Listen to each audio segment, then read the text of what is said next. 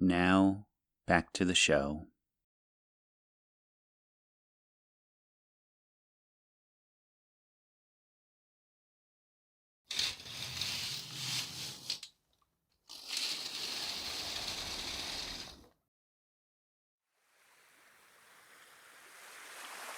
Morning of the 5th day. 2 Decapitation.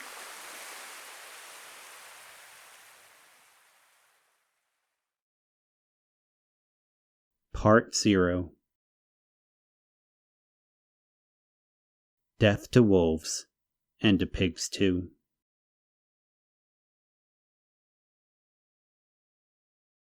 Part 1.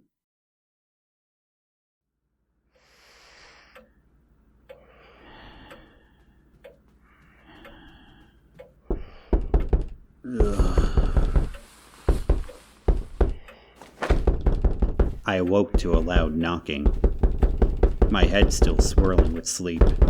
I got up and opened the door, only to have Hikari charge into the room and grab me by the collar. You bastard! She suddenly screamed. No, this wasn't Hikari, I realized. Even if heaven and earth were to change places 5,000 times per second, she wouldn't say, "You bastard." To say something like that and grab me by the collar was, for Hikari, physically impossible. She lacked the ability. This was most likely not Tereko either, so it must be Hikari. Because of you, this... God damn it, you shithead! Even for Hikari, this was pretty uncharacteristic behavior. In a complete frenzy, she looked as if she were going to start pummeling me any second. Or actually, she had already beaten on my chest several times at this point. I was just too surprised by her behavior to notice the pain. I'm so tired of this happening. She was panting and trembling. No more of this. It's just too awful. It's too awful. Why? Why? Take it easy, Hikari. I grabbed her shoulders and gave her a firm shaking. Did something happen? She shot me a glare. It was a look of true resentment, vengeful indignation from the core of her being. Her eyes were all marked by deep sorrow as she glared with all her might. Hadn't Hikari said something yesterday along the lines of, "We've been trained to maintain our composure"? It wasn't likely that Hikari had undergone the same training that Hikari hadn't. Yet here she was, out of her mind. What the hell happened? At last, she shook her head gently. I'm so sorry. Please excuse me, my behavior was inappropriate. She hung her head in shame. It's not even your fault. This terrible thing isn't your fault. Hey, don't worry about it. But what exactly happened? I repeated my question. Whatever it was, please tell me. Instead of answering directly, she spun around with her back to me. Please come with me to the first floor storage room, she said, and began walking. I stood there dumbfounded. What was that? Hikari and Tereko had supposedly spent the night on the mainland. When had they gotten back? According to the watch Kunigisa had fixed for me, it was already 10 o'clock in the morning, although it was hard to read, since the numbers were backwards. It was unlike me to have overslept. How embarrassing. But now was not the time for such thoughts. When Hikari had returned, and how long I had overslept, were far too trivial matters at this point. More importantly, what was it she just said? The first floor storage room. I had a bad feeling about this. Who was down there? A real bad feeling. What was happening on this island? A really bad feeling. And the feeling was probably right. There was a pattern developing here. Hey, wake up. Tomo. Good morning. Put my hair up?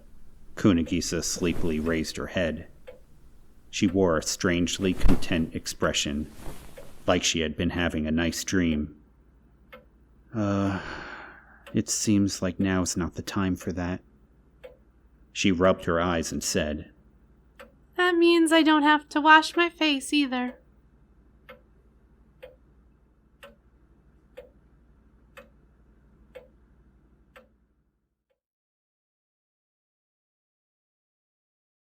Part 2.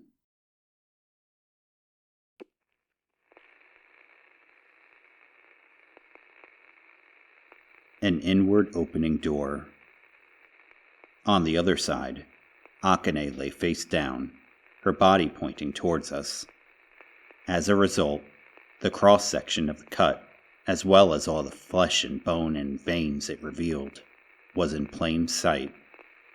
It was a grotesque reminder that in the end, human beings are nothing more than giant wads of organic matter. Yes, it was yet another decapitated body. Just like Konami's, the head had been completely severed from the very base of the neck. It was dressed in a suit, an expensive-looking gray one, ruined by bloodstains. But even supposing it hadn't been, just as was the case with Konami's dress the day before, the person for whom it was meant was gone.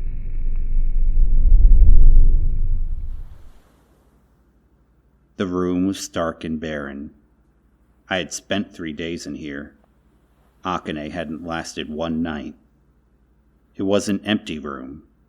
The only things inside it were a wooden chair by the wall, a house telephone hanging on the wall, a futon, a few books Akane had presumably brought with her, and the lampstand. The door was locked, right? Iria asked. Right, Hikari? Yes. Hikari's voice was trembling. I looked over to see that her body was too. It was definitely locked. No mistake. Well, was it the window then? I looked up at the sound of Iria's voice. At the very top of the wall, opposite the door, where we all stood, was a rectangular window, but it was strictly for letting in sunlight and ventilation. As far as allowing someone to sneak in or get out, it was way too... It was open. It had an open-close lever operated from inside the room. If you thought about it, it was just big enough to let a single person pass through, with some effort. But still... It's too high, I said, to no one in particular. Breaking in through the window would be like taking a 2-story dive, and breaking out would have been even worse. The impossibility of getting in or out through the window was the reason we chose this room as Akane's cell in the first place. In other words, the window was impenetrable. However, the only other point of entry or exit had been locked. In other words, another sealed room. A second decapitation. A second locked room. 2 decapitation. 2 locked room. Kunagisa, who was standing next to me, let out an odd moan. I tried to say something, but ultimately stayed silent. Lying on the floor before us was the headless body of the woman we had suspected was the killer. In a situation like this, what words were suitable? The head was nowhere to be found. This meant that just like with Konami, accidental death and suicide were out of the question. Anyway, it looks like we've got some things to reconsider, Iria finally said. Can we all gather in the dining room? Hikari, lock this room. Once again, Iria was the first to leave. Bray quietly followed close behind. Some things to reconsider, I muttered, with a good deal of self-loathing. Indeed, that was right. All of our thinking and every speculation we had made up until this point would have to be wiped clean. It also seemed as if we had a lot of new details to consider. I guess this makes it a serial killing, I mumbled, again with self-loathing. A serial killing. I had locked Akane in here to prevent that very thing, and she had become the second victim as a result. Yeah, real equilibrium we had created. What the hell did I think would happen? What did I expect from a person who kills others and plucks off their heads?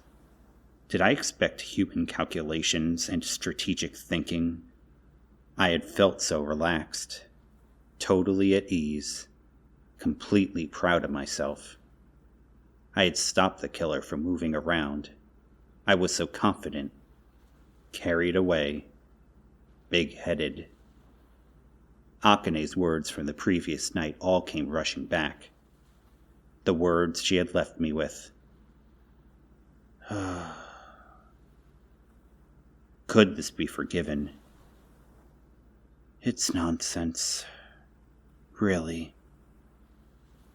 I turned on my heels and left the crime scene. At that moment, I spotted Yayoi out of the corner of my eye. She looked terribly pale, even more so than yesterday. I guess you'd expect as much from anyone who'd seen 2 headless corpses in as many days. It wasn't like looking at pork or chicken. Still, there was something. Just then, Yayoi seemed to notice my gaze and sped off to the dining room, as if to get away from me. I wondered what that was about while Kunagisa tugged on my arm. Ichan, let's go already. Iriel'll get tired of waiting around. Everyone's already gone. There's no point sticking around. I nodded. Yeah, you're right. Things to rethink, and new things to think about. As such, the morning of the 5th day was total crap.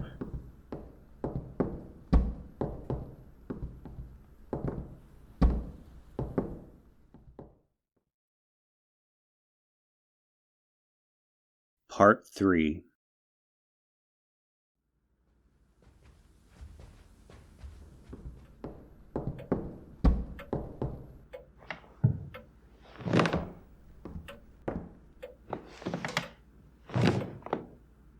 Hikari, you start. Iria requested. It was around 2 in the morning. Hikari said. Dining room. Round table. But we were 2 fewer than just 2 days ago.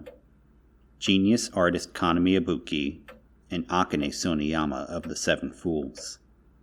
The bickering duo was no more. They were no longer alive. I received a phone call in my room from Soniyama. She said she had forgotten a book in her room that she wanted me to bring her. And then? Iria said. I presume you did as you were told? Yes. Hikari nodded. It was a kind of old-looking paperback of Bakaichi by Mushano Koji. That's not really important. So at the time, Akane was still alive, yes? And she had a head? Yes, at that time, she was alive. Hikari stated, unequivocally.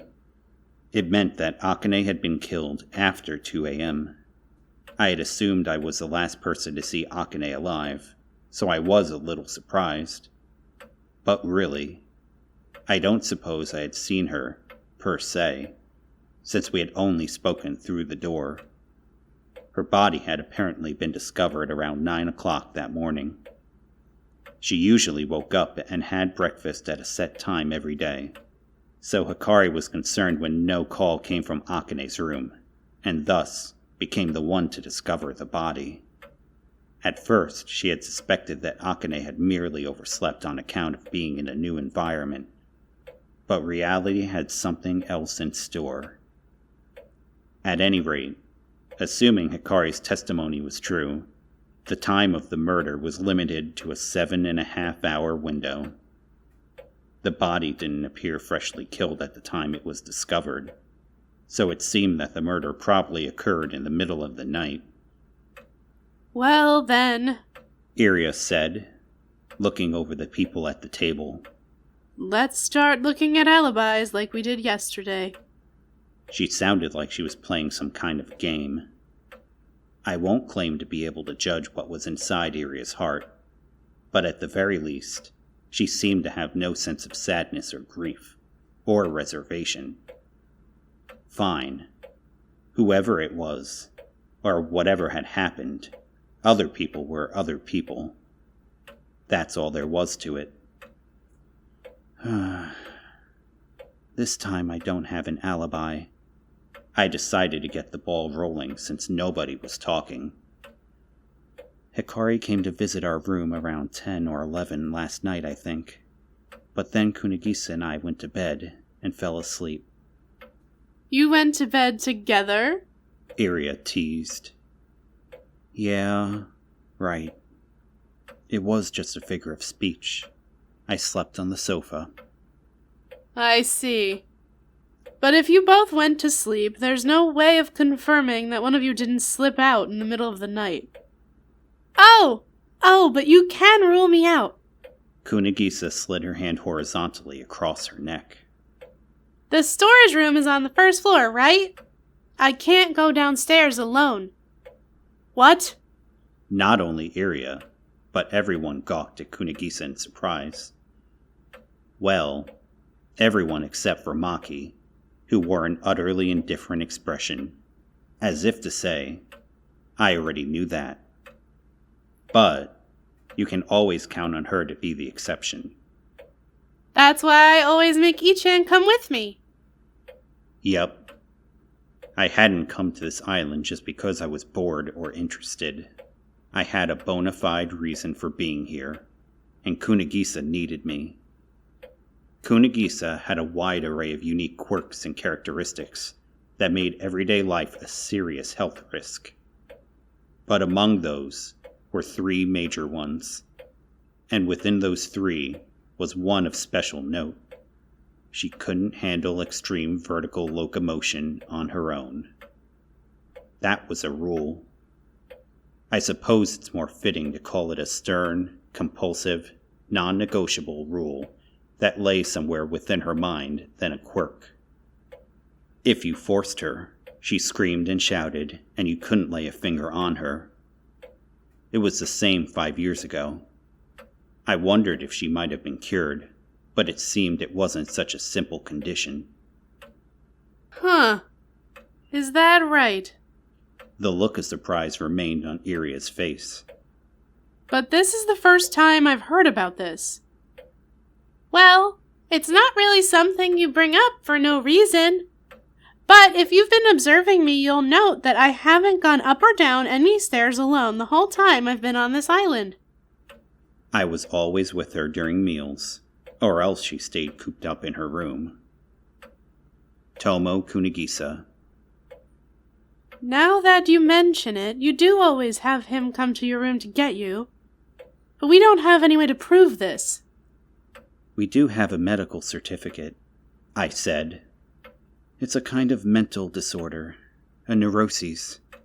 So I think we can confirm Kunigisa's alibi for now. Not mine, though. Iria seemed to be pondering this for a moment, but then she switched her train of thought. Well, what about you, Himina? I was in my room drinking all night. Maki looked over at Shinya. Together with that wonderful gentleman right over there. Is that right, Sakaki? Well, I don't know about the gentleman part, but otherwise, yes. He gave Maki a little nod.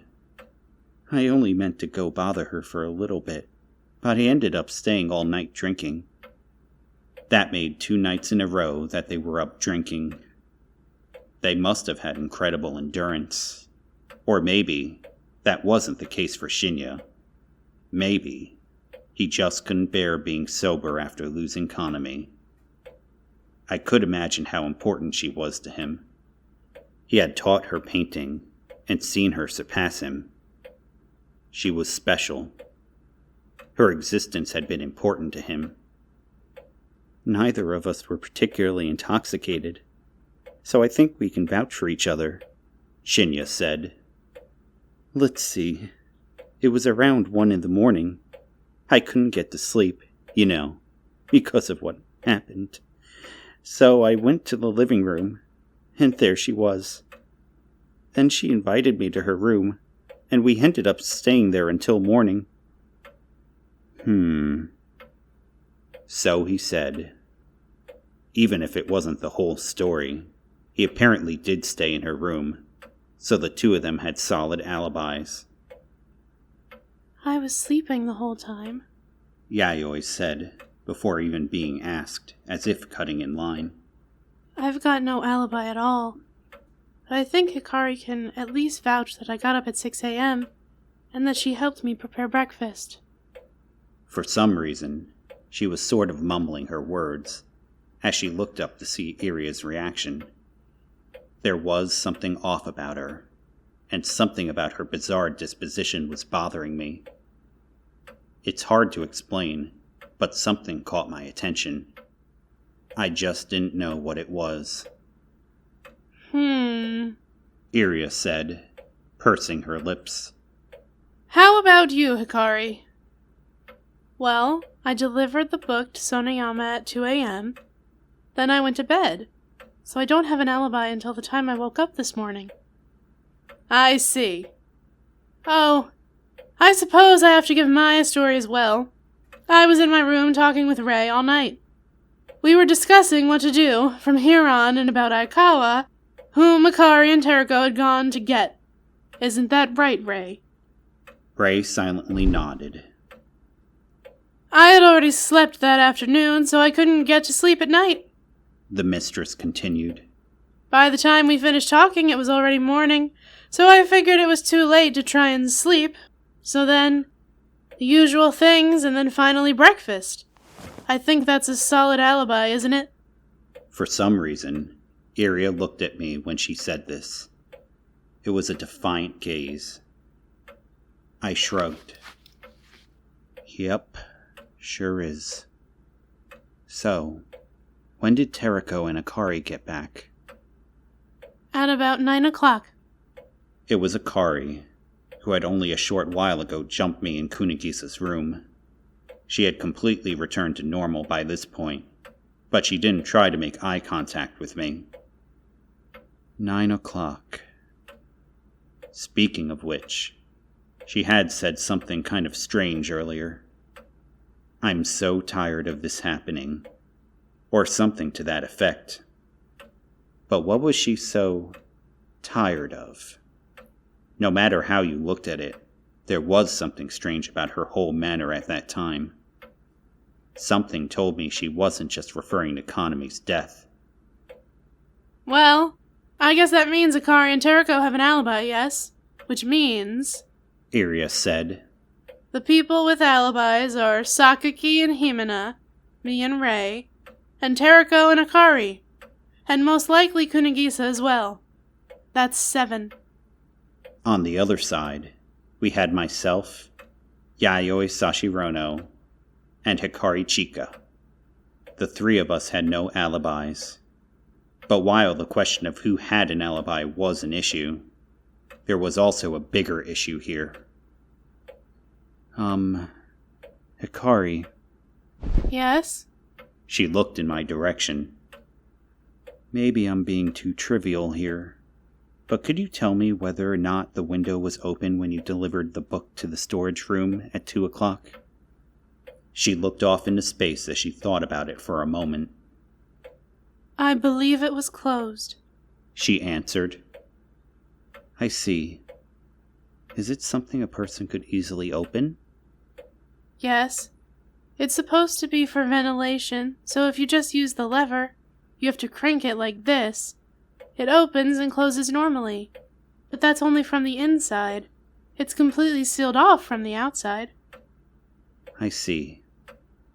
This was a troublesome development. A very troublesome development. A window more than 10 feet high. Without a ladder, it was virtually impossible for someone to climb out, and even more implausible that someone had climbed in. In other words, we had another locked room mystery. Then tell me, Hikari, how did you go about handling the key? Are there any copies of it or anything? I have the only key. There are no copies or master keys. She seemed pretty worried, which was only natural.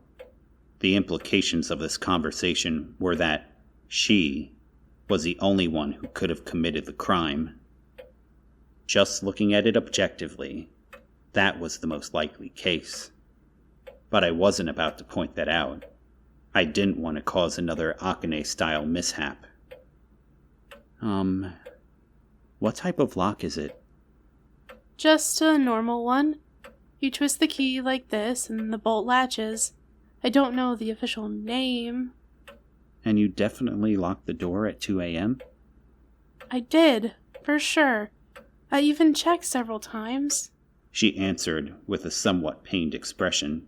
So I'm sure of it. I see. She was an honest girl, to the point that it must have made life difficult for her.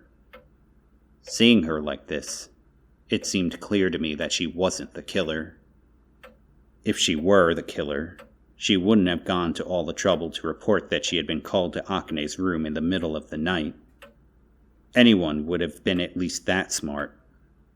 Of course, you couldn't throw out the possibility that she had strategized all this to fool everyone. That kind of argument could go on forever. I continued with my questions. And no one else was in her room when you went there? What about the possibility that someone was hiding in the dark? Well, I didn't sense anybody else in the room, but... She tilted her head as if she didn't quite get the point of my question. I can't be certain. I didn't actually go into the room. I gave her the book at the door. Weren't you scared? Yayoi suddenly asked, her voice faint. She wore an upset expression as she continued. I mean, didn't we all think Sonayama might be the killer? And you met with her alone in the middle of the night? Weren't you scared? No, not at all. Hikari answered after a moment's hesitation. I didn't think Sonayama was the killer. Why not? For some reason, Yayoi was being strangely pushy with Hikari. What makes you so sure? Well... Hikari looked over at me with a troubled expression. Ah, it was because of her conversation with Kunigisa yesterday. Indeed, after hearing that conversation, there was no reason to suspect Akane in particular. I thought about things as I watched this exchange unfold between the two, but I couldn't pin anything down. It had seemed to me that if something had happened, it probably happened around 2 a.m., when Hikari delivered the book. But then, after listening to her testimony, that didn't seem to be the case. So what to do now? How to continue? I don't suppose this was strictly a locked room. The window was open, after all. Iria said to me. In that sense, it's not exactly what you would define as sealed. But it's impossible to get in or out through the window. There's a chair in the room, right? Couldn't you reach the window if you stood on the chair? I don't think so. Even if you stretched and jumped at the same time, I don't think you'd reach it. Shinya is the tallest person here, and I don't think even he could reach it. Ah, so Ibuki's room was sealed off by a river of paint, and this time it's a room sealed off by a height problem. Iria stretched out her arms with an irritated sigh. And both were decapitated. Yeah. There was that issue as well. Why had the killer cut off Konomi's and Akane's heads? That was still a mystery. There was no reason to suspect switched bodies, but what other reason was there to cut off the heads? Could we just write it off as a bizarre and abnormal behavior? What's more, the fact that the killer took the severed head didn't make any sense. Of course, there was also the possibility that the killer severed the head in order to abscond with it. But what in the world do you do with a human head? That question just led to another question. Why were these women killed in the first place? I had no idea. This case was full of things I didn't understand. It was all hopeless and meaningless. Damn it. Since when had I become so dumb? Looking at things objectively, Hikari is the most suspicious one here. Iria declared all of a sudden. Hikari instantly flinched. What? Hikari was the one with the key, and one of the 3 people with no alibi. If the window isn't a possible entrance or exit, the door is the only option, right? There are 3 people without alibis, but only one of those 3 had the key. Please hold on a second. I barged into Iria's monologue. That's no good. That's not a fair assumption. Assumption? I believe the correct term is reasoning. Hikari watched our interaction with a worried expression. She seemed to have no idea what to say. It's like Akane told us yesterday, I reminded Iria. It's foolish to reach a conclusion based on the process of elimination and selective thinking. I won't go as far as to call it foolish, but I do think we're leaving things out. It's one thing to reason that way, and another to be on the receiving end of it. I wonder, is that right? I don't think so, personally. It was that thinking that led us to lock up Akane as the prime suspect, and this is the result. This is the result of that, Iria. There's nothing I can say about what's already over and done, but we can't let ourselves make the same mistake again. You understand that, right? It was too dangerous for anyone to be left alone. Now you tell me, Iria said, with a sweet smile. Under different circumstances, it might have even been charming. Wasn't it your idea to have Akane locked up? Sorry, was it guarded? That's correct. I'm not here to debate that fact. It was I who suggested we lock her up in there, and so it's now my duty to counter that suggestion. If I have to take responsibility for what happened, making sure it doesn't happen again is how I'll take that responsibility. At this point, it's still too early to determine who the killer is. We're still not even thinking about the things we need to be thinking about. Maki let out a big yawn, possibly because she hadn't slept in 2 days, or possibly because she was bored by all the talk. Most likely, it was both. Damn bystander. Well, I still think Hikari is the most suspicious. There was absolutely no sense of compassion in Iria's words for her maid, who had lived under the same roof and served her mistress all these years. Not a shred of sentimentality. She spoke with the icy cold tone of someone simply reporting facts as facts, with no emotion inserted whatsoever. I thought I got it. The answer to Kunigisa's question from yesterday. The reason this woman had been disowned by the Akagami family. Why she lived on this island. Iria Akagami. For her, the world was uniformly equal. Equally lacking in worth. And so, she was searching for something of value. Unable to find it, she was able to rid her life of anything without hesitation. I had been wondering what she had done. I had assumed she had done something. But in reality, maybe that was woefully off the mark. Maybe it wasn't that she had done anything wrong. but that she just couldn't stay a part of the Akagami family. Furthermore, maybe it wasn't the family that had shunned her, but in fact, the other way around. It wasn't out of the question. And here I thought it was supposed to be her job to stick up for Hikari. Well, let's do this then, I suggested without looking at Iria. We can say for a fact that it's no longer safe for anyone to be alone. So let's divide into teams. No complaints about that, right, Iria? I don't think I need to bother explaining the purpose of making teams. It's just safer than moving around alone, and that way we can also keep an eye on one another. Now, since I've been sticking up for Hikari, I'll be on her team. Her, Kunigisa, and I will be Team A.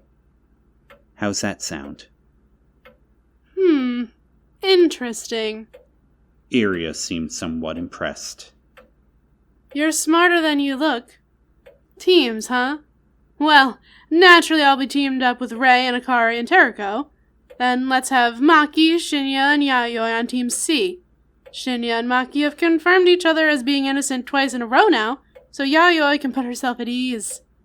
And even if Yayoi is the killer, it would be 2 against 1. Does that sound okay? What if we just had everyone stay in the dining room together until Aikawa gets here? Hikari suggested, looking over at me with an anxious expression. That way, nobody has to be alone, and the killer can't take any actions either. We can't do that. You mean just stay put here? Don't be ridiculous. I said not only to Hikari, but to the entire group. Kunigisa and I have some moving around to do.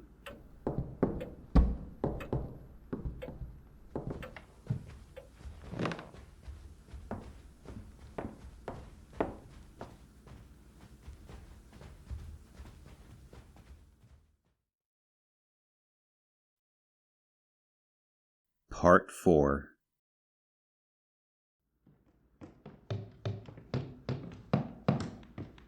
For the time being, we decided to bury Akane's body.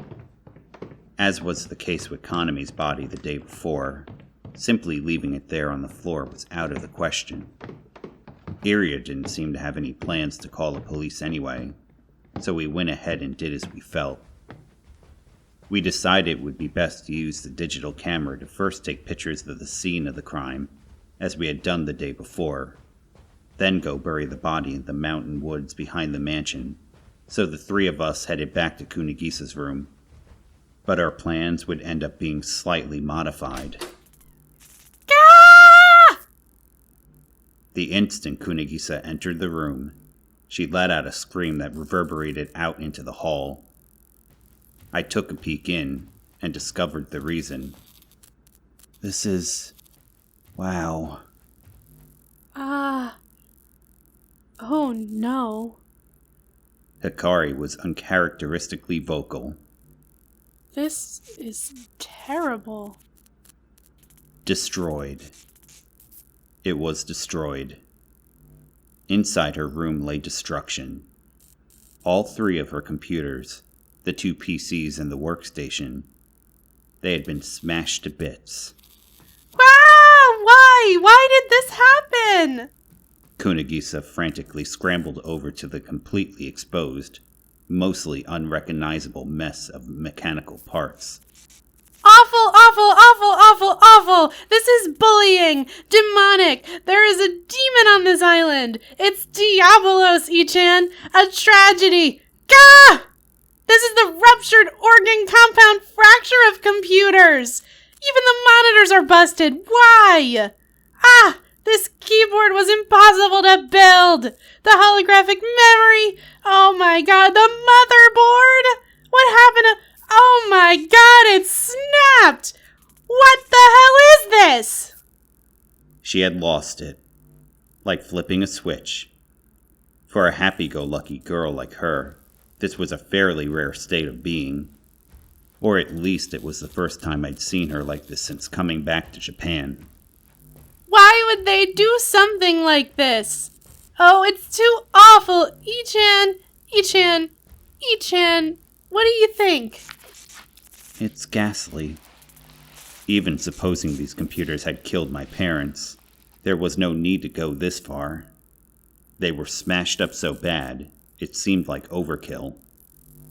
I wonder if they used some kind of iron bar. It's not a very clean method of destruction.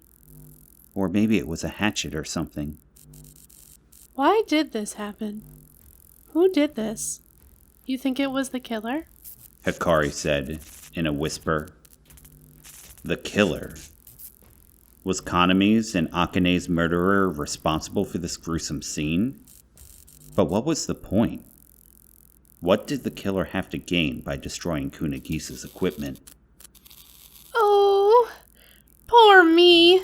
I want to cry, Kunagisa said, as if really about to cry.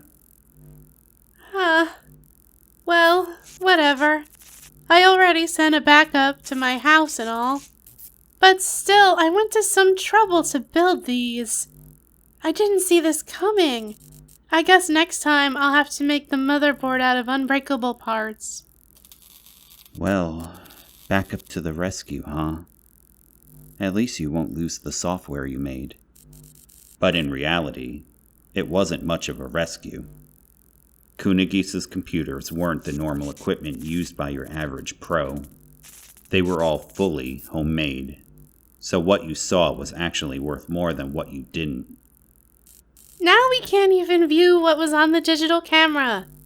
It looks like the camera and the mobile memory are busted as well. Oh, it's too horrible. Does this person think money grows on trees? You're one to talk, I quipped, then thought for a moment.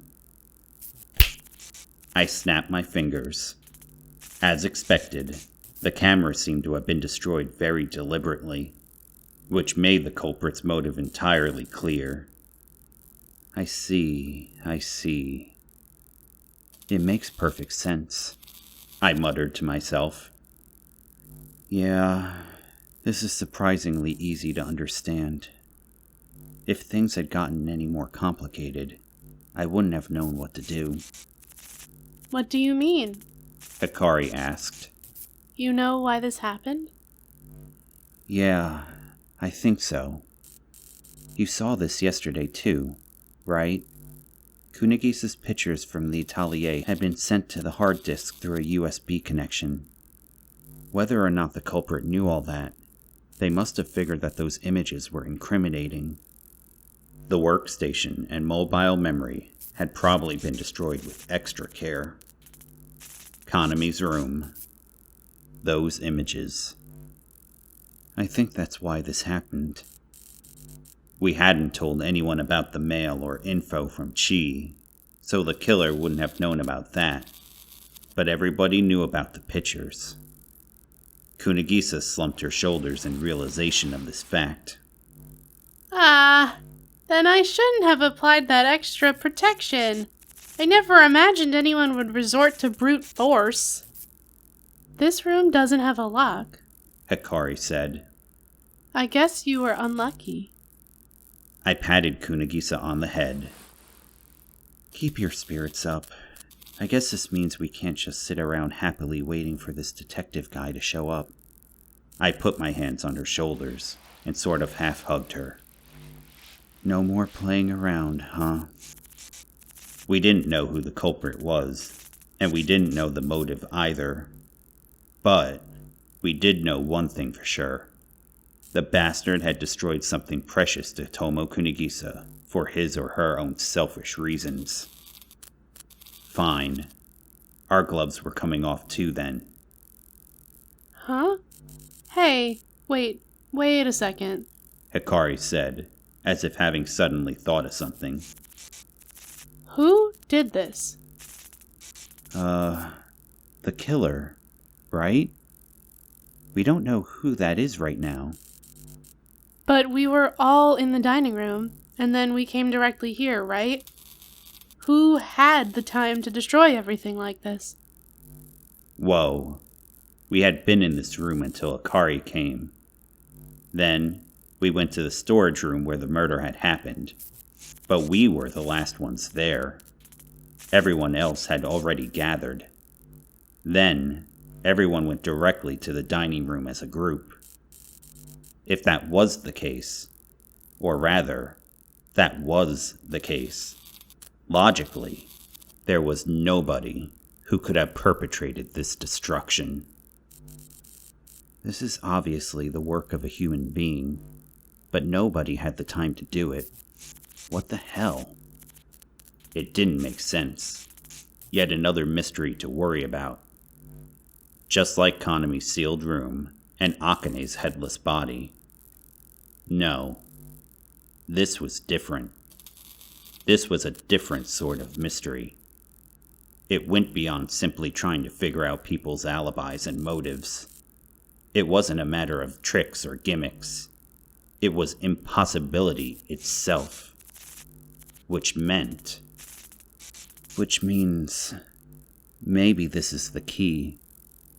I looked at Kunigisa. I looked at Hikari. And then I thought, if this was the key, then where the hell was the door?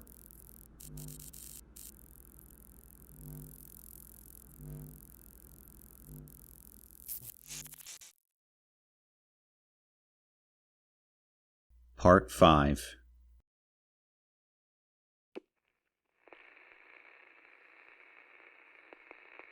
Determining that the equipment was beyond repair, we decided to continue with our planned course of action. And by that, I mean Akane's burial. We went to the storage room, placed her body on a big stretcher, and headed for the mountain woods behind the mansion. The stretcher was kept in the mansion in case of an emergency, but I doubt they had an emergency like this in mind. No, maybe they had. This time, we would bury the body alone, without a sleeping bag. Hikari took the front of the stretcher, and I took the back. Despite her small frame, Hikari's length of service as a maid was apparent in her surprising upper body strength. Kunigisa followed behind me, carrying the shovel. Carrying the back of the stretcher placed the corpse directly in my field of vision, front and center. And even being used to this sort of thing, it wasn't the most pleasurable experience in the world. On the way, I remembered something I had meant to ask. Hikari, was Akane wearing the same clothes when you brought the book last night? Yes, they were the same. She replied. Of course, she still had a head, too. It wasn't the type of joke you laugh at. It was far too true to be funny. The digital camera had been destroyed beyond all repair, so naturally we couldn't make a record of the storage room where Akane was killed. This was probably exactly what the killer wanted. Surely, the killer was mocking us, but he or she was taking Kunigisa's memory too lightly.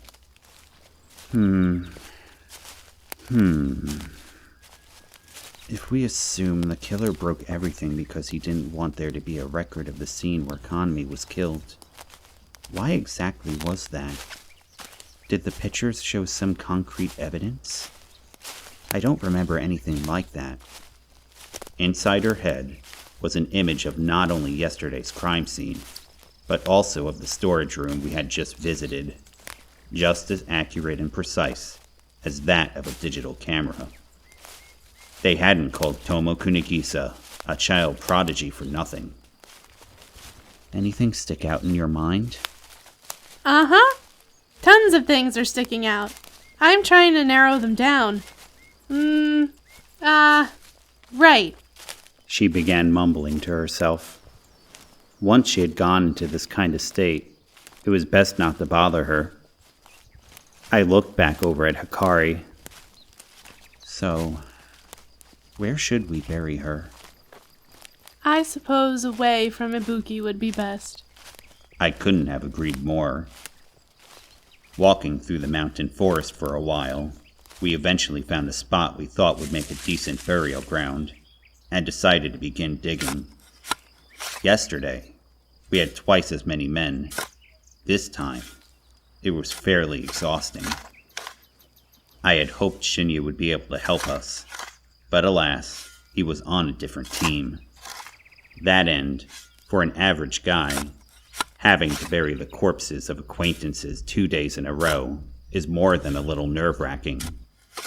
Though, I'm not that guy, which probably just means that I'm inferior.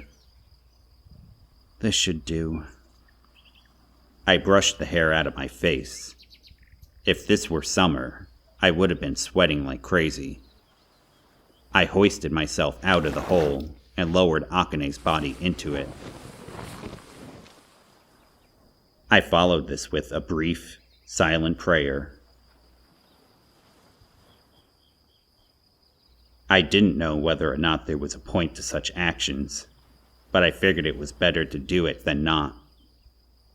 Regardless of where or how I die, or who kills me for what reason, you won't hear a complaint out of me.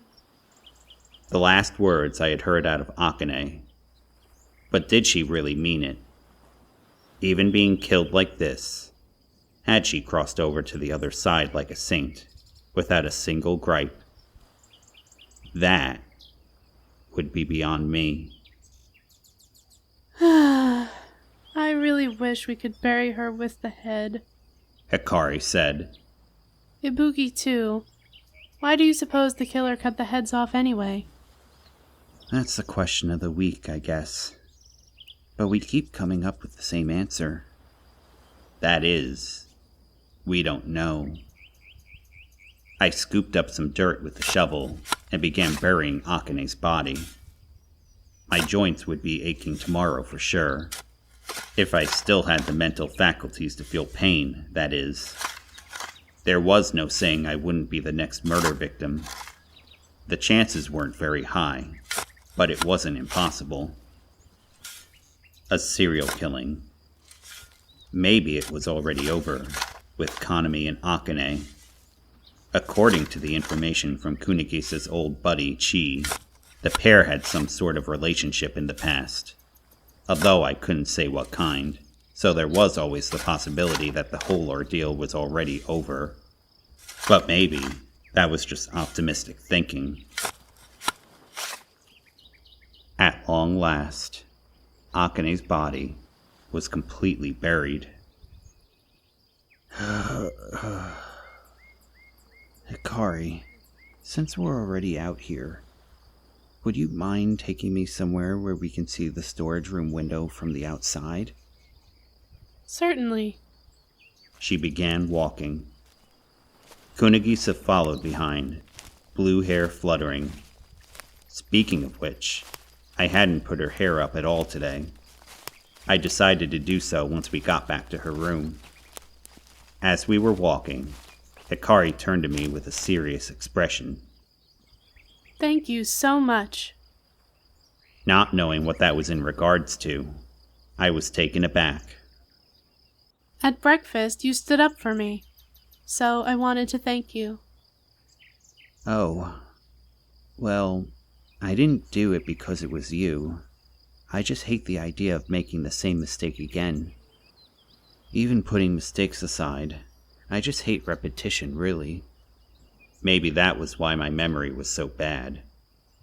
Yeah, that is so you, I-chan. Kunigisa giggled innocently. But really, you did it for Hikari, right? 'Cause she's silently right in the center of your strike zone? What exactly is my strike zone? She's older than you, she's a girl, she's petite, she's got long hair, she's slender, she doesn't wear any rings or anything, and she's even wearing an apron dress. I've never said anything about an apron dress. Also, girls who wear jeans on the bottom and nothing on top, librarian-looking girls who dress in white uniforms and wear glasses, gothy girls who are taller than you and have brown hair and wear jerseys. Don't make me sound like such a freak. Damn, she sure was chatty. But to be sure, Hikari was totally up my alley. In terms of speed, I preferred Hikari's somewhat cutting personality, but certainly I had no problems with Hikari's gentle slowball. I suppose Teriko was some sort of disappearing magic pitch.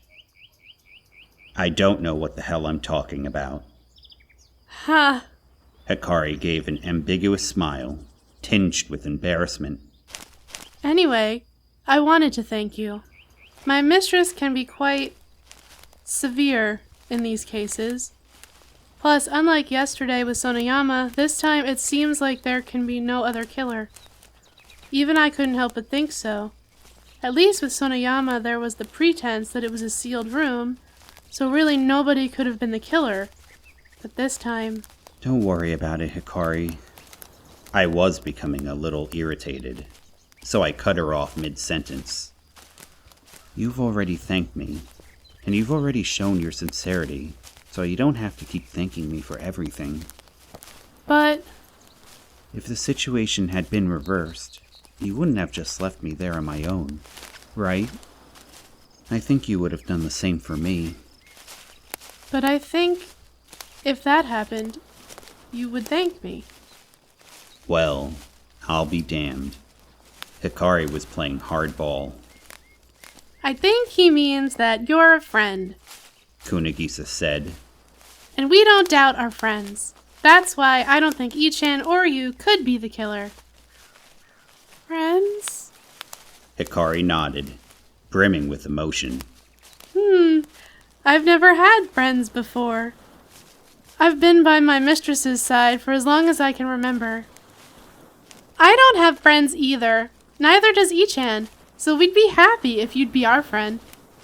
Kunigisa took Hikari's hand. Just looking at a sight like this was enough to bring a smile to your face. But realistically speaking, it would have been hard for Kunigisa and Hikari to continue a friendship, I thought. From here on out, Iria would likely need Hikari at her side, and meanwhile, Kunigisa was scheduled to head back home. And once back, Kunigisa was bound to stay holed up in her home all the time. Tomo Kunigisa was solitary. I've heard it said that geniuses are completely unto themselves. If so, Kunigisa fit the bill. But that was just a sufficient and unnecessary condition, and most likely, unable to analyze the situation in any other way, it was I who was the loneliest. Ah, it's over there. The window. I looked around in confusion for a minute. There wasn't a window in sight. Oh, you mean this? I said, pointing to the other window I could see, which stood at about the height of my chest. Yes, that's it. But the height is... It looks high up from the inside, but half this place is built on a mountain, so... While I listened to her, I looked into the room through the window. I could make out a small puddle of blood, the wooden chair, and the door. It was without a doubt the storage room where I'd been sleeping and where Akane had been killed. Wow. So part of the mansion was buried in the mountain, including this room. In that case, breaking in wouldn't be so hard, huh? But you can open the window from the outside, and it doesn't lock with just a latch either, so you couldn't get it to unlock by rattling it a little. Well, what about the possibility that Akane opened the window on her own, letting the killer in? Kunigisa said. Like, maybe the killer knocked to get her to open it. You know, like, anybody home? It's hard to believe that Akane would do anything to let the killer inside. I mean, it's Akane. Plus, this really is quite a height. It looks all the more real when you're looking from the top down. I, for one, sure wouldn't want to jump down from here. The window was the kind that tilted open, and only partially, so it didn't look like there was much room to make a balanced jump either. And it looked like if you didn't make a proper landing, you could easily break a bone, or even die. So if you happened to hit your head... But even supposing Akane had let the killer in, She could have easily called for help. The house phone was right by her, I noted. Maybe she was attacked in her sleep? Kunigisa said. Oh, wait, I'm an idiot. If she was sleeping, she couldn't open the window. Even ignoring that fact, how would the killer get back out? Even an expert rock climber couldn't get up a flat wall like that. Tee-hee! Like a gecko. Kunigisa poked her head inside the window and looked around. Ooh, it is a dangerous drop, huh? What if the killer used rope? Rope, huh? But there are no trees in this area to tie it around. I looked around. Whether it had been deforested, or it had always been like this, the whole area was nothing but a big grass plain, and there was nothing appropriate for securing a length of rope. And you know, rappelling isn't the easiest trick in the book either. I have some experience with it, but it's pretty damn tough. The skin from your hand peels off and stuff. Not if you wear gloves. Well, yeah, but I still think it's pretty unlikely. They might as well have brought a ladder and stuck it through the window. That's probably more likely anyway. But a ladder wouldn't fit through a gap this small. It would get caught halfway, and then a person couldn't fit through. I wonder. Hikari, is there a ladder anywhere on this island? Well, no.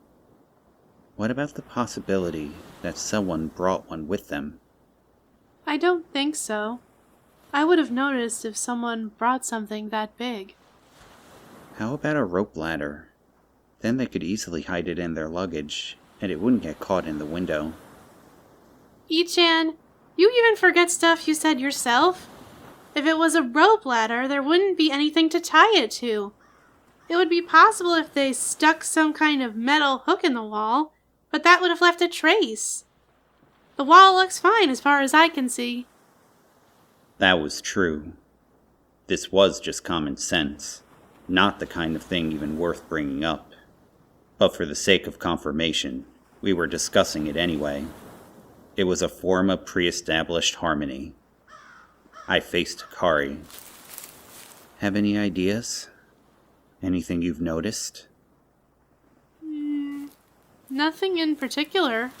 She said, approaching the window. But assuming the killer didn't enter through the door, the window is the only other way to break in. Break in? But maybe they didn't even have to break in. I was just coming up with this on the spot. The chair is over there, which means that must be where Akane was sitting and reading. Maybe the killer made some sort of lasso, slipped it through the window, and caught it around Akane's neck, and then pulled her up. So she was strangled to death. Then she was pulled up as far as the window, where her head was cut off. How about that? Implausible. At the very least, it didn't have any holes. The killer wouldn't have had to sneak in through the window, or even enter the room, and still brought about the situation. There were no holes at... Oh, no. Wait, that isn't good. Why not? I didn't think it was so bad. Hikari said, confused. If that was the case, anyone could have done it. Human bodies aren't that light. For a woman, Akane wasn't small. She was taller than average, and she looked like she must have weighed at least 110 pounds. She probably wasn't as much as 130, but she definitely wasn't in the 90s either. To lift her up from this height would have required not only a real tough rope, but some incredible arm strength to boot. I definitely couldn't have done it. Pulling someone up this high with just 2 arms was a crazy feat of strength. Shinya's probably the strongest one, but he's got an alibi, and even if he's the strongest one, that's just relative. I don't think he could lift a human body by himself. Not to mention that Akane would have been resisting all the while. And while she was resisting, The house phone would have been right beside her.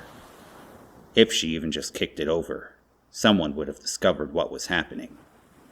It wouldn't have been a very wise method. Plus, in that case, the window would have had to be open. Kunigisa chimed in. But would she have really opened the window and then turned her back to it? Akane wasn't stupid. I mean, she was smart, so she was probably being somewhat cautious. Indeed. Damn it. And here I thought we were getting a little warm, but we were still on the wrong track. I felt an unpleasant sensation, like I was in some twisted dimension. It was like seeking the sum of a circle's angles. Something was decidedly off. Something was depressingly messed up. What the hell was I getting wrong? I felt as if I was being given the runaround. Big time. Well, let's go back to the room. Seems like there's nothing more to see here. Not that there was anything to see back at the room. Seemingly reluctant to leave, Kunigisa stayed gazing in through the window for a while, but finally turned and began to follow me. Did you spot something? Nothing special. More important, I'm hungry. Ah. Then let's go have lunch, Hikari said. Let's. I nodded.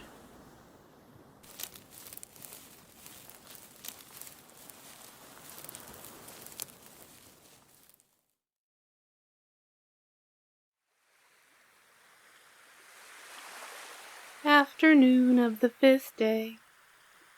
Fly.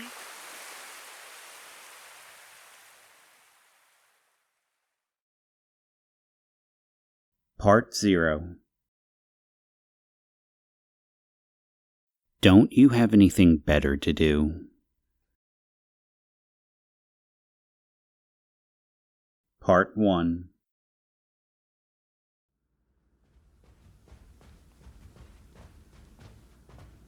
Hikari had been completely relieved of her duties by Iria.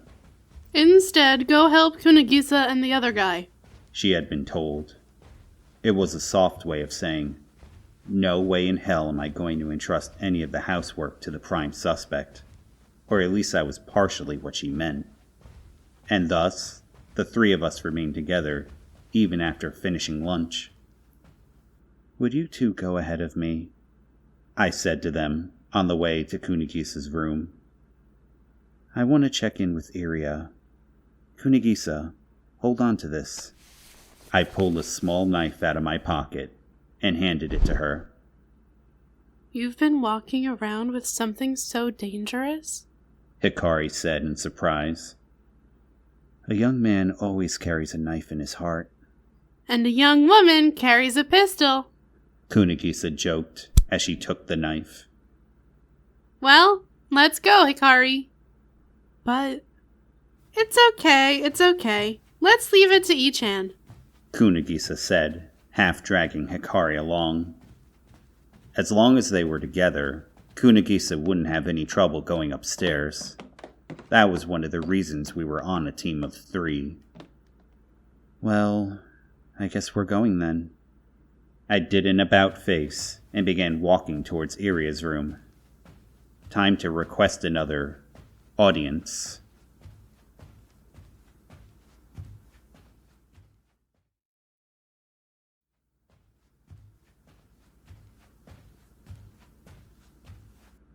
I gave myself some mental prep. Then I took a deep breath. I knocked on the thick door, waiting for an answer. Come in. I entered. Inside the room, I found Iria and Ray, as well as Akari and Teriko, which I guess I probably should have expected since they were on a team. All of them were sitting on the sofas, elegantly sipping black tea. Akari awkwardly avoided eye contact, as if trying to escape from me. She must have been regretting going bananas on me that morning in Kunigisa's room. That was only natural, but it was I who was at a loss about her being so openly unwelcoming. Iria's mouth slowly curled into a smile. Is something the matter? What was it? You're the one who proposed that we operate in teams, and now you're here alone? That's a bit of a problem now, isn't it? Hikari's on your team. Iria, I interrupted. You still don't plan on contacting the police, do you? Not a chance. A snappy answer. An utterly cold, curt response. She was just amazing.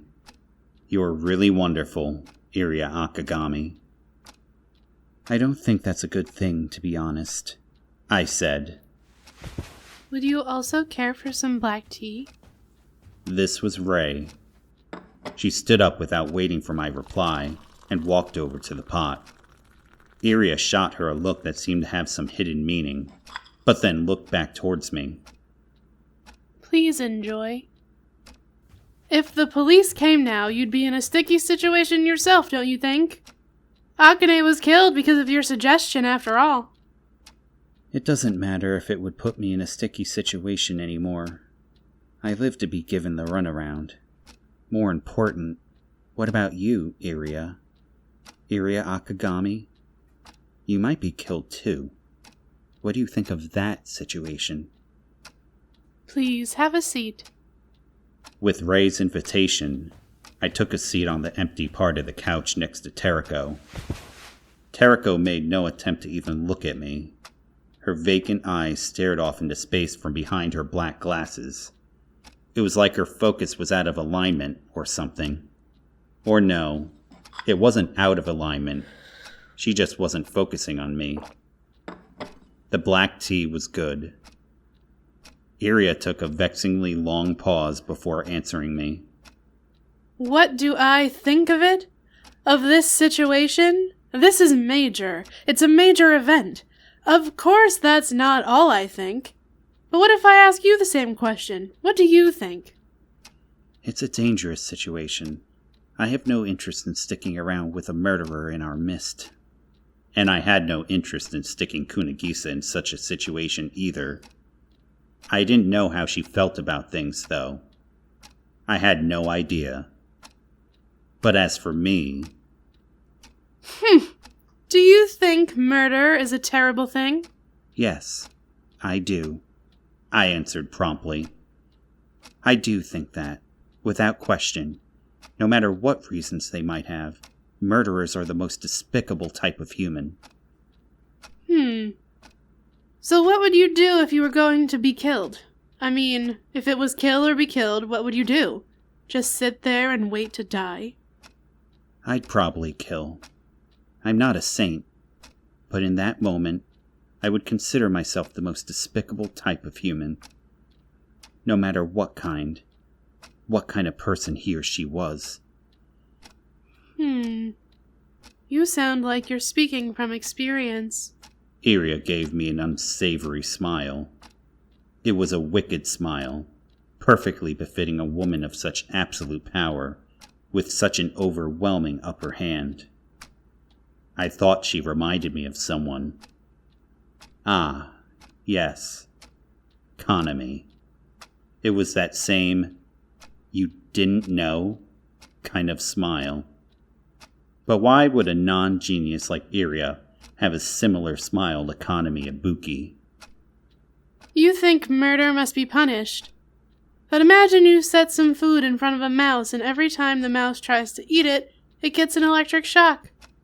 What do you think the mouse does? Mice are capable of learning, so it would probably stop trying to eat. Wrong. Mice are capable of learning, so it would eat the parts of the food that aren't electrified.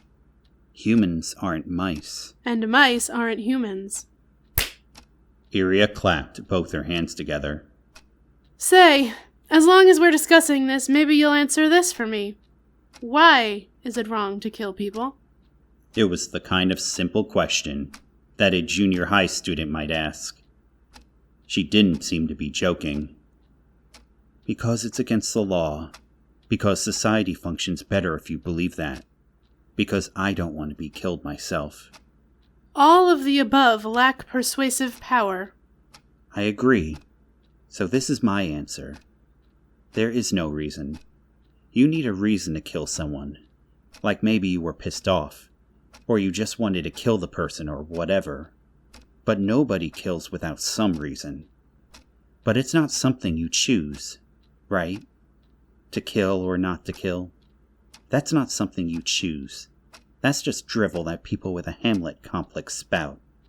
The instant you embrace such doubts, you are no longer human. Am I who suffer noble? What a joke. Killing is wrong, I said. That's an absolute. You don't need a reason. Is that right? Iria nodded with blatant insincerity. I suppose I can understand where you're coming from. But if we knew who the killer was, this case would be closed. Once Aikawa gets here, we'll find out who that is. I don't know this Aikawa. But I do. Isn't that enough? Akari, tell him when our dear detective is coming. In 3 days. Akari answered, still without making eye contact with me. We requested Aikawa to come earlier than planned, so... There you have it. If we knew who the killer was, of course you could just leave. You're here on this island because you're a suspect. That's the only reason a talentless, mediocre boy such as yourself is here. Speaking of which, you didn't have an alibi when Ibuki was killed, or when Sonoyama was killed, did you? I placed my still more than half-full cup of tea back in its saucer, and slowly rose to my feet. Please excuse me, then. I think we're speaking completely different languages here. Indeed. She sneered. There's your exit. Teriko, see him back to his room. Ray said to the maid sitting next to me. So that he's not all alone. You shouldn't have a problem with that, right? With a quick nod, Teriko got up from the sofa. I didn't fully understand what Ray had meant by that, nor how to react to it. But nevertheless, Teriko advanced out of the room on her own. I scrambled after her, leaving Iria's room behind as well. By the time I got to the hallway, Teriko was already quite a ways ahead of me. What kind of an escort sped out of the room ahead of their guest? As usual, I couldn't read her at all, and it wasn't just a matter of her doing things at her own pace. I accelerated to catch up with her. In any case, my conversation with Iria really hadn't gone anywhere at all. I had more or less expected that, but still, I was surprised at how quickly it had died. It seemed Iria really trusted this Aikawa. But did such an amazing detective really exist in this world? I hope so. I sincerely hope so. No, I was wishing for it. Praying. Maybe that's just nonsense, too. I let out another sigh. I would just have to try again. It didn't seem likely that I would be able to progress very far without the cooperation of the owner of this mansion. It was nothing to brag about, but I could be surprisingly determined, and I was a sore loser. The worst of the worst sore losers. There was no way I would give up that easily. It would be better for you to just die. Huh? Did someone say something just now? I could have sworn I had heard someone's voice. I looked around the hall, but nobody was around besides Teriko and me. It must have been my imagination. My ears were playing tricks on me. Maybe I was losing it. No. The voice had come from ahead, which meant there was just one other, highly unlikely possibility. I knew that it was nearly impossible, logically speaking. But could it have been? Was it possible? Teriko, did you say something? Indeed, she stopped upon hearing my question. I said it would be better for you to just die. I was speechless.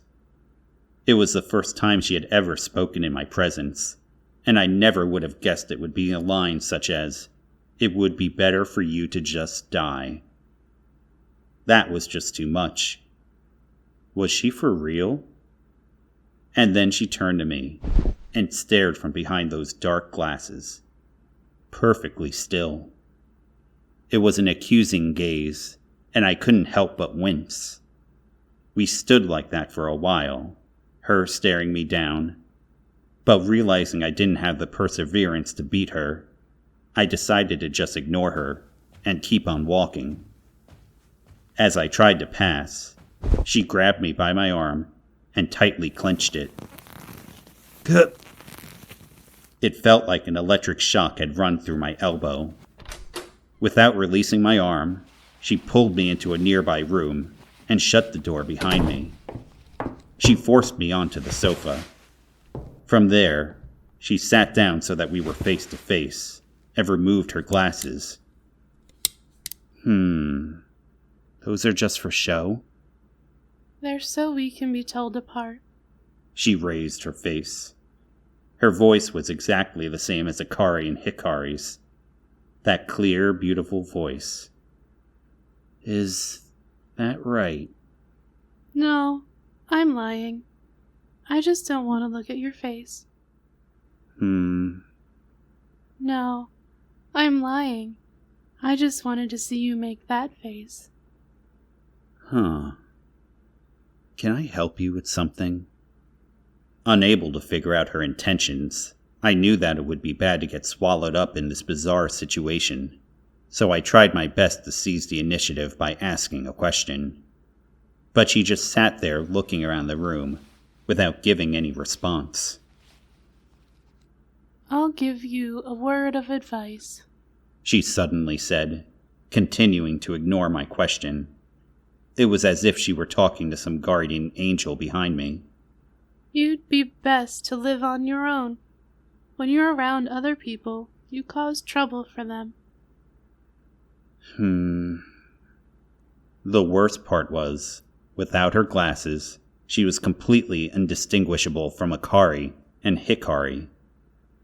Being told this kind of stuff by not only Maki, but now her too, was, to be honest, unpleasant.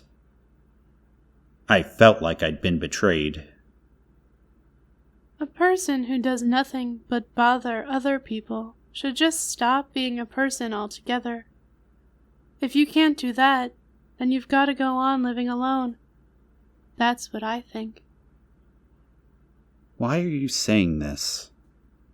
Because I'm the same way. A clear answer. Her expression showed no change. Not even a flicker. But, I objected, you're here with other people, and... That's why we have stopped being people. We. Exactly who did that include? This morning, Akari was rude to you. I apologize. She changed the subject without any segue. Her pale expression and her tone of voice remained unchanged. Why are you apologizing? That was me. Huh? She continued, oblivious to my confusion. It wasn't really me, but it was my body. The three of us share these 3 bodies. All 3 of us have 3 personalities each, and the personalities and memories coincide across us. So although the one screaming at you this morning was Akari, the body was mine. You're lying. I am, she replied, with a completely straight face. What was up with this girl? She really was a disappearing magic pitch. Where I was supposed to make contact? Now then, enough with the chit-chat.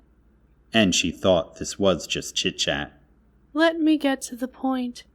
I don't think it's very wise to be yakking on and on about the police around my mistress. She can be quite patient, but everyone has a breaking point. Why is Iria being so stubborn about it anyway? She says it's to keep the peace here, but I can't help but think there's more to it than that. And hadn't the peace already been broken? She didn't seem to be interested in peace in the slightest. You really want to know? I do. Tereko stood up. She came over beside me. She leaned up against me. She stuck to me. Her body was all the way up on me. It's because no criminal likes the police, She said, her voice completely devoid of tone or cadence. That's why. I was at a loss for words for a moment, not quite clear what she had meant. Surely you've wondered why my mistress is on this island. Why do you think she's here? Well, with that personality of hers. She messed up. Tereko didn't seem to be one for context, so I had no idea where the conversation was headed. How could triplets raised in the same environment have such completely different personalities? It really was like having multiple personality disorder. Huh. What do you mean by messed up? Kunagisa can't handle extreme vertical motion. That's why you're here, correct? Yes, that's right. I guess she didn't care much about keeping pace either. Is something wrong with that? My mistress is the opposite. She said, bluntly, but smoothly. It was almost like she was reading it right out of a script. A fairly dry reading at that. She's on this island so that no one is at her side. Tereko immediately continued.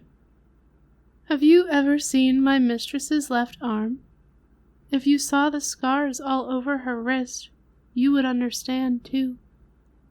The scars? On her wrist?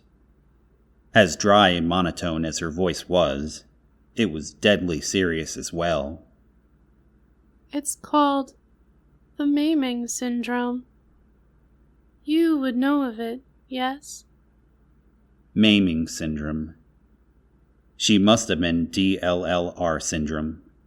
Indeed, I had heard of it. A form of automatism. Or should I say, a high-end automatism, where the person cannot but harm oneself as well as others. At any rate, it was an exceptionally bad, impossibly unsavory, extraordinarily atrocious type of mental disorder. In my time at the program, I had read some literature about it, but I had never actually witnessed a case of it in real life, though I knew someone who had. As he had put it, a person capable of killing without bearing any sense of guilt is truly a scary thing. Truly scary indeed. Was she saying that was Iria? But DLLR syndrome was such a rare condition that its very existence was a subject of great suspicion. It was a fairly compulsive condition, so it had an extremely low chance of manifesting. There hadn't been a single case of it in Japan, and even in the States, there had only been a small, countable sample. Wait, was this just the law of great numbers at work again? Tereko, that's... Just as we are triplets, my mistress also has a twin, Mistress Odette. Iliad and Odyssey? Uh-huh. Is that right? So what's her sister doing now? She's dead. You mean it? I mean it. And the one who killed Mistress Odette was none other than Mistress Iria. Do you understand? Do you understand what that means? Have you grasped the logic here? It means that you've just insulted my mistress with your filthy mouth. No matter what reasons they might have, murderers are despicable. I didn't really mean to. Your intentions are irrelevant in this case. At any rate, I presume you understand why she won't call the police now? If you understand, please go back to your room, and please stop making waves. Without another moment's hesitation, she got up from the couch. I could tell from her disposition that this conversation was over. But Terrico, stop making waves? That was my line. Terrico, I blurted out, spontaneously after her. Contrary to my every expectation, she stopped in her tracks by the door. What? For instance.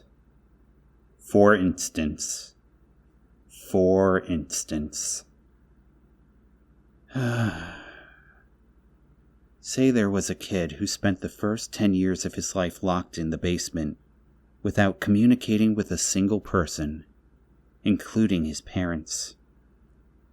Can you imagine what that kid would grow up to be like? She didn't answer. Naturally, I wasn't hoping for an actual answer. I just thought I'd try asking. This person living quietly, plainly, bluntly. To me, she was probably... You and I are totally different, she said, in a somewhat harsh tone. It was like she could read my mind. She spoke without even looking back. Don't you dare make me out to be one of your kind. It's disgusting, and it makes me nauseous, and it's an incredible nuisance. Sorry to hear that. You're the only one of your kind in the world. Not just this world, but any world. If you'd like me to put it simply, you are way out there. That's actually more than I wanted to hear, especially from you. It had to be me, because nobody else will say it. Terrico didn't look back. She continued all the same. It seems you still think you don't understand why Himena picks on you so much, but the reason is obvious. It's because she can see what's in your heart. Nobody likes filthy things. I'm saying you're filthy. No need to repeat that. I'm fully aware of it. What's in my gut. Oh, are you? And yet you manage to go on living? Well, that's the spirit.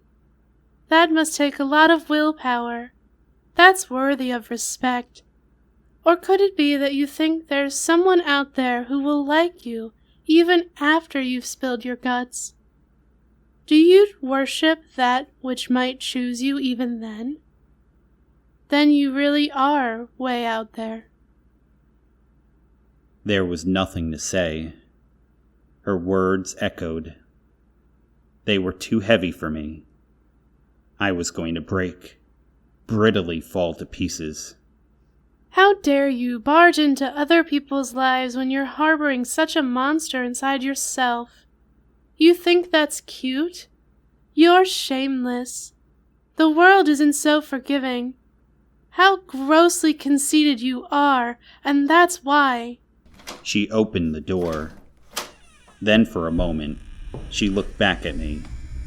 It was an ice-cold gaze targeted at an object of her truest, heartfelt loathing. You should just die. An inorganic sound. The door shut.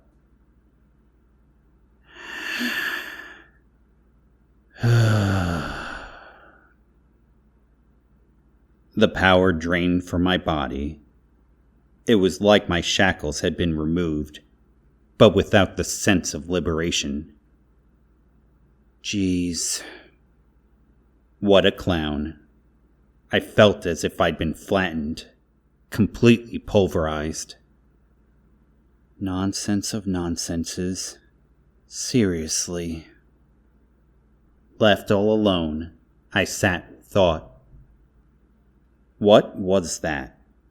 I tried to recall everything she had said. Unlike my interview with Akane the previous night, there was no theorizing this time. There was no reasoning, no explaining, just the naked truth thrust in my face. Hence. Oh man, that did me some damage for real. I shook my head. Don't think about it. There are other things to be thinking about now. I got up from the sofa and left the room.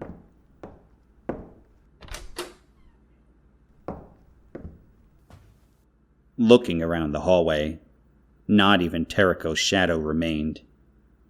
She was pretty light on her feet. Wasn't that another way in which she resembled me? Anyway, all that mattered now was the information Teriko had left me with. The scars on Iria's wrist. Her background. The fact that she had killed her sister and had been exiled to this island. Maiming syndrome. Automatism. Considering all that, it was clear why she wouldn't call the... Wait a minute. Hold it, me. A revelation. I had seen Iria changing clothes right before my eyes yesterday. The first time she had granted me an audience, but there hadn't been any scars on her wrists. Not that I was staring at just her limbs the whole time, but surely I would have noticed any imposing scars. Wait. I stopped in my tracks, scratching my head. Seriously, what the hell was that? Essentially, Teriko was a big fat liar. Just like me.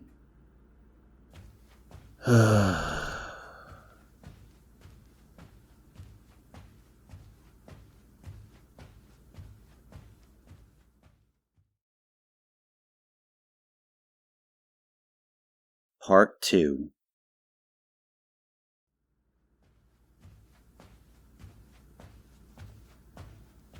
Huh?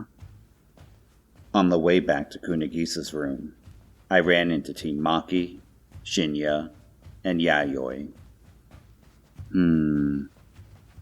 They were apparently on their way to eat. I was a little jealous. With Yayoi on their team, they could eat amazing food whenever they wanted. Not that I had any complaints about Hikari's cooking.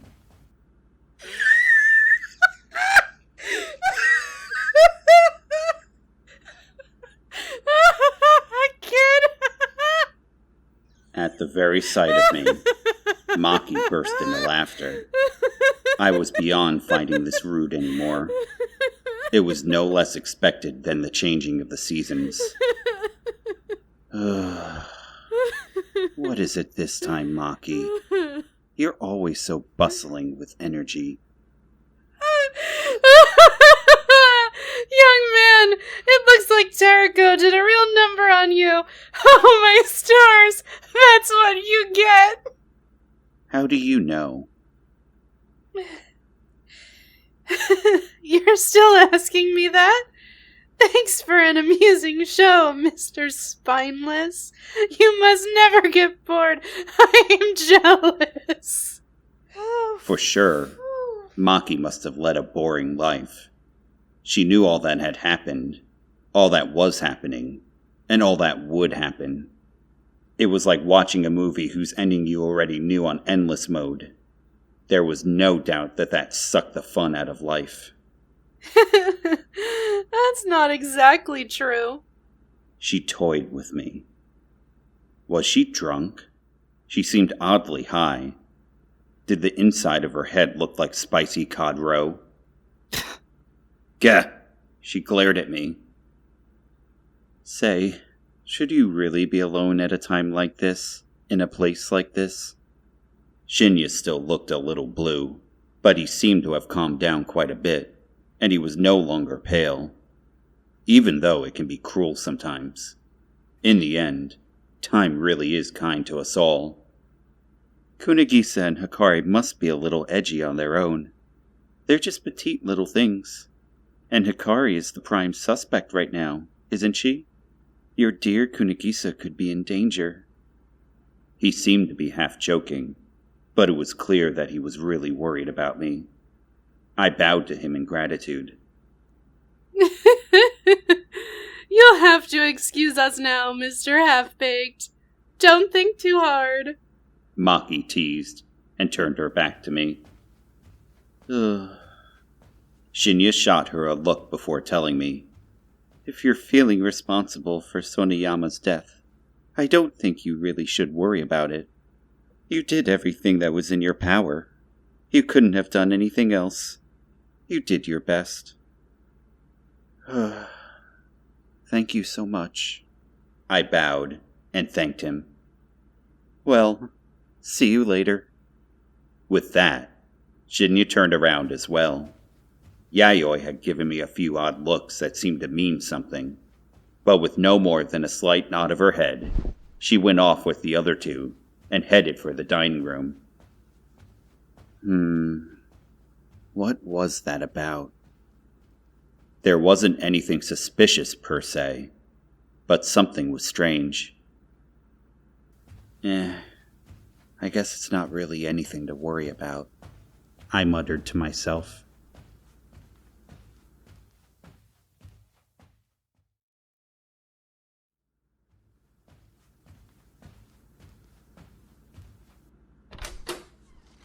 Upon returning to the room, I found Kunigisa nose deep in busted up computer parts, while Hikari was doing some cleaning. Word had it that Hikari was a total neat freak. Come to think of it, she did always seem to be cleaning. I suppose it's one form of workaholism. Was there not a single normal person on this island? Huh? Hey, Chan! You're just in time. For what? Putting my hair up. Gotcha. I approached her from behind. I decided to give her a whole bunch of mini braids and began braiding together small portions of her blue hair. She sighed with pleasure. Tomo, is it okay if I clean up that mess? Don't call it a mess! I can still use some of these parts, so I'm retrieving them now. You gotta reuse stuff. Recycle for Mother Earth. Recycling's important, you know. But what should I do? Maybe I can make a secret weapon to stop that killer. She sure knew how to keep her chin up. Not that I wanted to be like her, but you had to admire her positive thinking, even if it was just because she had never known negative emotions.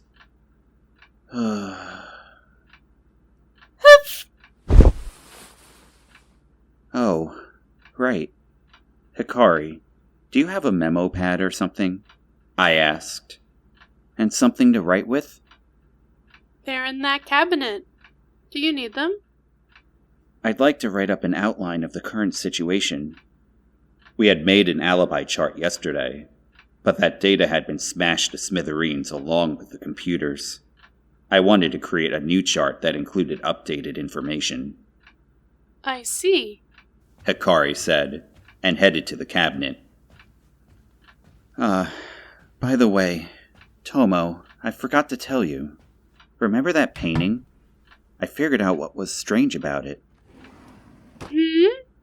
Oh yeah, you were saying something about that, weren't you? So what was it, Ichan? It was the watch. The watch? Yes, the watch. When I was modeling for the painting in Kanami's atelier, I hadn't been wearing it. It was broken, and I had given it to Kunigisa to repair, so there wasn't anything on my wrist. And yet, on the canvas, a watch was painted on my wrist. Don't you think it's just an error? Kunigisa looked puzzled for a moment, but reverted back to her usual expression and asked the eminently sensible question. I can't imagine it's very important. Well, yeah, maybe, but... Which? How about a subject and a predicate? The watch display, was it blank? Or was it a mirror image like after I fixed it? Oh. Well, actually, I faced the display inward like this, so you can't tell. She nodded. After a moment's thought, she said, Yeah, I think it's just an error. More important, I thought of a clue, maybe. Akane's murder case was, or rather, her headless body was, Her hand. Kunigisa tilted her head to the side and folded her arms. Well, not her hand, but her fingers. There was something unnatural. I mean, really unnatural about them, I think. Aw, man, my memory capacity has hit its peak. It feels like there's a big mosaic in my head. Hey, Hikari, did you notice anything weird about her hand or fingers? Hikari, who had returned at some point, sat down on the carpet next to Kunigisa so that she was facing me. Sorry for the wait. Here's some paper and a pen. Thanks. I took the supplies from her, and while recalling the chart we had made yesterday, whipped up a new alibi list for the Kanamiyabuki and Akane Soniyama murders, including everyone on the island. Kanamiyabuki, murdered. Akane Soniyama. She had no alibi before or after the quake. However, she was also the second murder victim. Tomo Kunigisa. She was alibied before the quake by me, Hikari, Maki, and Shinya. She had no alibi after the quake, but her medical condition removed her from the suspects list for both the first and second murder. Yayoi Sashirono. She was alibied before the quake by Iria and Rei, but she had no alibi after the quake. She claimed to be asleep and had no alibi at the time of the second murder. Hikari Chika. She had a tentative alibi from Teriko and no alibi after the quake. She was on the mainland during the time of the second murder. Hikari Chika. She was alibied before the quake by me, Tomo, Maki, and Shinya. She had no alibi after the quake. She also had no alibi during the time of the second murder. Teriko Chika. She had a tentative alibi from Hikari, but no alibi after the quake. She was on the mainland during the time of the second murder. Shinya Sakaki. He was alibied before the quake by me, Tomo, Maki, and Hikari. He was also alibied by Maki after the quake, and again, he was alibied by Maki during the time of the second murder. Rei Honda. She was alibied before the quake by Iria and Yayoi, but only had a tentative alibi from Iria after the quake. During the time of the second murder, she had another tentative alibi from Iria. Maki Himina. She was alibied before the quake by me, Tomo, Hikari, and Shinya. She was also alibied by Shinya after the quake, and again, she was alibied by Shinya during the time of the second murder. Iria Akagami. She was alibied before the quake by Rei and Yayoi, but only had a tentative alibi from Rei after the quake. During the time of the second murder, she had another tentative alibi from Rei. There. Something like that. Staring at the chart, I let out a sigh. Alibis. But this doesn't really mean all that much, does it? We pretty much shelved the idea of being a cooperative crime up until now. But if you consider that possibility, this chart doesn't mean squat. Especially looking at these 2- and 3-person alibi testimonies. There was also the possibility that people other than the killer had lied, just so that they wouldn't be suspected. And when you took that into consideration, the information was even harder to swallow. Well aware of the futility of it all, I decided nonetheless to write up a similar summary outline for the murder cases themselves. During the first incident, the victim was Kan Miyabuki. The conditions of her murder included a sealed room and the river of paint.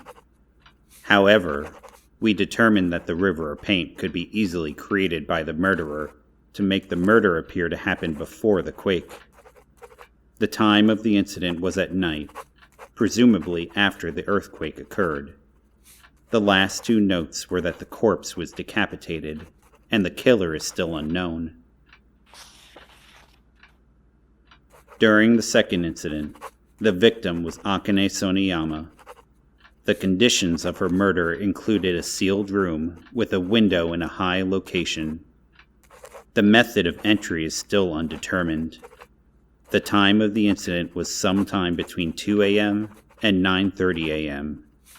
The last note was that the corpse was decapitated. And killer unknown. I finished writing and put the pen down.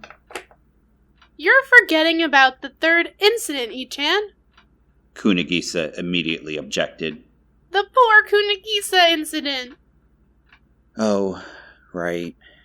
It pales in comparison, but that's a mystery too. Don't say that. To me, this is a greater tragedy than having my head cut off. If they were going to go this far, I wish they'd cut my head off instead. Okay. I picked up the pen again. During the third incident, the victim was Tomo Kunigisa, specifically her computers. The conditions of their murder included an unlocked room that could be entered by anyone.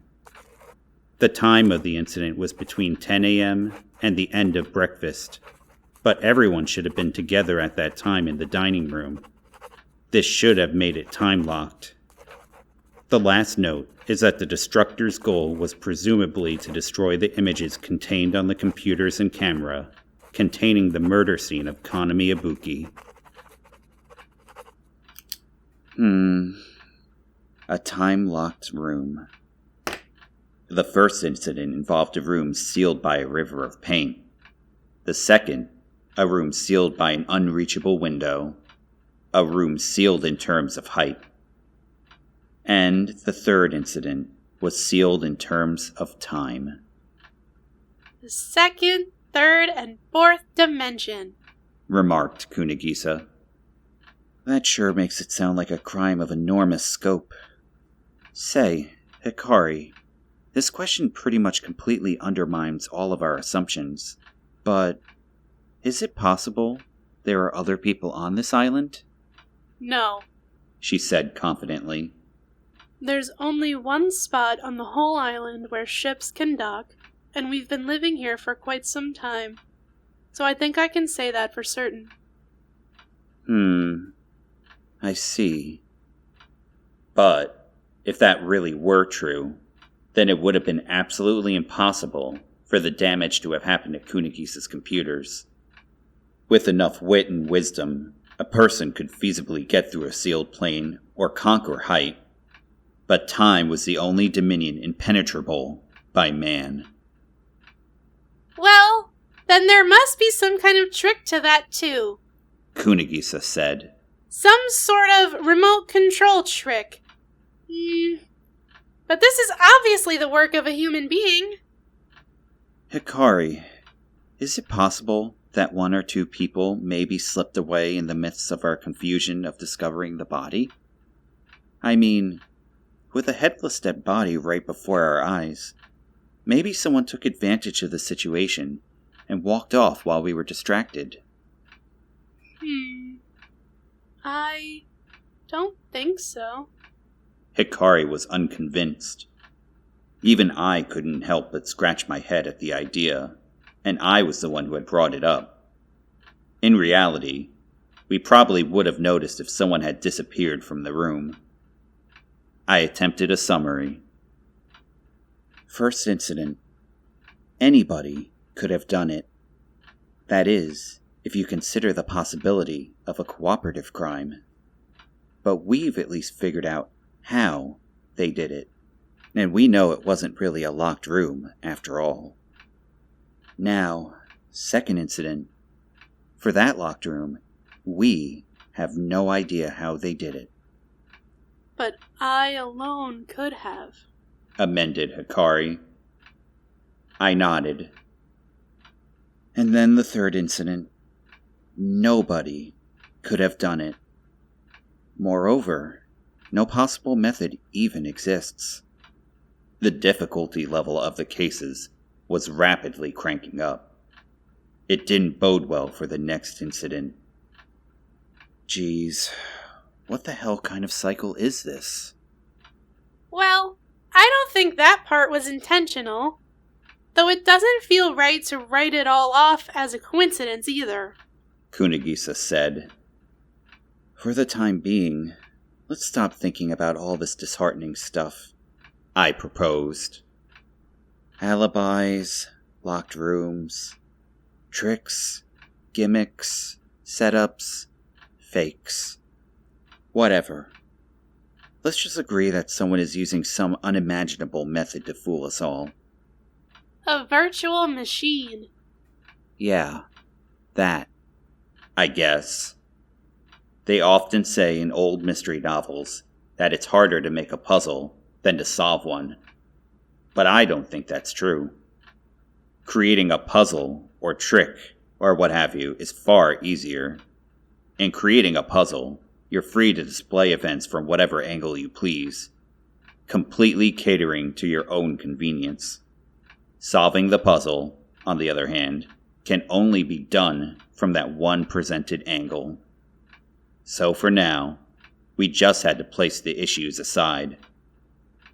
But don't you think we should at least consider alibis? That's pretty much all the information we have right now, Hikari said. If we start making emotionally charged arguments, everyone will seem suspicious. I mean, didn't Sonayama become the prime suspect after Ibuki was murdered because they hated each other so much? But look at what happened because of that. Yeah, but it really would have made sense if Akane was the killer. And now, Akane was dead too. Then how about a scenario where Sonayama killed Ibuki, and then someone killed her in revenge? If that were the case, then I guess Shinya would be the most likely to have killed her. He was Kanami's caretaker and closest friend.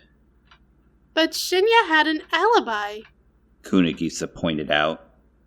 Even if you set that aside, how would he have known Akane killed her? Maybe he didn't.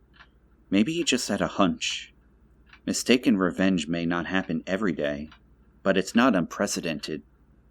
If you think about it, what's the deal with Shinya and Maki? They've got alibis 2 days in a row, in the middle of the night. Don't you think that their having alibis is conversely kind of suspicious? Suspicious, echoed Hikari. Maybe they're synchronizing stories in secret. But you know, Himina doesn't really seem the type. Maki Himina, the unspeakable fortune teller with supernatural abilities. The absolute, able to gaze upon the inner workings of men's minds and to hear any and all things. Something about her resembled Kunigisa. A weird... What, Ichan? Have you fallen for Maki or something? Jeez, don't say that. But you know, a spaced-out woman like her can't be expected to have the best common sense. Man, this really was all futile. I felt like we had already considered every possibility, It was like we were stuck once and for all. What else was there to think about? It kinda seems like maybe Akane knew she was going to be killed, I offered. Huh? Hikari leaned forward in surprise. What do you mean? It just seemed that way. Last night, I had a conversation with her through the door, and at the time, well, it was like she was at peace. She was quoting Ryokan and stuff. It was really out of character. I wonder if she knew who the killer was. Kunigisa dropped solemnly. Indeed, that was a possibility. She was Akane Soniyama of the ER3 System 7 Fools. Even without conducting an investigation, if she had a hunch about who the killer was, it was pretty much sure to be right. By the way, Hikari, I was just talking with Teriko. What? She was even more shocked than before, as if I'd just made some ungodly remark. No, not shocked, exactly. It was more like she was thinking, why would you tell me such a blatant lie? You mean Teriko talked? Yeah, I was pretty surprised too. But the real problem was what she said. I explained to Hikari and Kunigisa what Teriko had told me. Of course, I cut out the last part. I was never one to go around boasting about my own faults. So what does it mean, Hikari? How much of it was true? Hikari wore a completely perplexed expression as she muddled out a vague response. She muttered. Hikari was ranting about something strange this morning as well. I'm so tired of this. Or something like that. What was she talking about? Hikari went on stumbling over a response. At last, she looked up at me, seeming to have made up her mind. Even then, her eyes darted back and forth as she deliberated for another moment. Finally, she opened her mouth. It's all true. Huh. Admittedly, that was not the answer I expected. This time, it was my turn to be speechless. All of what? What did she just say? I'll talk, because it's come to this, and because I choose to trust you, and because I owe you. Hikari fell silent once again, and then, looking more lost than ever, resumed at last. Yes, my mistress is technically a criminal. We serve her in full awareness of that. And that's why you won't call the police? We just work for her. We don't do anything else. Ever since coming to this island, various things have happened. That's how we eventually met Ayakawa, whom you've been hearing about. Various things? What various things? The incident on this island. Come to think of it, the other night... Hey, Tomo. Yeah, Ichan? I seem to recall you saying something the other night along the lines of, I'm interested in the incident that happened on this island. But is this just another figment of my awesome memory? Nope. Then you knew. Yep. She nodded with a giggle. It's pretty well-known info. Lots of people know, but nobody ever talks about it. Not a lot of people are looking to make enemies with the Akagami Foundation. So, Kunigisa's hobbies hadn't changed since the good old days. Maybe the passing of 5 years wasn't enough to alter her nature. Actually, it was mixed in with the rest of Chia's information, but I thought it might be better to keep it a secret from you. Why? 'Cause I knew you'd make that face. Aha. Good grief. I was drained. Matter-of-factly, or more like falteringly and painfully, Hikari continued. Once we started planning this salon, my mistress was able to calm down a bit, but I can understand Hikari's frustration. But this is our job. A job, huh? If she really meant it, it was quite a statement. I was honestly impressed. I respected any person who lived solely to fulfill their role, regardless of what that role was, because it was something I could never do. So Hikari, too, had felt resigned in the deepest depths of her abyss. I see. So that's the deal. But what did that mean? If the killer knew all this, knew Iria couldn't call the police, then the remarkable boldness and audaciousness and fearlessness of his or her actions all suddenly make sense. Okay, Hikari. Just as I was about to ask for the details of this famous island incident, there came a knock at the door.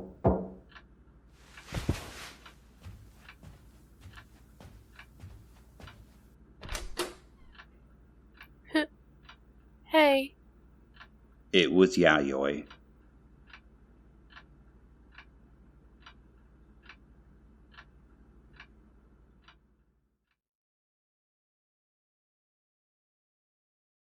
Part 3.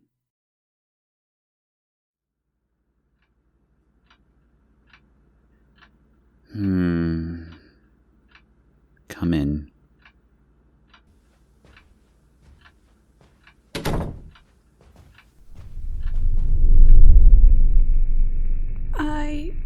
I have to go to the bathroom. That's what Yayoi had told Maki and Shinya in the middle of lunch before breaking off from her team and coming to us. It was a pretty typical hackneyed lie, and Maki could read minds anyway. And even under the weather, Shinya probably saw through it. But one look at Yayoi's sickly pale expression, and they probably wouldn't have called her a liar if she had said she was heading to the Isle of Dread on Turtleback. She sat down on the sofa and said nothing. She seemed strangely wary of Hikari's presence. Maybe she, too, thought Hikari was the killer. It wasn't such an unexpected assumption, to be honest. It didn't look like this was going anywhere on its own, so I went ahead and asked, "Can we assume you came here because you wanted to talk to us about something, Yayoi?" Yes. She nodded weakly. You two are doing some investigating, right? Well, that's the plan. It's become a personal matter at this point, after all, I said, looking at the computers in the corner of the room. Make that former computers. What about it? Well, if you're investigating, I suppose the facts need to be accurate. Yeah, well, naturally. If you proceeded from here with inaccurate information, there could be a third incident. Fourth! We ignored Kunigisa's protest. That's right, Yayoi. That's the situation. Yayoi, I don't really understand what it is you're trying to say. It looks like you came here to help us, but am I wrong? Did you come here because you don't like being on a team with Shinya and Maki? No, that's not it. Yayoi mumbled. It's just, I told a lie I can't take back. A lie? Yes, that night, I really was with Iria talking. It was only up until the earthquake, but that much is an honest fact. She said. But Honda wasn't there. Hikari's face went stiff. Ray Honda. It was suddenly clear why Yayoi seemed so nervous around Hikari, and why she had seemed so unnaturally detached since the other day, staying holed up in her room all the time. The ice was melting. Aha! The other morning during the alibi check, Iria had said herself that she, Yayoi, and Rei were together. Everyone else was questioned one by one, but when Yayoi's turn came, Iria spoke for her. I had thought this was simply because they had been together, but it seemed that wasn't why after all. Iria Akagami was covering for Rei Honda. Yayoi slumped down with her shoulders drooped. It was like she had been relieved of a terrible burden, or freed from a curse. Why? Why had she kept silent about such an important detail up until now? It was a question I was in no position to ask. This was Iria's island, and Iria's mansion. She was the mistress here. It was she who had invited Yayoi, and she was, after all, Iria Akagami. If Iria said, I was with Yayoi and Rei, who could argue? Who could just call her a liar? Like anyone could say that. I didn't think it was a big deal at the time, Yayoi finally said. I just figured she was looking out for her own, but thanks to that, Akane became the only person without an alibi and she was locked away and killed. She was speaking like a burst dam. I sat and listened in silence. Kunagisa and Hikari did likewise. And then regarding last night, Iria said she was with Rei again, all night long. But how do I ever believe that? She said they were discussing what to do from here on, but why would that take all night? Well, it's possible. I don't think so. Just because someone lied the first time doesn't mean they lied a second time, but the chances are pretty high, right? And Hikari... Yayoi glared over at the maid. Is one of Iria's inner circle too, but Iria didn't even try to cover for her, did she? Why is that? Why would she cover for Rei but not for Hikari? Isn't it because she knew there was no need to cover for Hikari? Isn't it, conversely, because she knows who the killer is? Are you saying Rei is the killer? I was surprised by this.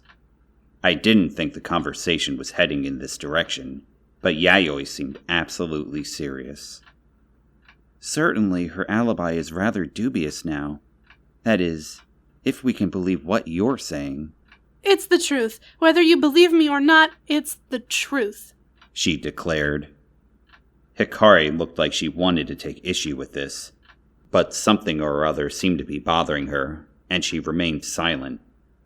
She chewed on her lip with a painful expression. Let's just hold on a second here, I said. If Rei didn't have an alibi that night, how did that change things? Maybe not all that much, but the fact that Iria had lied was unarguably huge. Rei wasn't in Iria's room that night. That meant they weren't together after the earthquake either. Which meant... Hey, Yayoi? What is it, Kunagisa? Why do you think Rei is the killer? She's the head maid. She's the confidant. She's a hotshot. She's closer to Iria than Hikari and the others are, so maybe Iria just covered for her out of kindness. And we really don't know if she was lying the second time, even if she was lying the first time. And if Rei really is the murderer, then that means Iria knows about it, right? Why would she cover for... How about if Iria ordered the murder? Someone swallowed audibly. For all I knew, it could have been me. I don't think that's the case, Kunagisa disagreed. Kanami and Akane were both invited here as guests. What's the point in bringing people over and then killing them? What if she invited them here to kill them? Yayoi pressed on.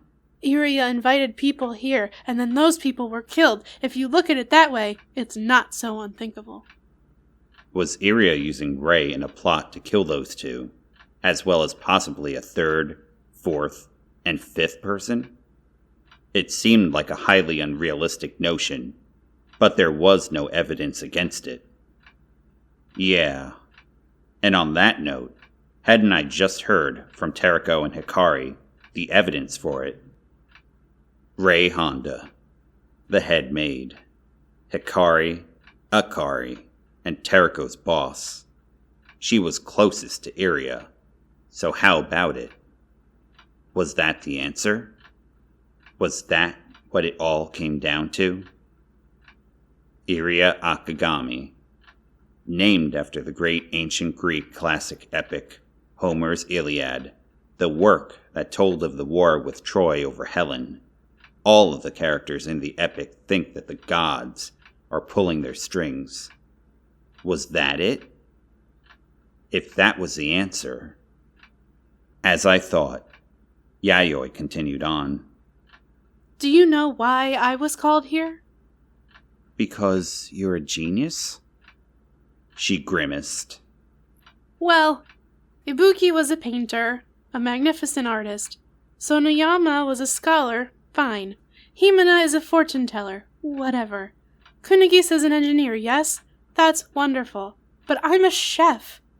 Unless she's some kind of gourmet cuisine nut, why would she call such a person here? I don't think cooking is really that special. I was silent. Hearing Yayoi herself say that, there was no possible response I could give. And do you know why Ibuki and Sonoyama had their heads cut off? That's a sudden change in topic. No, it's not. Yayoi said, with a stern expression and tone to match. You are what you eat. It's an idea that exists in Chinese cuisine. If your liver is ailing, you should eat liver. If your stomach is ailing, eat stomachs. In other words, if part of you isn't working right, you should eat that same thing. I'm sure you've heard of this. Hang on. Yayoi, that's... that. Such a notion. Who called Ibuki and Sonoyama to this island? Who? Yayoi screamed. Her voice reverberated through the room. The sound lingered in my ears, but I was so confused at this point, I didn't even care. Hold on a minute here. Did she mean what I thought she meant? Wait just a second. Hold the phone. I'm begging you. Just give me a little time. I'll say it one more time. No, I'll say it as many times as it takes. Why would the killer cut off their heads? Why would the killer take the heads with her? Where did she take them? And who was it who invited those women here? Who brought these renowned geniuses here? What was inside those heads the killer carried off? If jewels are stolen from a murder scene, it probably means the killer was after the jewels. If cash is missing, he must have been after the cash. Such thinking was just plain common sense. And in this case, it was the victims' heads that were missing. Yayoi continued. Why was I invited here? Why was I, not an artist or a scholar or a fortune teller or an engineer, but a mere chef, invited to this island? Why have I been given special treatment and allowed to stay here indefinitely? She'd barely squeezed out those words. It was the voice of someone seeking salvation. She had probably been brooding over this, from the moment she had failed to testify truthfully, from before Sonoyama was killed, and indeed, the half-day following her death as well. Yayoi had probably been thinking about it non-stop. Yayoi turned towards Hikari and emitted another hopeless scream. What? Just what am I going to be made to do? Someone swallowed again. This time, it was definitely me. Was it possible? Such a notion. Wasn't the acceptance of such a notion itself unforgivable? If that was really what was going on, why now? It wasn't like this whole salon thing had just started. If that was Iria's little game, she could have done this in the past. No. The 5 geniuses on this island right now were all world-class, top specialists in their respective fields. Had Iria been waiting for this exact timing? That's impossible. Hikari denied emphatically. It was like she had exploded after holding it in until now. The idea that my mistress would do such an inhuman thing, such a cruel thing now. Now? I'm so sick of this. The past. Various things. So tired. Now? Why now? I'm so sick of this. Please stop making waves. I'm so tired. Tired. So tired. Not when I'm so tired. But Yayoi didn't relent. I've been keeping an eye on Honda since yesterday morning, she said. You know how the longer you watch someone, the more you start to notice their similarities to you, and you start to feel their humanity, their humanness, a sense of affinity, you know? Oh, this person is just like me. I felt that way with Iria. She's human, just like me. She lied, but she's still a human being. But Honda, she frightens me. How could I not be afraid of someone whose whole life is an act? That's... Hikari began with her head hung. That's... But it seemed there was no end to that sentence.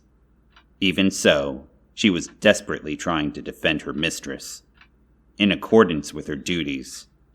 It was too heartbreaking, to the point that it was laughable. I see. Yayoi, I basically understand what you're trying to say. You're trying to say this. I tried my best to force my way in between them, but it was hopeless. Yayoi continued her relentless questioning. Akari and Teriko are on the mainland calling on a master detective? Who can prove that? Who's the one who won't let us contact the police? Who's the one who won't let us leave this island? Maybe you were left out of the plans, Akari, but where's the proof of that? Iria made you out to be the prime suspect. Is there any proof that you aren't just the scapegoat to shake things up? No, maybe you're in cahoots with Iria and running interference against Kunagisa and— Please stop this. Yayoi, that's enough, I said quietly. Please stop insulting our friend. Kunagisa and I both dislike getting angry, but we're not afraid to do what we must. My gaze was probably fairly cold, and Yayoi shivered for a moment at the sight of it. She had the same look of unease that she had had when she entered the room. I'm just scared. Yes, I understand that. This is a solitary island. There's nowhere to run. If this is what I think it is, maybe I won't be killed. You weren't invited here as a genius, so you might not be killed either. But your dear friend Kunagisa is in danger. Not even God can guarantee that she won't be the next one to have her shoulders flattened. The time for leisurely investigations has already... I think we need to do something fast. I didn't come here to hiss at Hikari. I came here because Kunagisa is an engineer. Can you operate a boat by any chance? If so, let's get out of here on that cruiser and... Hold up. I held up my right hand. Yayoi looked up at me with a confused expression. Hikari eyed me curiously as well. Only Kunagisa remained staring off into space, a somewhat stupid expression on her face. I was probably making the same face. Where was I? Why did I interrupt Yayoi? Ah, right. Please, say that again. Huh? That thing you said. Say it again. Yayoi tilted her head a bit. If so, let's get out of here on that cruiser. Not that. Can you operate a boat by any chance? No, not that either. I didn't come here to... No, not that. Something grabbed me. But that wasn't it. Before that. I don't remember. Well, remember. What did you say before that? We need to do something fast. The time for leisurely investigations has... No, we already understand that. We need to do something fast? That's practically a catchphrase. I don't care about that stuff. We already know. I think it was a little before you said that. That's all I got. That's as far as I can recall. Tomo, I looked over at Kunigisa. You remember, right? Yup. She smiled with a brisk nod. She slashed her hands across the front of her neck. I'm gonna get my shoulders flattened. Bingo. Yes, that. It had grabbed me. Was that because it suggested something I'd rather not imagine? Nope. It wasn't nearly that trite. It was something totally, completely different. Now, this was the key. The Rosetta Stone. Silence, please. I'm thinking. I think I'm on the right track. Definitely. It's simpler than the geography of Kyoto or Sapporo. We have a hypothesis and conclusion now, so all that's left to do is prove it. I thought. Kunigisa was thinking too. All the ingredients were probably there. I sensed this. Or we already had all the ingredients a while ago. They were all lined up in front of my face. So much that I could have arrived at the truth as soon as Kunigisa's computers were smashed. The third case wasn't the key, but it was another ingredient. And now, I had the key. This time, for sure. And just as any door will open once you obtain the key, so too would I reach the solution. It was like a zero-sum game, like a simple maze with a foolproof winning strategy. Kunigisa probably had it too. The mountain of sand was almost complete. Seriously, this is what I call nonsense. And, after a while, is that it? I muttered. But that was... No way. That can't be right. That couldn't be it. Like that could possibly be it. By what sort of logic was that? But there was no contradictions. It was all consistent.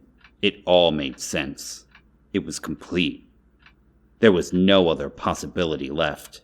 It didn't look like it could take any more sand. I felt uneasy. Something was off. Like with an exam's final question. No matter how many times I checked, I definitely wasn't wrong. But I felt uneasy nonetheless. It was that kind of feeling. I couldn't shake it. What was this vaguely sickly feeling? What do you think, Tomo? She groaned. There's no what do you think about it. There's only one possible train of thought. So that's why the fingers bothered me. But that means... It seemed Kunigisa was feeling a similar anxiety. Yayoi and Hikari stared at the two of us like we were Martians. Or maybe Venusians. I guess that's a trivial matter either way. But that has to be it, huh? Kunigisa was the first to bow to reality. That's the only possibility. So that must be it. Yeah, if there's only one possibility, it's gotta be the truth, no matter how unbelievable it seems. It looked as if we had to rely on selective thinking in the end. If Akane heard about it, she surely would have gotten angry, but we no longer had to worry about that. If this was in fact a case of serial murders committed by the same culprit, there was only one possibility. One possibility meant its odds were 100%. Okay, time to just accept it. I didn't like it at all, but reality was like that. The truth was like that. And those were just my nonsensical sentiments anyway. Looks like we've reached an agreement, Ichan. Kunigisa said. So, what now? What now indeed? This place is a little too big. I continued my pondering. I was more cut out for something like this than Kunigisa was. I may have not been any good at actual shogi, but I aced shogi problems. Alright. Yayoi, Hikari, could I ask you for a little bit of your cooperation? Huh? A lovely duo of a question mark. I rose to my feet. The top of the first inning is finally over. We're down by a lot of runs, but it's not quite called a game yet. We got that third out last. It's the bottom of the inning, and we're stepping up to the plate. Leadoff hitter, first baseman Yayoi. Batting second, center fielder Hikari. Batting third, catcher, me. Cleanup, pitcher, Ichan. Kunigisa jumped off the bed and flashed a smile bright as the blue sky. It's our turn.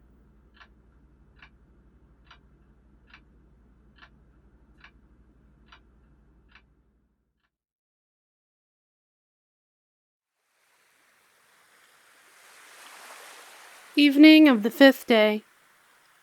A crow's wet feathers.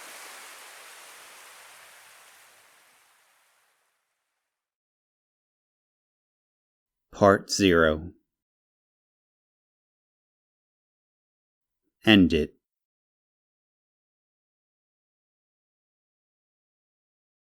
Part 1.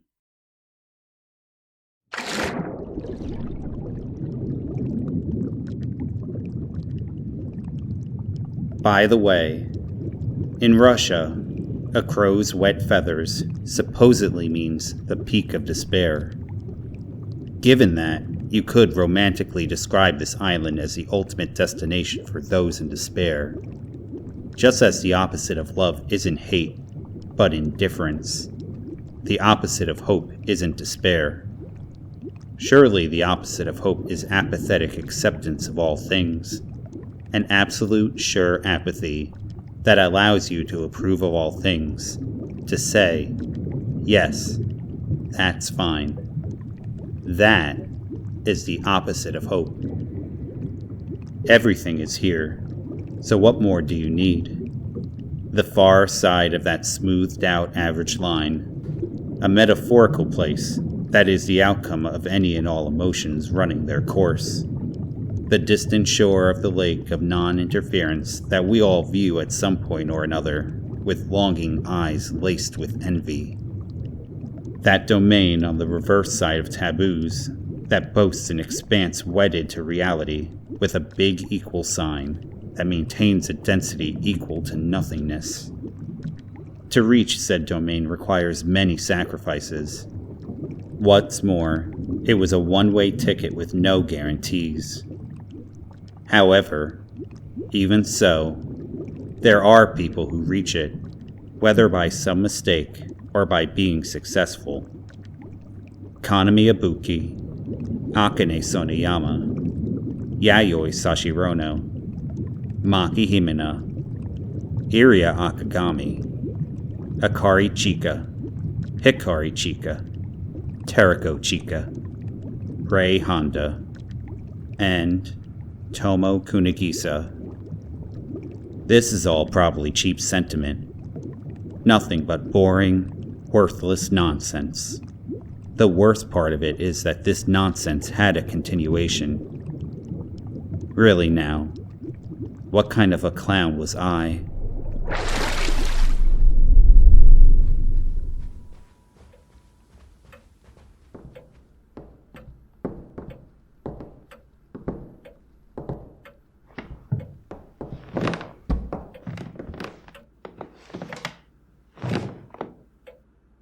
So, have you figured anything out? The 5th dinner assembly. Teriko had personal chores to attend to, so her seat was empty, but the other 9 of us were all gathered together. 9 people. Until the day before yesterday, just 2 days ago, there were 12 of us surrounding this round table. Do I have to ask you again? Kunigisa, you and he are still doing some investigating, correct? Well, have you figured anything out? Iria repeated. She seemed to be having an awful lot of fun. I'm sure she was. Of course it was fun. Because she had probably created a whole world in her head. Because this island, this Wet Crow's Feather Island, was, for her, the world itself. Shall I ask again? We know absolutely nothing. Positively nothing at all, I answered. What about it? Does that inconvenience you? Oh, no. I was just thinking. I guess there's nothing we can do without someone who's a pro, after all. Iria said dreamily. Well, I guess the best thing then is to continue operating in teams like this for the next 3 days. 3 days? Shinya asked. I must say, you seem to be expecting quite a bit from this person. Just what kind of person is this Aikawa anyway? How did you meet? That's a private matter, Iria replied with a wry smile. But I will tell you what kind of a person... what should I say? A very frightening person. Well, that's what you'd expect from humanity's strongest contractor. But also incredibly intelligent. I'm sure this case will be solved in no time.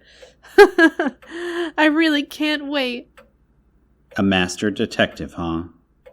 Solving the case before the detective even came on stage probably disqualified me as a supporting character.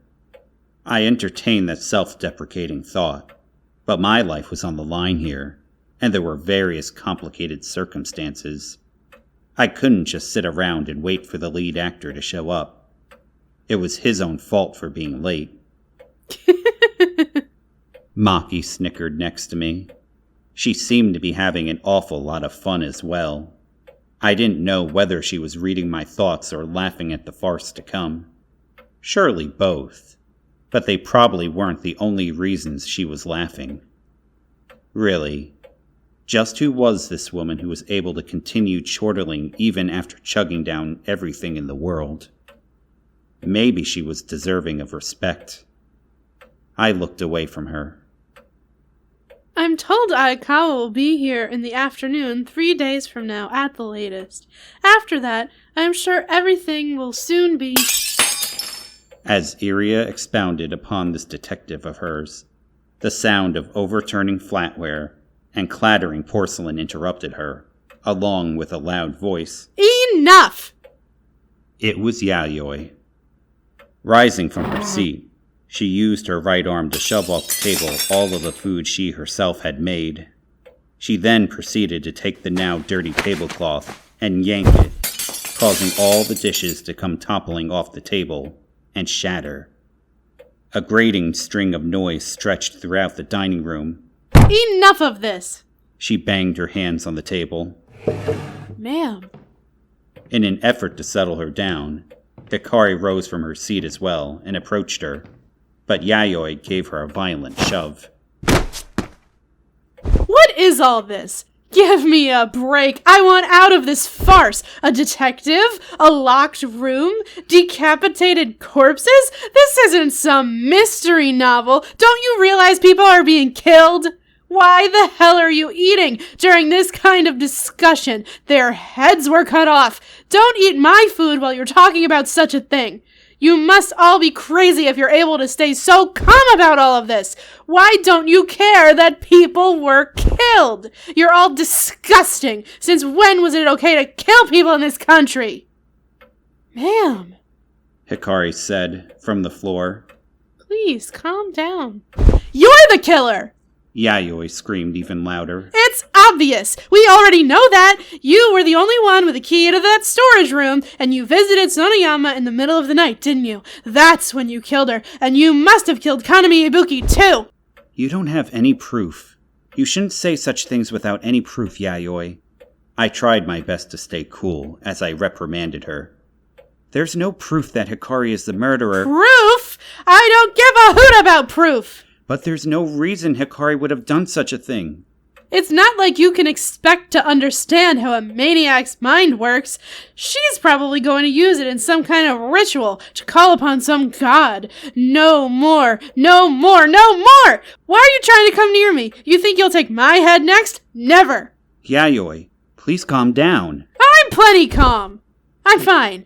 You are all the crazy ones. You're all nuts. You're all disgusting. I've had enough. grown-ups getting together to discuss what? I can't even talk to you. What language are you all speaking? A detective, a locked room, decapitations. What the hell language is that? Am I the only one from Earth here? If that's the case, then I'll just leave right now. I don't want to be on this crazy island anymore. I don't want to talk to you people. She slammed the table once again. I don't trust any of you. From now on, I'm staying in my room. I'm barricading myself in. Call me when you're ready to send me back to the mainland. Otherwise, leave me the hell alone. Don't come near me. Having spewed those words, Yayoi stormed off towards the dining room exit. Ma'am! Hikari called once more, but Yayoi didn't even look back, and eventually she was gone from sight. A long, awkward silence. Oh my. Iria eventually said, with a bittersweet smile and a shrug. And here I thought she was so polite. What a temper. Phew. She sighed before continuing. Aikawa is going to all the trouble to come here. I can't just send one of the suspects home. Hikari, this is your responsibility. Go do something to convince her. Yes. Hikari said, with her head down. Understood, my mistress. Oh, dinner is all ruined. Hikari, will you hurry and make us something? Now just where has Teriko gone at a time like this? Indeed, dinner was ruined just as Iria said, but this much of a stage direction was a necessary expense, so to speak. It wasn't my money, and of course, you shouldn't waste food. But I wasn't the one who had done it anyway. It was Yayoi, the one who had made the food in the first place. Kunagisa stared at the fallen smashed dishes wistfully. Not the food, but the dishes. Perhaps she was thinking of her destroyed computers, which were the same white color. Hey, batting third, catcher. Kunagisa looked at me. What, Ichan? I better get going. I'll leave this to you. Gotcha. She nodded. I rose from my seat and headed for the door.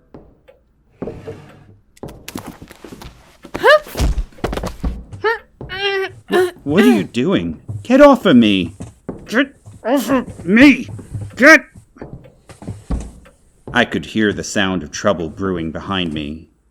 I turned to find Kunagisa climbing over the table and jumping Shinya. It was admittedly a slightly enviable sight for me, but for now, I had to let it go. Besides, I couldn't take Kunagisa with me.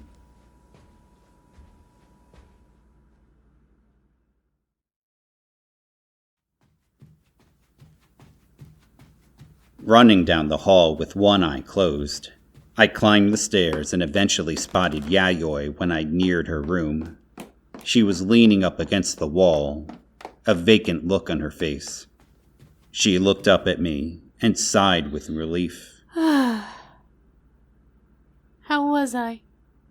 You gave a star performance. Performance, huh? It was more than half genuine. She said, shaking her head and walking with me. But is it really possible for that person to be the killer? You checked yourself, right? True. The smell was right, but I don't have that much faith in my sense of smell. I'm not a dog, after all. Close enough, though. That's not a compliment, you know. Right. Kanami told me something similar. It's not a compliment if you say, you're like a such and such.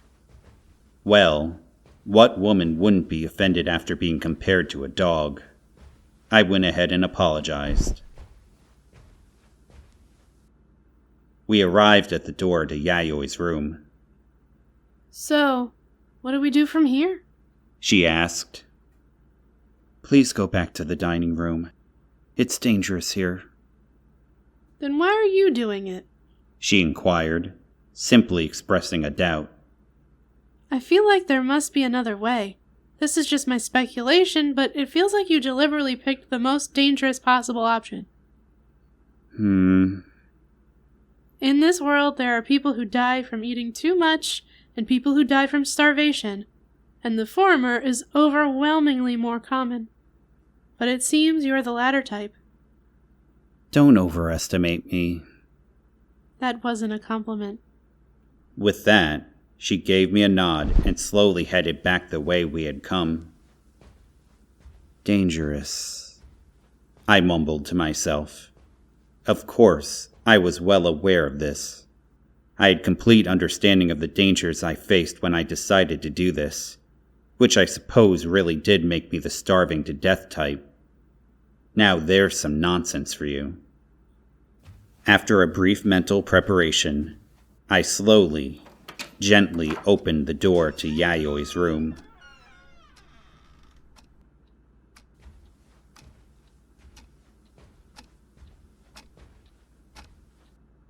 It was dark inside. Unable to see much of anything, I advanced a step. The sound of sliced air. I did a forward roll and slipped into the room. Then I rose to one knee and opened the eye that I'd kept shut. This way, I could make out the inside of the room at least a little bit. That person closed the door behind me. I could see the person's face clearly, and, at that moment, learned that my hypothesis had been correct. My opponent wore a slight look of surprise, but only held it for a second before brandishing a hatchet. A hatchet at me. Silent. My attacker didn't say a word.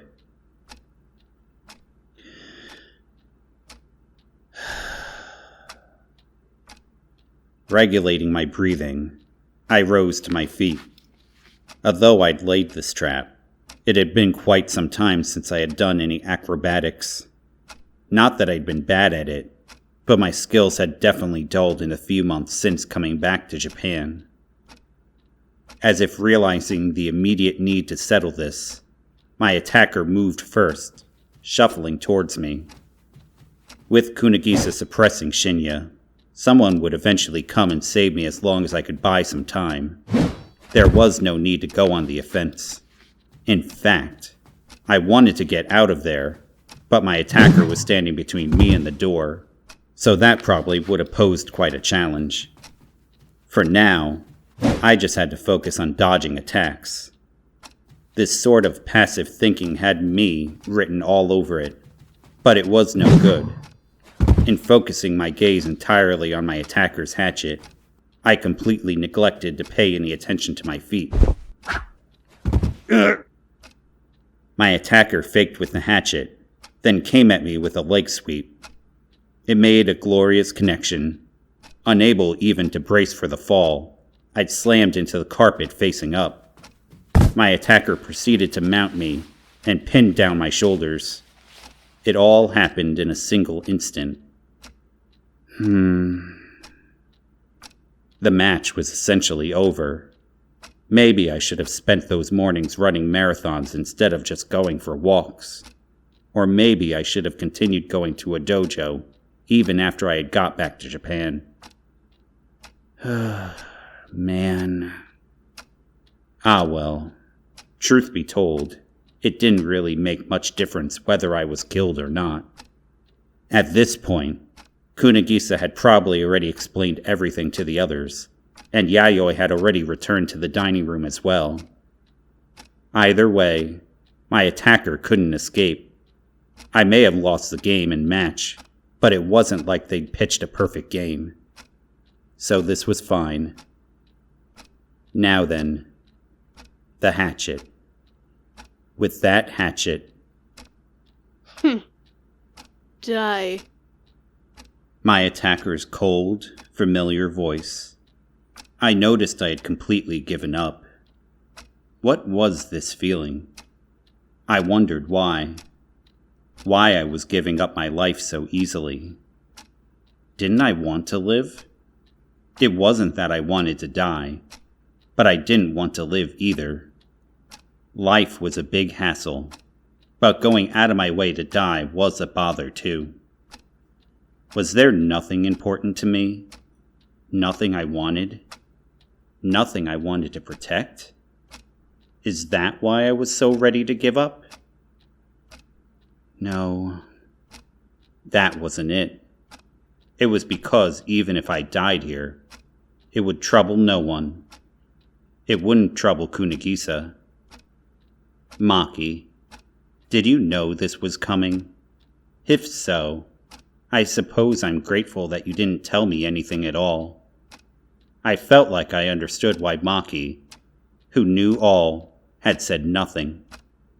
To die when your time is up. Though I wasn't quite in that frame of mind yet. Indeed, just as Tereko said, I needed to die. Seriously. Right? But the hatchet wasn't coming down. It was raised way up in the air, but just stayed there. Looking up suspiciously at my attacker's face, I saw not a sadistic expression, but rather a grimace. My attacker was desperately struggling to bring down the hatchet. You don't close your eyes, do you? There was another person. It wasn't the voice of the person on top of me. I couldn't see from where it was, but this third person must have grabbed the hatchet while it was in the air and refused to let go. Who was it? Had Yayoi come to save me? Had Kunigisa followed me here? But neither possibility seemed the case. The third person snatched away the hatchet, and in the same instant delivered a beautiful, truly glorious low kick to my attacker's completely open side. Unable to take the blow, my attacker rolled off me and slammed into the nearby sofa, but in no time was back on 2 feet and face to face with the third person.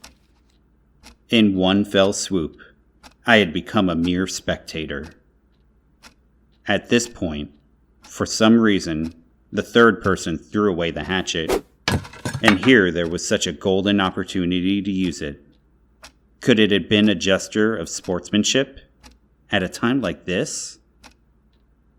Unlike when fighting me, my attacker didn't attempt to pounce recklessly, but there was a time limit here. If this didn't get settled fast, there was a chance Kunigisa would finish explaining everything and bring the others here. But this third person didn't repeat my mistake, and with a tupping sound against the floor, sprang towards my attacker, covering as much as 6 feet in a single stride. In a Japanese Kenpo-style motion, the momentum from the leap was channeled into a straight punch. Instead of dodging back or to the side, my attacker instead leaned diagonally, evading the punch and getting under the third person's guard at the same time. My attacker then grabbed the third person by the throat, but the latter delivered another straight punch without even trying to elude the clutch. My attacker, still in offensive mode, was unable to dodge. The punch connected straight with the heart. My attacker let out a groan, but refused to release the third person's throat, and almost effortlessly slid past the side and delivered a back kick to the calf. The third person was afloat in the air. It appeared my attacker intended to use this opportunity for a forceful slam. Watching from the sidelines, even I thought this was the end, but it didn't end. The third person used my attacker's arm as a pivot, swung up, and shifted in midair, so that when they both fell to the floor, my attacker's arm was in a lock. It was like a seesawing judo match. A split second. The surprisingly light, almost anticlimactic sound of a bone breaking echoed throughout the dark room. The third person released the arm and stood up. My attacker followed suit and began to stand up too. but before managing to get up all the way, took a merciless kick to the already seemingly broken arm and proceeded to fly through the air over a sofa. The sound of a glass table shattering. Then, my attacker's body rolled onto the sofa on the other side. Phew. Still breathing calmly, the third person assumed a stance. We had a winner. I was utterly speechless.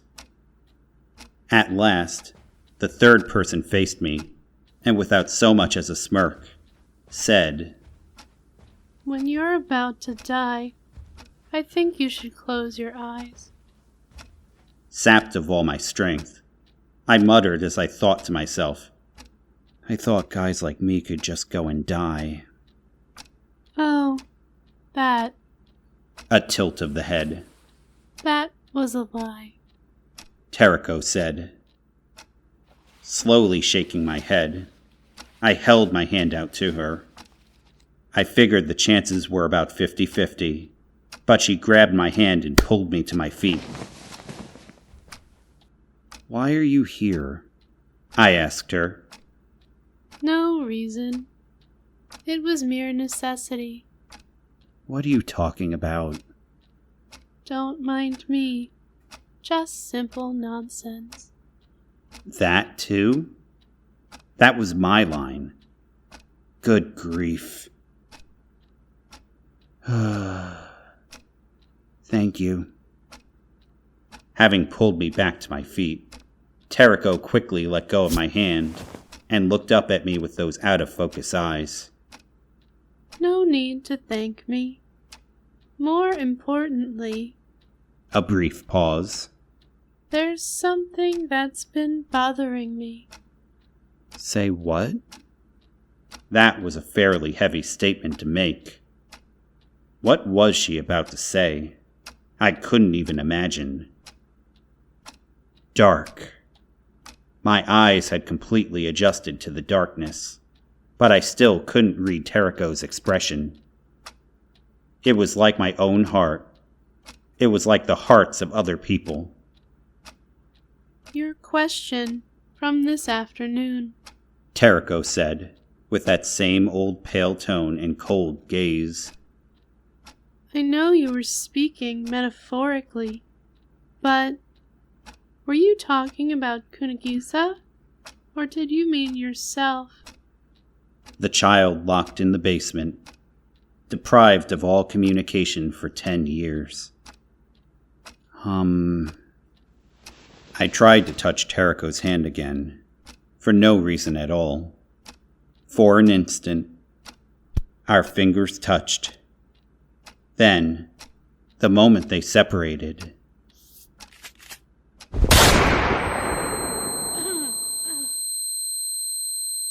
an eardrum-shattering sound. It was as if a shockwave had run through my entire body.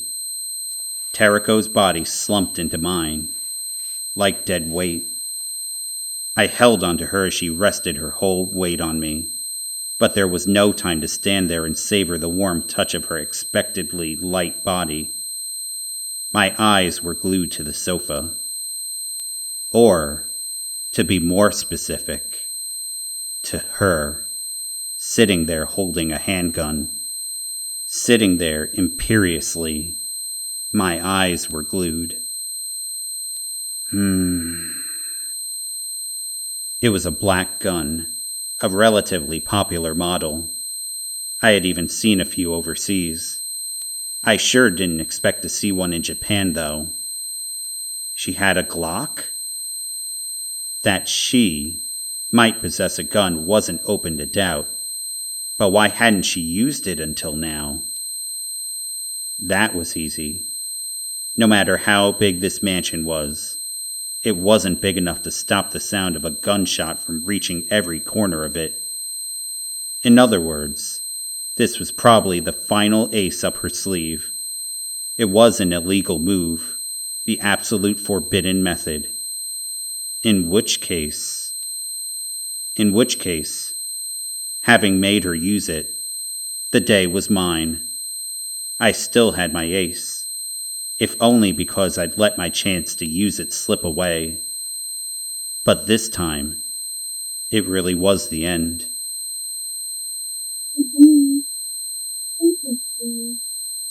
Hence this was the end. Continued. The final scene. Recouped. A voice. A faint voice. Then, the gun barrel turned towards me. She said. I wondered what she was saying. Maybe the gun blast had ruptured my eardrums, and her voice didn't reach me.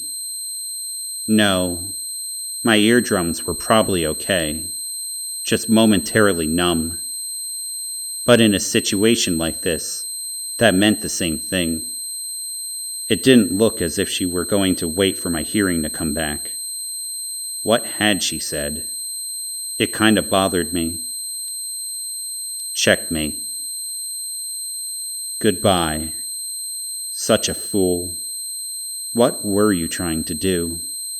Dying here? What have you lived for? Those were the kind of things she might have said to me. Or no, maybe she hadn't said anything at all. Either way, there is no meaning in lines you can't hear, just like there's no meaning in feelings you don't express. Out of steam, I gazed at her, over Teriko's shoulder, past the gun's sights. In the end, this was it for me.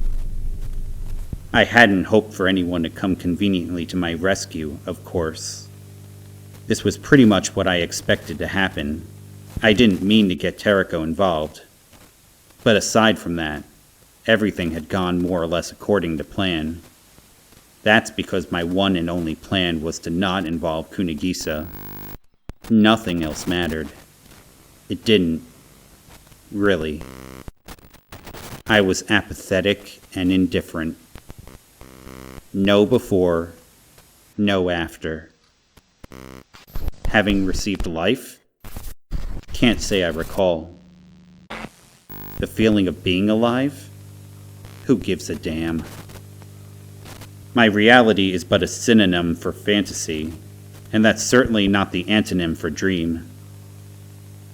Already, Teriko's body resting on me, my throbbing ankle pain, my paralyzed train of thought, my breaking values, my melting ethics, my collapsing morals, Kanami's neck, Akane's neck, the truth of the case, the culprit, the killer, serial killer, her segmenting.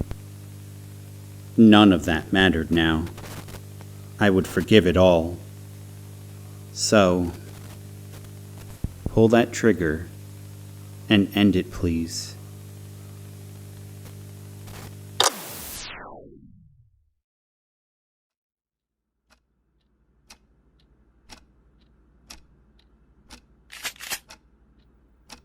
The sound of the gun cocking, a sound I had heard enough times abroad. And so, finally, here.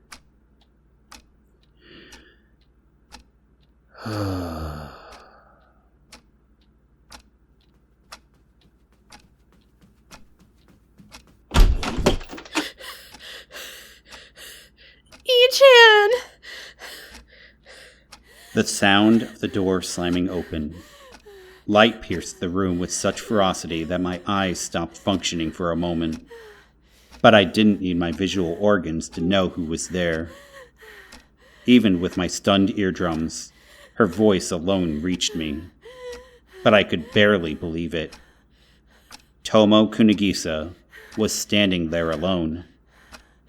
Ridiculous. That wasn't possible. I had left her on the first floor so she couldn't do this. I'd left her on the first floor because she was unable to climb stairs alone. She wasn't supposed to be able to come here alone, but she was indeed alone. With tears in her eyes, she wore a terribly exhausted expression. She was panting, clutching her chest.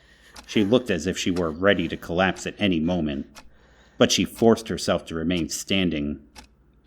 Alone. This... Wait a sec. This couldn't be. Someone had to be with her.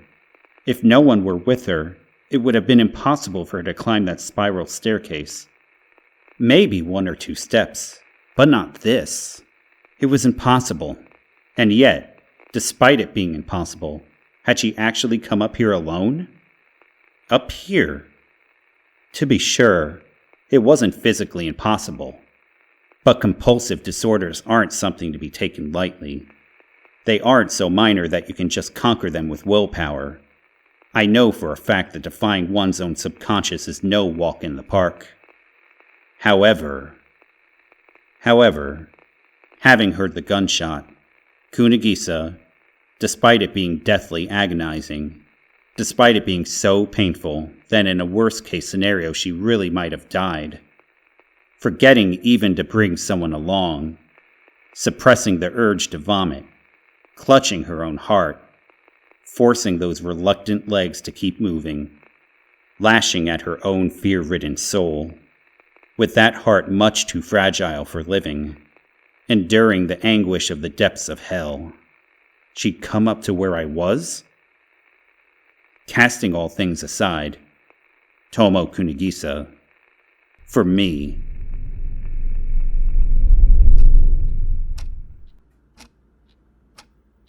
Why? It was too much. It was heartbreaking to the point of brutality. Really, how much of a clown was I? This emotion, this painful emotion. What was the name for it? Why are you always shaking me up? You, really, since back then, nothing's changed. The woman smoothly pointed the muzzle away from me, and at Kunigisa. Hey! What are you doing? You were going to shoot me. What need is there to point your gun that way? No such necessity exists. Or do you have no use for such things? Are things like necessity and reality non-existent in that convenient world you live in? The light. Gradually, my eyes were adjusting. Hers were probably doing the same. Kunigisa, however, who, unlike us, was adapting to the dark, not the light, couldn't yet make out my attacker. Dark adaptation takes longer than light adaptation. Consequently, if she were to shoot now, there was no way Kunigisa would dodge. I started to stand, but by the time I was on my feet, it would be too late. There was no point. There was no way I could make it to Kunigisa in time. I couldn't outrun a bullet. Even if I could, there would be no point. I couldn't just die right before Kunigisa's eyes. I was too late. I was too late, just as I'd been 5 years ago. Just like always. In which case, there was nothing I could... Oh. It seemed Kunigisa had spotted me, without even casting a glance at the handgun, without letting my attacker even enter her field of vision. She'd stuck a finger out at me, and grinned. Thank God. You're okay, Ii-chan. With that smile, that selfless smile, that ragged smile, with Tomo Kunigisa, who was completely oblivious to the circumstances. Truly, I'm in love with this girl. Yes, it was something I'd always known. It was so obvious to me that there was never a need to put it into words, because there was no need for words between us. It was self-evident. I'd been aware from long ago, from the instant I had met her. I had chosen Tomo Kunigisa, to the point that I didn't care about anything else. I didn't need to be loved or chosen. So please, don't do it, I begged the woman. She remained motionless for a while, but then...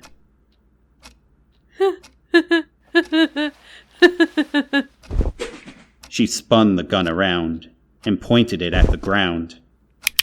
She continued laughing for a while, like she was truly having a ball. Sing-song laughter. Dragging my feet, I made my way over to Kunigisa and hugged her by the shoulders. Her body had become thoroughly hot. That was enough to discern just how much she had struggled to make it here. I held Kunigisa to shield her and trained my eyes back on my attacker. She was looking back at us holding on to each other. I've still got some complaints, but, well... She opened her mouth. This time, just getting to hear a guy like you speak such an innocent line will do, I guess. Those were words I couldn't hear from you last night, after all. Saying so cynically, Akane Soniyama tossed the gun aside.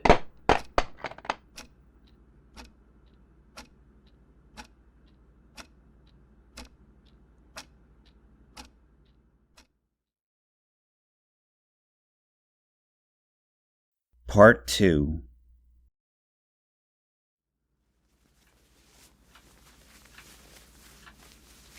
Wow, you've got a huge bruise, Ichan. With my pant leg rolled up, Kunigisa caressed my ankle. The blue-haired goon probably didn't realize how much that hurt. Hikari had brought me a compress from somewhere, so I stuck it on. There was that sensation of my body temperature being drained. You had to love that feeling. Akane was so tough. Not that she ever looked like much of a pushover, Kunigisa said. Didn't you know, Ichan? Why would I? Who could have known one of the 7 fools would turn out to be so freaking tough? It wasn't some video game. She was a complete force to be reckoned with. I hadn't expected her to be so overwhelmingly tough, and I certainly hadn't expected her to have a handgun prepared. I had had a number of brushes with death by now, but this was by far the most dangerous. If Teriko hadn't come to my rescue, things would have gotten really bad. You have to be careful. That body doesn't belong to you alone. Don't know about that. Since the showdown, we had entered a phase of treating the wounded, dictated by common sense as the primary concern. At the time, I hadn't thought anything of it, but after a while, the damage from that initial leg sweep became much more apparent, so I was now undergoing treatment in Kunigisa's room. You hit your back as well, didn't you? Did it hurt? Asked Hikari. Please take care. Akane was in the karate club in high school, you know. I think I've heard that before. She even participated in the national tournament. Man, tell me that stuff. Yes, but apparently she only won 5 matches. You only need 5 matches to win the national tournament. As for Akane's wounds, first there was her broken right arm. Then there was that first kick, which had apparently broken 4 ribs. Even in that early phase of the showdown, she had suffered a major wound, yet she was still able to hold her own like that. It was no small feat, Akari and Teriko were attending to her. As for Teriko, she had bled a little from Akane's nails digging into her throat, but had suffered no more notable wounds. At the time of that gunshot, I assumed that the bullet had hit her square in the back, but in fact it hadn't hit her at all. I thought she'd fallen into my arms from the force of being shot, but it was actually the result of her dodging the bullet. Apparently, she had reacted to the sound of the gun being cocked. What was she? One of Charlie's angels?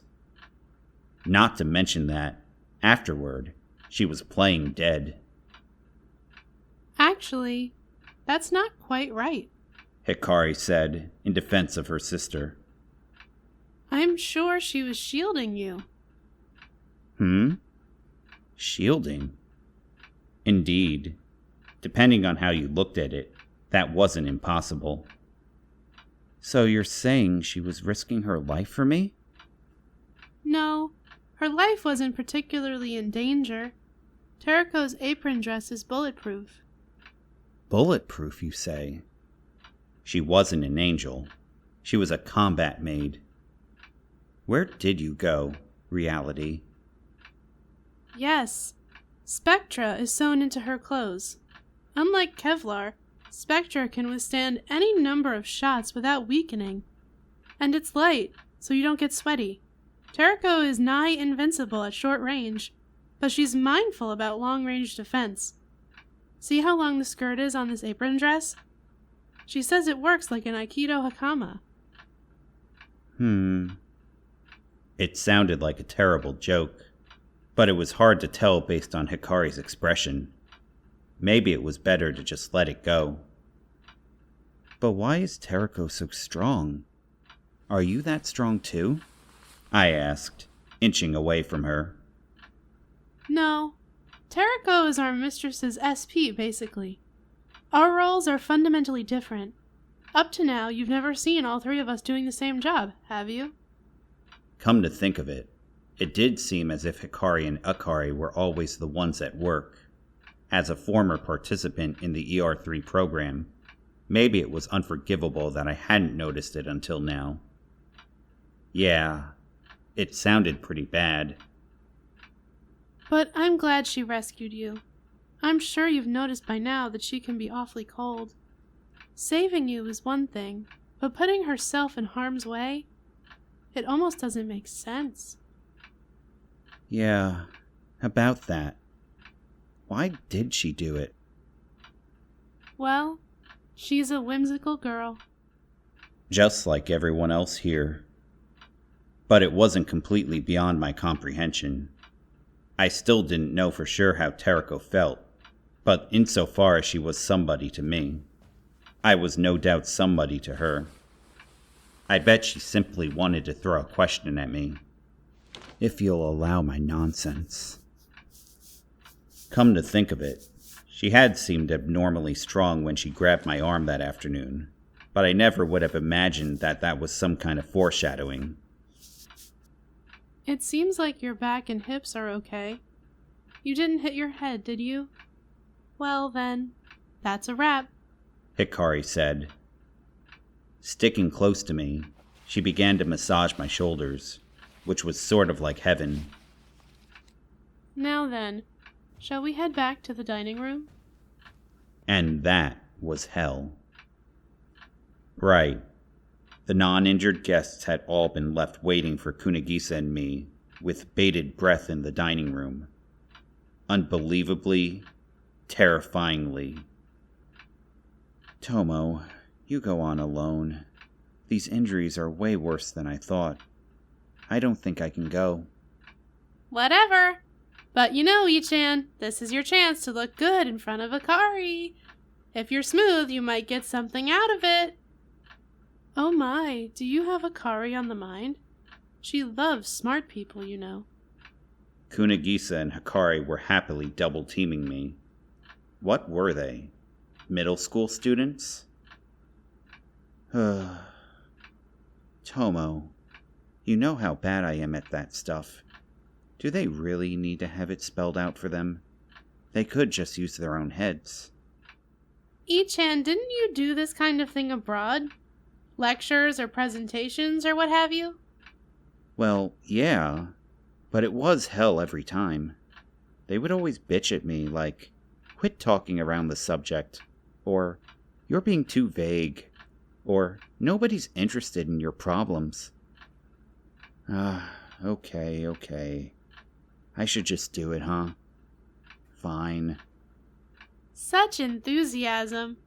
Kunigisa said with a vague smirk. Come on, you'll get in trouble. You have to be more cheerful about this. I know that's probably impossible for you, but anyway, let's get going. Tie my hair up first. Huh? You don't like it that way? It feels like my head is being pulled on. 1 or 2 tails is better after all. Huh. And here I liked it. Tomo, would you like me to do it? Offered Hikari. Kunigisa shook her head. Putting my hair up is Ichan's job. Yes'm. I redid her hair, and our preparations were complete. Okay, let's do this.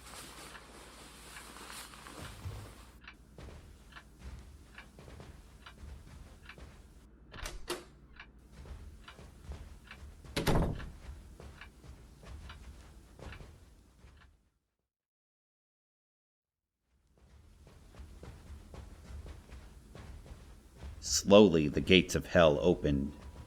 I was feeling quite heavy-footed, and it wasn't just because of my injuries.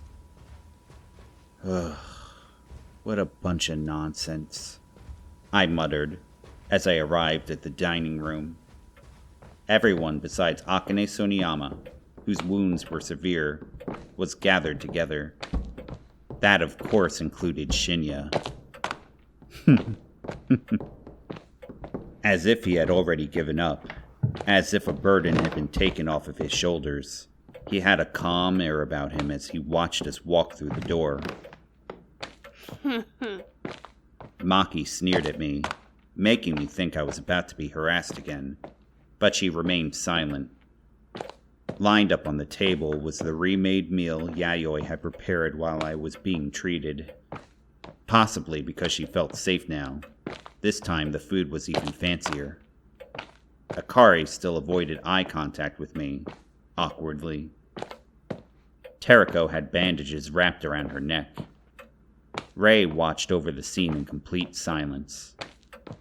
And then there was Iria Akagami. She was looking at me with challenging eyes. Well then, shall we have you begin? She said to me as I took my seat. What was all this? I'll explain.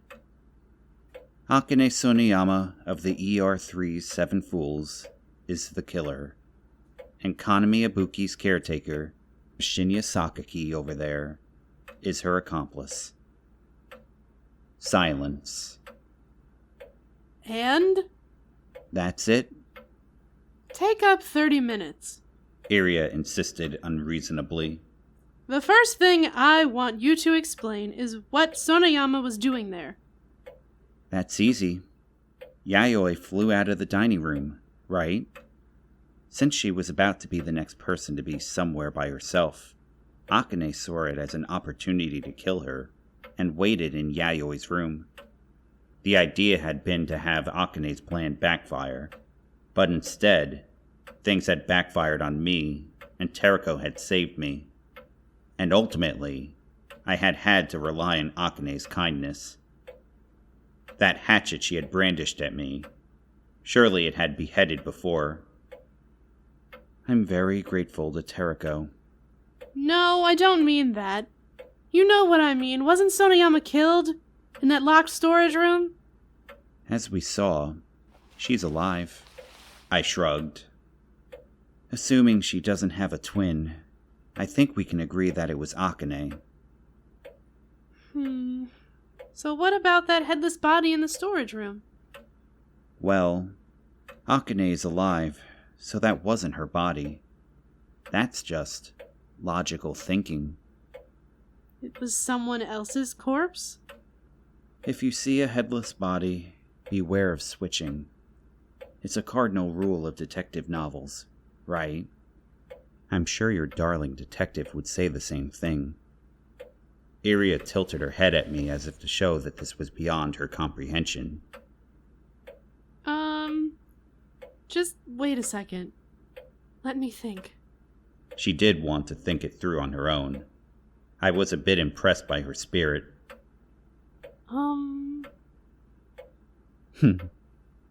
Well, in the meantime, may I? Shinya raised his hand. I've got a question for you. I don't mind. I nodded. I thought for sure he'd asked when I'd realized the truth of the case, or how I figured out the killer, but Shinya's query was totally unexpected. Is that wound on your foot okay? Yes. It's made a bruise, though. Really? So she didn't break it? That woman. Or maybe she couldn't break it, though that's not like her.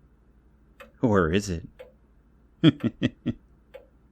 I wasn't sure what all his mumbling meant. No good. Iria capitulated.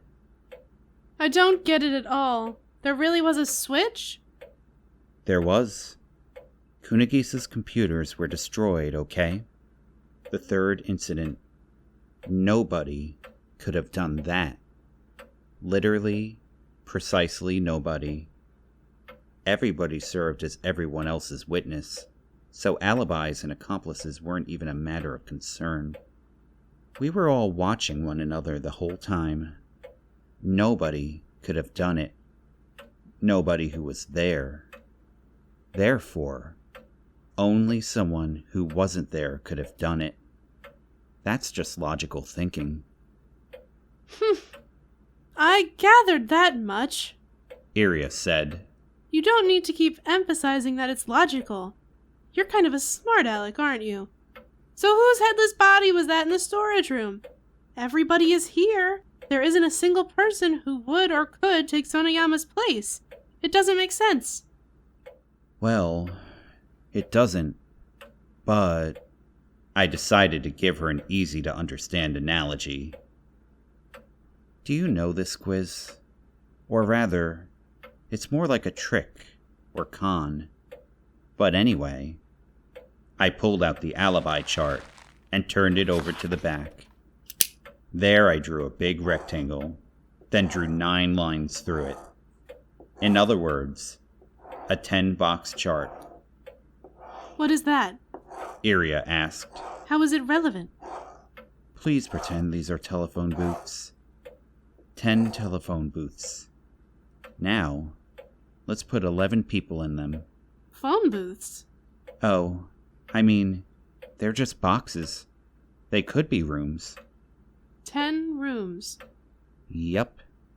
I nodded. Incidentally, this was a magic trick I had picked up from a book I had perused at the bookstore while in elementary school. Okay, so let's say A tries to enter the first box, but a second person enters it before him. I wrote an X in the first box. Now for the third person. I wrote an X in the next box.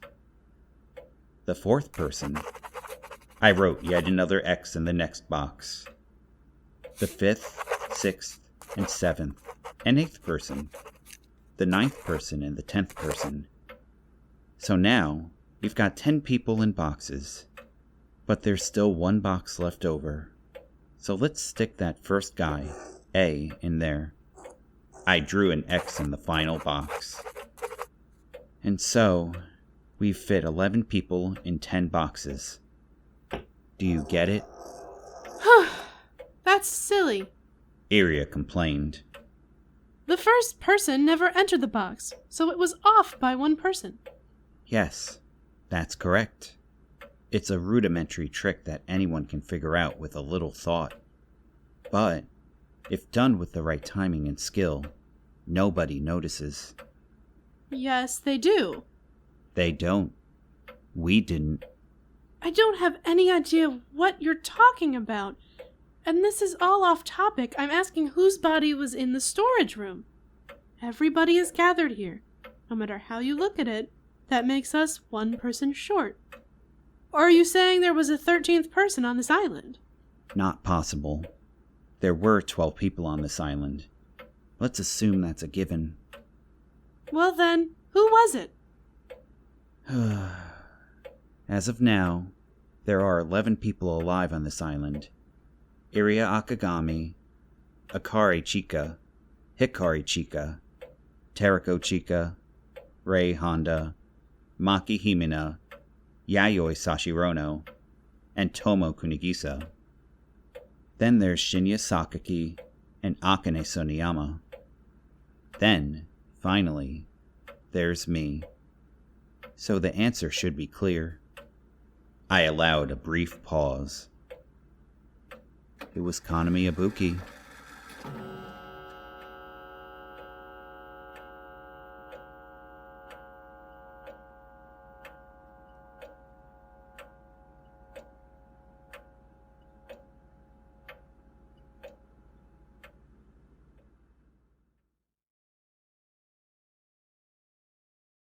Part 3.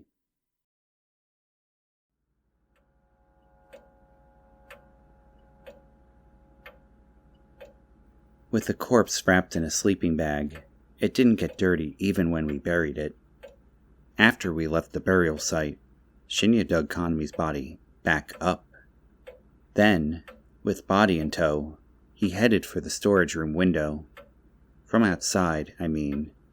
He knocked on the window, and Akane opened it from the inside. In went the body, and they made the switch. It's as simple as that. Taking a look over the group to see their reaction, especially Shinya's, I continued. It was strange. When we went to bury Kanami's body, Shinya brought a sleeping bag along. It was a coffin. But hold the phone there a second. Why would he have a sleeping bag? Maybe if this was a camping trip, but no one would bring a sleeping bag when they've been invited to a mansion. So maybe it was already at the mansion to begin with? See, that's what I had thought. I thought Iria had offered it to him for the sake of the burial. Certainly in a mansion like this, a mansion that offers beds with canopies even in the guest rooms, it's a little unnatural for there to be sleeping bags lying around. But it's not impossible.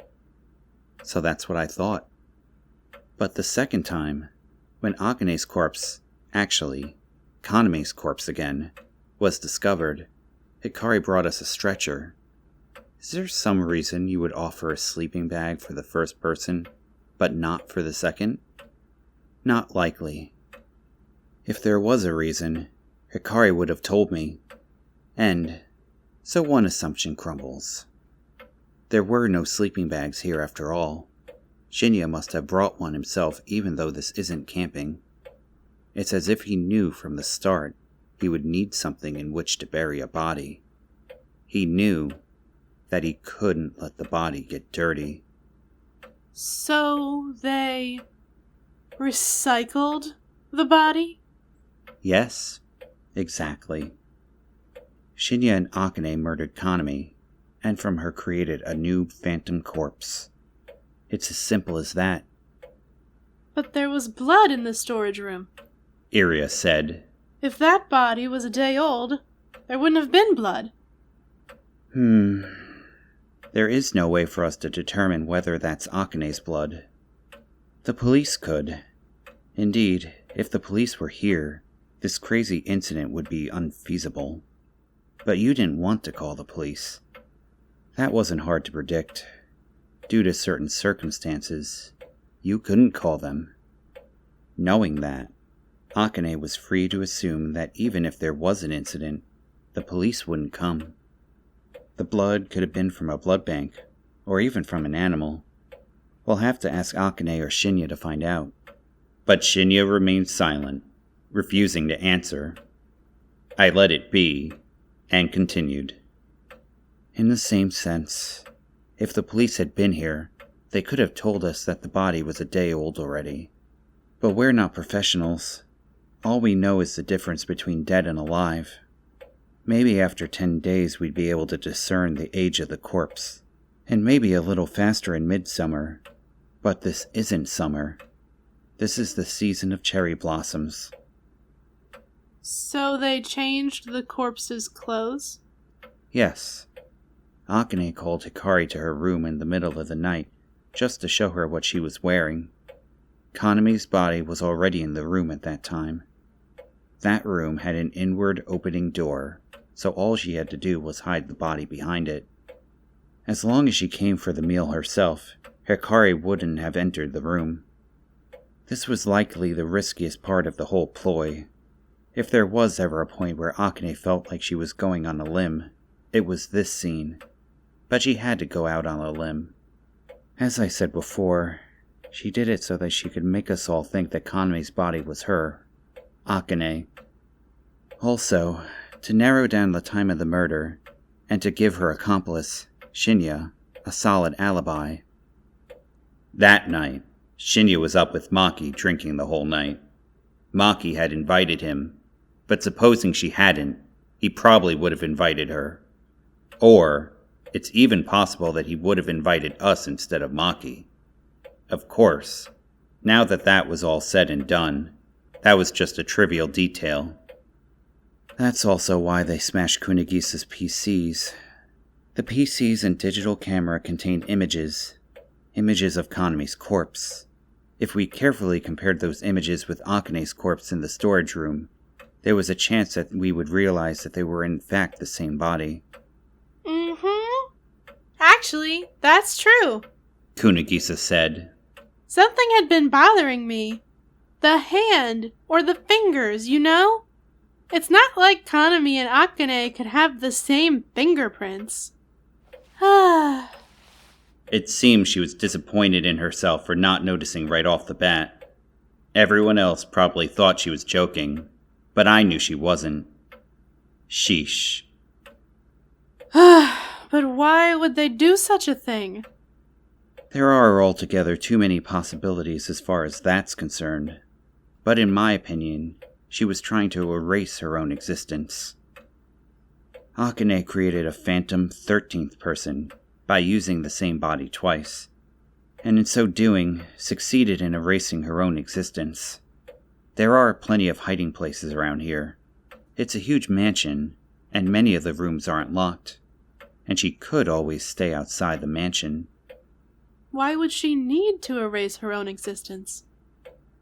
That hardly takes any thinking. There's no thinking required at all. If she became a victim, if she herself was murdered, she would no longer be watched. She would be able to move around beyond the confines of thought and reason, like some invisible woman.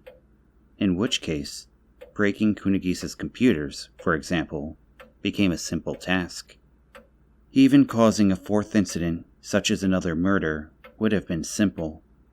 But again, we won't know for sure what they planned until Akane or Shinya. We were going to kill everyone. This time, Shinya was gracious enough to answer. He spoke with a coolness that told of his complete surrender. He spoke with indifference. Everyone on this island. But to do so, she had to remove herself.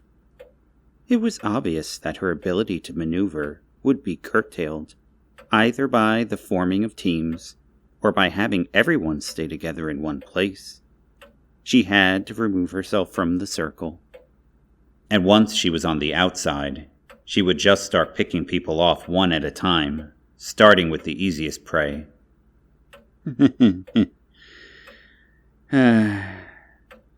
That Akane. She did such a good job of removing herself from the party. I never would have thought she wouldn't even be able to kill a single person. I thought she'd at least get through half of you. Would you like to explain the rest, Shinya? No. He shook his head weakly. I'll leave it all to you. That's your role here. Your job. I gave a silent nod in reply. Well then, I don't think I need to explain the first sealed room at this point, do I? That was just a trick to distract us. They just needed to buy time until the second incident. It might not have been specifically planned to go down that way, but rather just a coincidental product of the law of great numbers. Maybe the earthquake just happened to occur, and she thought of it right then. Of course, murder was in her heart all along, but maybe she only decided on a specific plan once the earthquake happened. Supposing that was the case, it was some incredibly quick thinking. You couldn't help but be impressed. Anyway, there was an earthquake. Then Shinya called. However, it wasn't Kaname on the other end, but Akane. Then, Akane killed Kaname. Shinya said Kaname had said the paint spilled, but that, too, was a trick. He used vague wording so that even if the trick was exposed, he could weasel out of it. Even I was tricked by that. Shinya laughed. That was just a coincidence. I don't know. There's too much of a significant difference. I can't speak to it. But anyway, Akane killed Kaname. Then, she put together that sealed room by intentionally spilling the paint. So at least I wasn't wrong when I said at the outset that Sonoyama is the killer. That's right, Iria. Highly possible meant just that. But that's all it meant. Because Akane had created that sealed room. We couldn't say for certain. Of course, that was the whole point of the sealed room. To put herself under a perfect level of suspicion. To be doubted, but not ascertained, as the culprit. She created a sealed room. Then, she was imprisoned in the storage room. Granted, I was the only one who had suggested it, but even if I hadn't said anything, Shinya surely would have.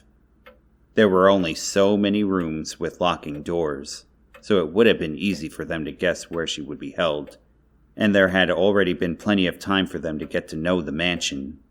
Of course, we could only speculate, but if Shinya didn't feel like talking, we couldn't arrive at the true answer. On that note, it seemed to me that Akane's big tiff with Kaname was also done to intentionally show their sour relationship. Akane wanted to put herself in that risky position for later on.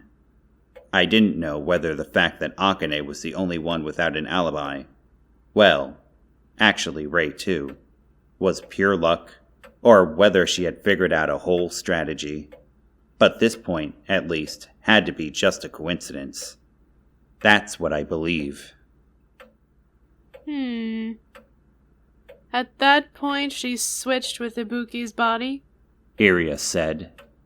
Then she showed herself to Hikari in the middle of the night, put the clothes she had been wearing on Ibuki, escaped, and hid away somewhere in the mansion? During dinner just now, she was hiding right by the dining hall, listening in on Sashirono's hysteric outburst. Overhearing her saying she was going to stay put in her room, Sonoyama headed out there first and lay in wait. There's no lock, after all. But the hunter became the hunted. So that means Sashirono's breaking down and accusing Hikari was all a ruse you set up? Yes, I nodded. We could have just found her at that point if we had searched the whole mansion. But it's so huge. It just seemed like it would be a big hassle, so we set a trap instead. I almost bit it, though. The amazing thing about you is that you kept it to almost. I didn't know who was speaking for a second, but it turned out to be Maki. It was the first time she had given me a compliment without a hint of sarcasm. I was just a little bit pleased. But hang on a second. Iria placed a hand on her own head and remained like that for a moment. Something still seems off, she said. What is it? Something seems strange to me. Are you wondering how Akane got out of the storage room? Yes, that! Iria exclaimed with a clap of her hands. That's it! That hasn't been explained yet. Did Shinya pull her up? After switching places with the corpse? Nope. Shinya was only outside the mansion when we buried Kanmi's body in the mountains. At that time, he did drop the body into the storage room, but he didn't pull Akane out. Hikari saw her at 2 a.m. Plus, Shinya had an alibi that night as well, so he couldn't have pulled Akane out. That much is certain. Then did he drop a rope ladder down there or something? That's not it either. A rope ladder would have left a trace somewhere. I suppose it would have been possible if the rope was long enough, but Hikari saw that the window was closed at 2 a.m. Akane couldn't have tied the rope outside from the inside of her room. She would have needed an accomplice. But as I said, Shinya was busy at the time creating an alibi for himself with Maki. Then it's impossible after all. Iria pouted. My head is spinning in circles. I'm feeling cyanotic here. You probably mean psychotic. That's the only kind of thing you voluntarily point out, huh? Iria grimaced. Well, you must know the answer. Yes. I nodded. She was locked in a room with a door that can only be unlocked from the outside, and a window that opens freely, and she wanted to get out. Iria, what would you have done in that situation?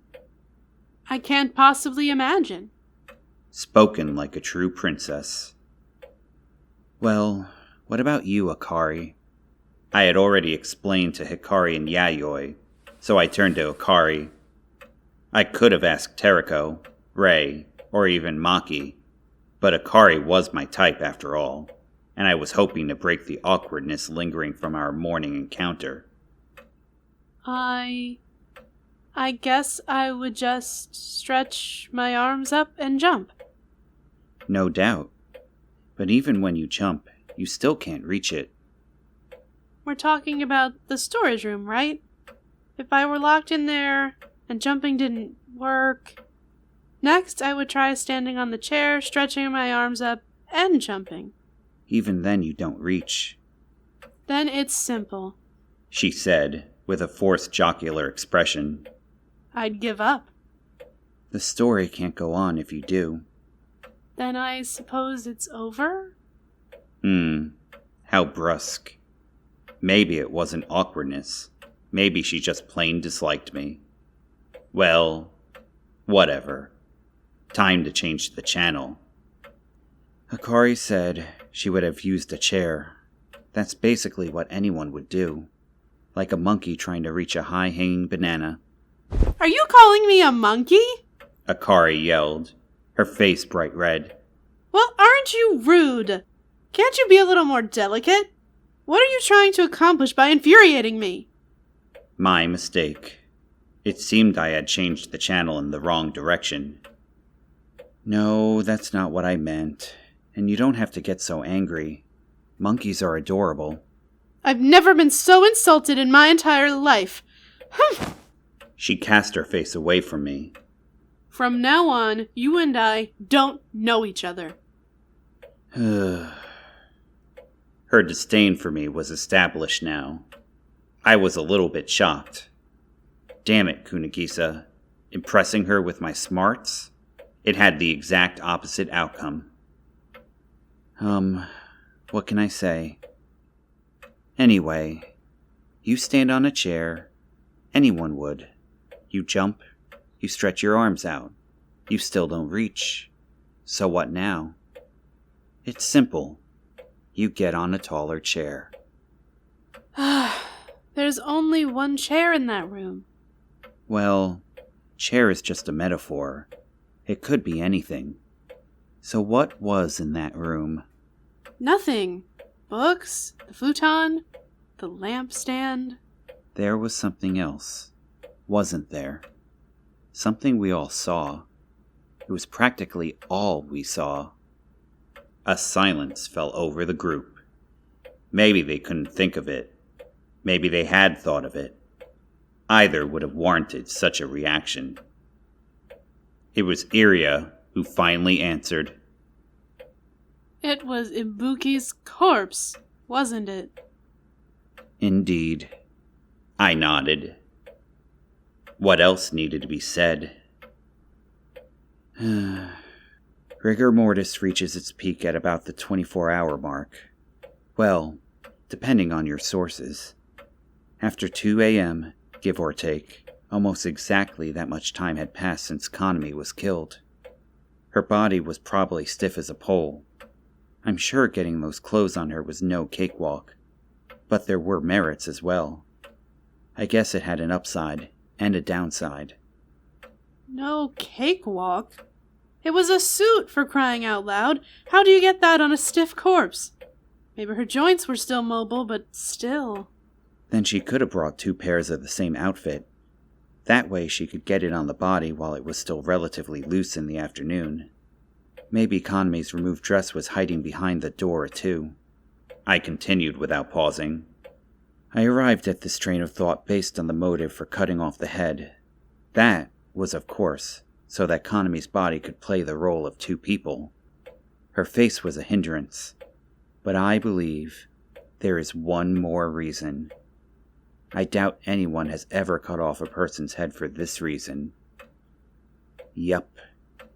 To flatten her shoulders. You mean because if she hadn't done that, if the shoulders weren't flat, it wouldn't serve as a stepping stool? Because it wouldn't be stable?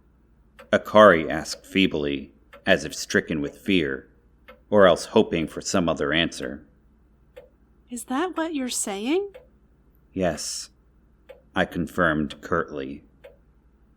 Not just a stepping stool, but a staircase. First, she placed the chair, then stood Kaname's body up next to it, letting it lean against the wall a little. Then, she used the chair as her first step, the body as her second, and made a final leap. Hop, step, and jump. By stretching out her arms, she finally reached the window. Kaname was always confined to a wheelchair, so I wasn't sure of her exact height. But considering Akane had thought to recycle the body that way, she was probably as tall as Akane, and that was none too petite. Even without the head, at least 5 feet tall. If you added Akane's own height, that was about 10 feet. Plus, she was extending her arms. Plus, she jumped. As long as her hands made it to the window, all she had to do was pull herself up. The impact from the jump probably caused Kaname's body to topple over, but that was all the better. It would be hard for anyone to tell the body had been used as a stepping stone, and that's exactly why the head had been lopped off from the very base of the neck. It couldn't have been that easy. I mean, that's... She didn't have to succeed right away. In fact, she could have tried any number of times. It's not the type of thing you can do in 1 or 2 tries, but eventually she succeeded and knocked Kaname's body down in the process. Ideally, you could also close the window, but you can only do that from the inside, so she probably just gave up on it. When we went and examined Akane's, by which I mean Kaname's body, the next day, the peak of rigor mortis had already passed, and the body had become somewhat loose again. Of course, I'm no specialist, so I can't really say for certain. Ugh. That's... Akari was turning pale.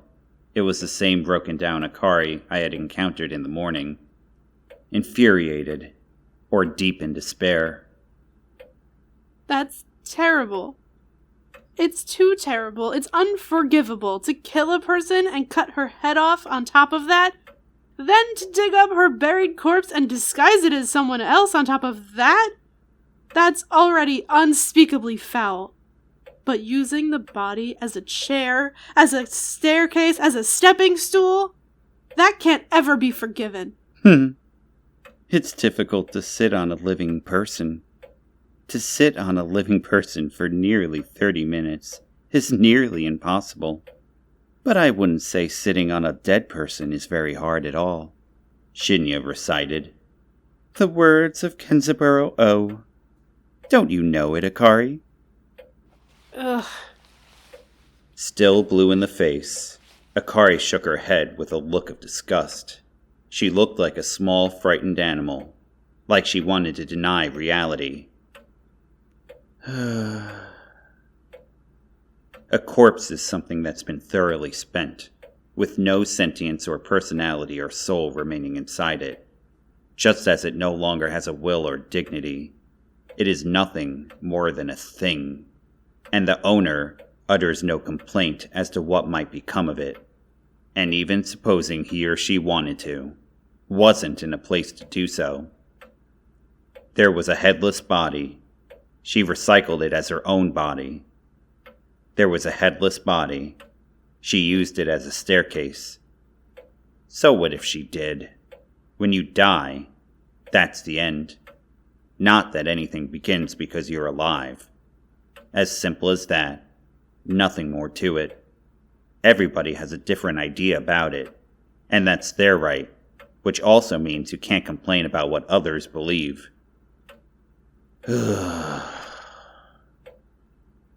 So there it is, Iria. The minor details are a pain to explain, so please, think about them for yourself. I'm sure everything else can be explained away. Unfortunately, I'm not a nice enough guy to explain it all. Please reason things out on your own. The details, huh? Iria said. What about the motive? I don't think you can write that off as trivial or minor. You'll have to ask them directly. I repeated the same line I had already muttered a number of times by this point, and looked over at Shinya. So did everyone else. With a resigned look, he prepared to give an answer. You don't have to answer, Shinya. I looked back. Standing in the entrance to the dining room was Akane. She was supposed to be resting in the bedroom. How long had she been here? How much of my nonsense had she heard? Her arm was in a brace, but she still wore a fearless expression as she looked down, almost contemptuously, upon the human beings seated at the round table. Akane. ER3 System, 7 Fools. Akane Soniyama. Akane, who had claimed that she would never complain no matter when, where, how, why, or by whom she was killed. But did that just mean that she granted herself the right to kill no matter when, where, how, why, or whom? Motive? Motive, you say? How lame. What a meaningless and pedestrian thing that is in a world this big. It baffles me why you would even care about such trifles. I don't get it at all. Look, a modest slippage is all it is.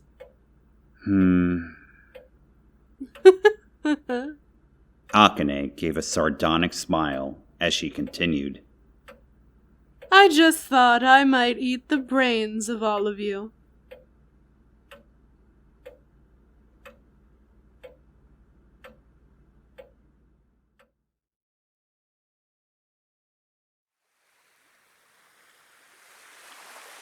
One week later. Divergence.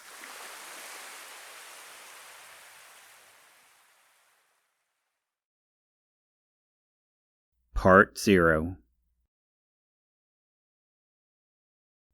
Where is that? Who are you?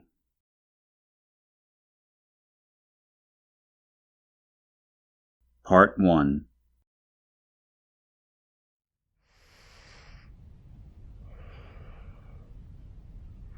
As luck would have it, just as Kunigisa and I had originally planned, we were able to return to the mainland on the afternoon exactly 1 week after our arrival. Kunigisa having a tendency, albeit not as obsessive as her vertical motion thing, to hate changing her plans once she's made them. This set me at ease a bit. But come to think of it, Kunagisa's purpose in coming to the island was, at least in part, to satisfy her interest in the various things that had occurred there in the past. I asked her about it. My investigation is basically over, She said. It seemed she had been up to some various things herself. Not that I wasn't wondering what she had been up to, but if that was the case, there was no problem for now. I just wanted to get home anyway. I sat on a sofa in a room on the same cruiser that had brought us to the island. Kunagisa lay sleeping on the sofa across from me. Now that we were set to return to the mainland, I had half expected something to happen with Hikari or Akari, but they gave nothing more than the usual dutiful formalities. Thank you very much. Please visit again if you have the chance. Take care now. I don't even have to get into Teriko's farewell. She didn't utter a single word, as if to say, I've already spoken to you enough to last a lifetime. But whatever. That's how my life goes. Akane Soniyama and Shinya Sakaki. The two perpetrators of the case were of course no longer allowed to stay on the island, and were currently lying low in the next room. I didn't know what they might be talking about. We were heading back to the mainland as planned, and they were heading back because they had been kicked out. It was the opposite of being marooned, but if you thought about it, mainland was wholly subjective. Yayoi and Maki remained on the island. Yayoi's doubts regarding Iria and Rei seemed to have been swept away, but whether or not that was a good thing wasn't for me to know. Of course, it was up to Yayoi to decide how she lived her own life, and not my place to butt in. As for Maki, she was a sly fox to the end. So, how much did you really know? I asked her before leaving the island. She responded with an ambiguous smile. Who's to say? Maybe I don't really know anything. Like the whole thing was really just an act. If I may, I'm under the impression you knew about Akane and Shinya's plans all along, and were aiding them in creating alibis. What if I was? She said nonchalantly. What if I was? Then you're an accomplice. That's all. But it's not like I had heard anything from Shinya, and he didn't try to tell me anything. If he had, you would have been embedding a murder. You invited him over 2 nights in a row, helping him create an alibi that was hard for me to trace. So, what's the real story? If you were really cooperating with Shinya, then... Then what? Nothing. I guess nothing would happen. I shrugged. Nothing at all. In reality, I wanted to tell her something, but there was no point. If she really possessed those powers, there was no need to say anything, and even if she didn't, there was no need. Either way, that was that. It's just that I had doubts. Shinya and Akane's serial murder plot seemed just too perfect. Like it relied on one too many coincidences. In presenting my findings to Iria, I had made great efforts to step around that. It's not that their plans had been sloppy. It was like they had been unrehearsed. Yet at the same time, everything had been prepared ahead of time. Or rather, it felt like luck was very much on their side. Yeah, it was like they had factored in coincidences and made friends with luck, as if the lay of the entire island and everything on it were on their side. Nonsense. Of course, they probably were all just coincidences, and probably just examples of the law of great numbers. And those two had simply won a bet, so to speak. Anything will look fishy if you think about it selectively. Occam's razor. However, on that island was someone who knew everything, and I do mean everything, even the future. Was even that a coincidence? Good grief. Indeed, it probably was. I could draw no other conclusion. Even if it wasn't a coincidence, it was all over already, and there was no way to prove it. Plus, Shinya and Akane sure weren't talking, and there was no point in pursuing it. Even if there was a point, it had nothing to do with me. And even if it had something to do with me, I wasn't interested. So there we were. Instead, I asked a question. Are you the one who told Terako I was in trouble? There was no reason anyone should have known I was about to be done in by Akane in Yayoi's room, and thus, there was no reason Terako should have conveniently busted in, with all the grace and good timing of an action heroine like that.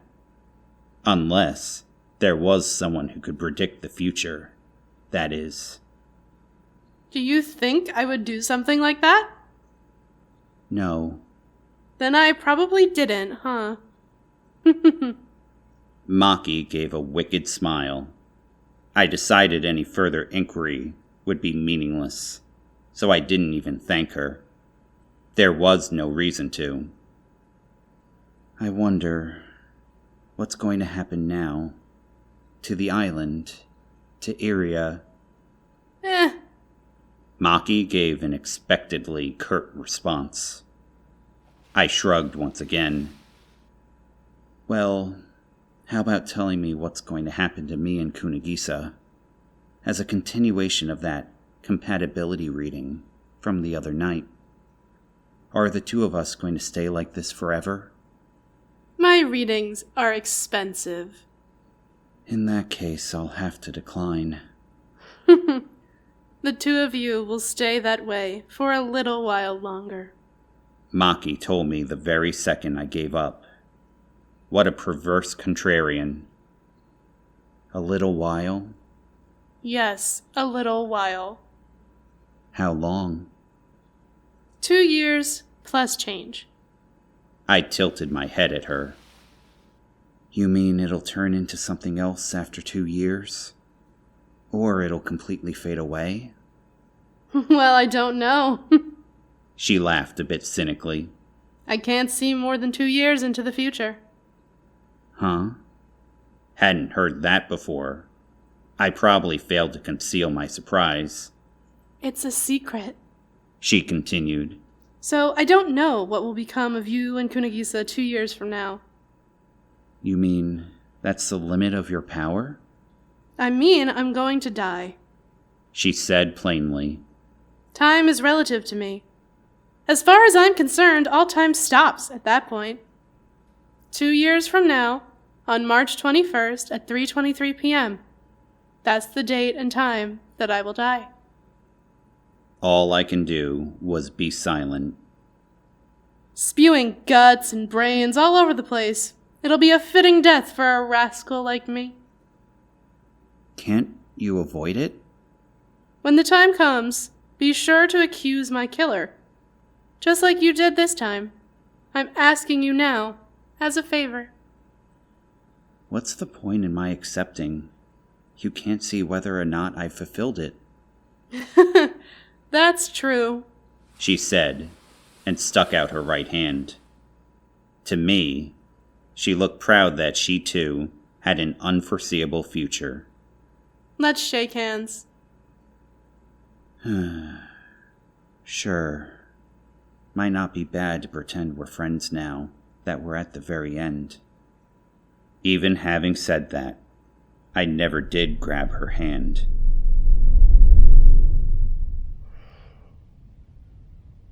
In the end, I never found out why she picked on me so much. It probably didn't matter, and it was probably better that way.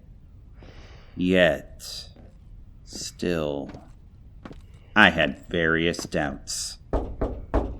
Excuse me. The cabin door opened, and in walked Ray.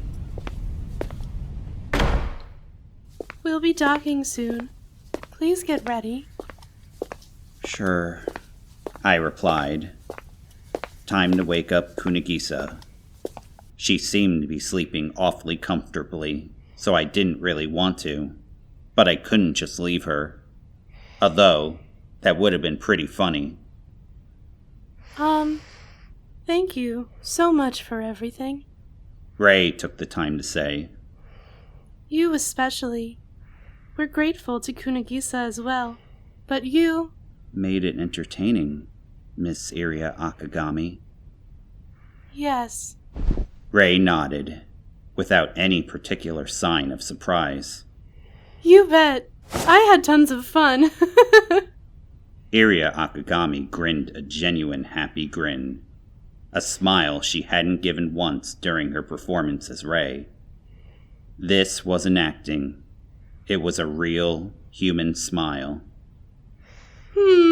How did you know Ray and I switched? Since when? I just thought of it now. It was just a wild guess. I figured if I was wrong, you'd just get a little ticked off.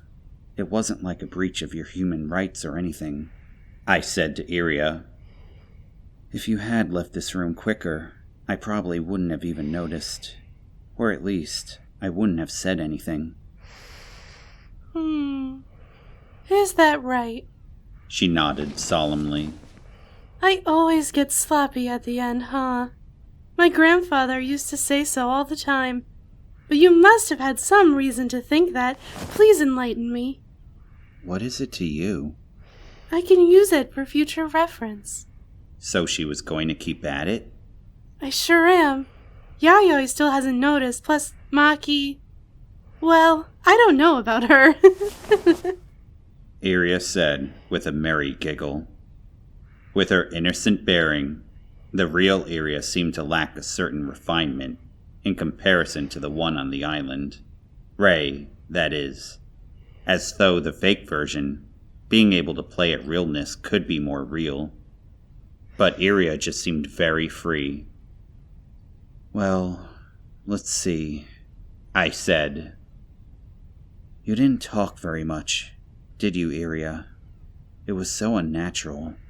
I'm sure you thought that if you spoke, you would give yourself away. But on the other hand, not talking at all was just as much of a blunder. So you made Teriko act silent as well, to create a sort of universal lack of presence, thereby covering yourself. No, that's just how she is, Iria said. I can tell her apart from the other two, even if she's not wearing her glasses, because she never talks. Apparently, that's just how she was. Well, if you thought about it, it didn't really seem like Teriko had been acting. Is that right? Well, either way, I figured if that Iria is an imposter, there's only one person who could take your place. After all, Akari and Hikari and Teriko are triplets. I guess it's a little counterintuitive that they couldn't have swapped places because they're triplets. You said it. She smiled. It was the smile of someone addressing an equal. At least, that's what I thought. And then there was something about your aura. Like, Teriko never seemed to be doing much work. That's because she was your SP, but I never really saw Ray do much work either. I was wondering about that. I poured your tea, didn't I? Yeah, it was great. I had forgotten to thank her earlier, and did so now. Oh yeah, and also, the first time I visited your room, you were sitting on the sofa, and Iria was standing. It seemed like it should have been the other way around. My. She was gleeful. I supposed Ray had been copying such mannerisms all along, but there was nothing like the real thing. Go on. Right. Where was I? If you thought about it, Akari and Hikari obviously knew about the switch, which meant that they, too, were quite the pair of actresses. Especially Hikari, who'd been so spry and pitiable, but lying all along. Somebody owed her an Oscar. The nail in the coffin was when the fake Iria covered for you. That night, Iria and Yayoi were talking together all night.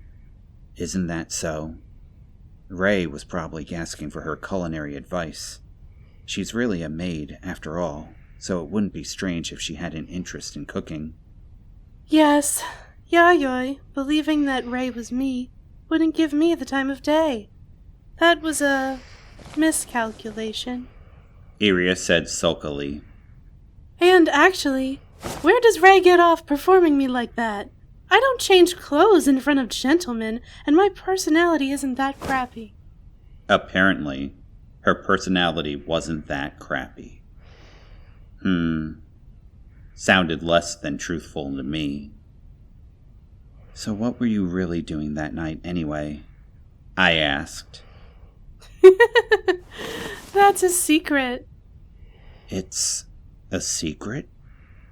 An unmarried lady never discloses her evening's affairs, She said mysteriously. I had a feeling if I pressed any further, it would just tick her off, so I decided to let it go. I wasn't looking for any more trouble. I didn't like making waves after all. Anyway, even though Iria did nothing to protect Hikari, even treating her like a criminal, she went as far as lying to save your hide. Why? Because Ray is closer to Iria than Hikari is? Maybe, but something about that answer doesn't float my boat. Living on a distant island like that, I would think you'd all get pretty close and cozy. I don't think human beings are that cold a species. That's true. Iria agreed. They're like family. My precious family, who stayed by my side even after I was disowned. Disowned. And the reason for it? Iria nevertheless protected Ray, but not Hikari. Why? Could it be because Ray was really her superior? Someone she had sworn allegiance to? I clapped my hands together. Something like that? You're marvelous. I want to hug you. I wouldn't mind. I will refrain. I have a question in turn. Why exactly did you switch places with Ray and pose as a maid? Is it because, even if you've been disowned, as the Akagami granddaughter you're being cautious in presenting yourself to visitors? There was no guarantee that there wasn't some unsavory individual mixed in with all those geniuses. Vetting them in advance wouldn't always work. Sometimes things happened, as they just had. Thus, she had prepared an imposter, a body double. Was that it? But Iria shook her head daintily. No, She said. I just wanted to see who would notice first. Just a little prank. No reason, really. A prank. It was a deflating reply, but I didn't think she was lying this time. And until now, not a single one of those so-called geniuses had caught on.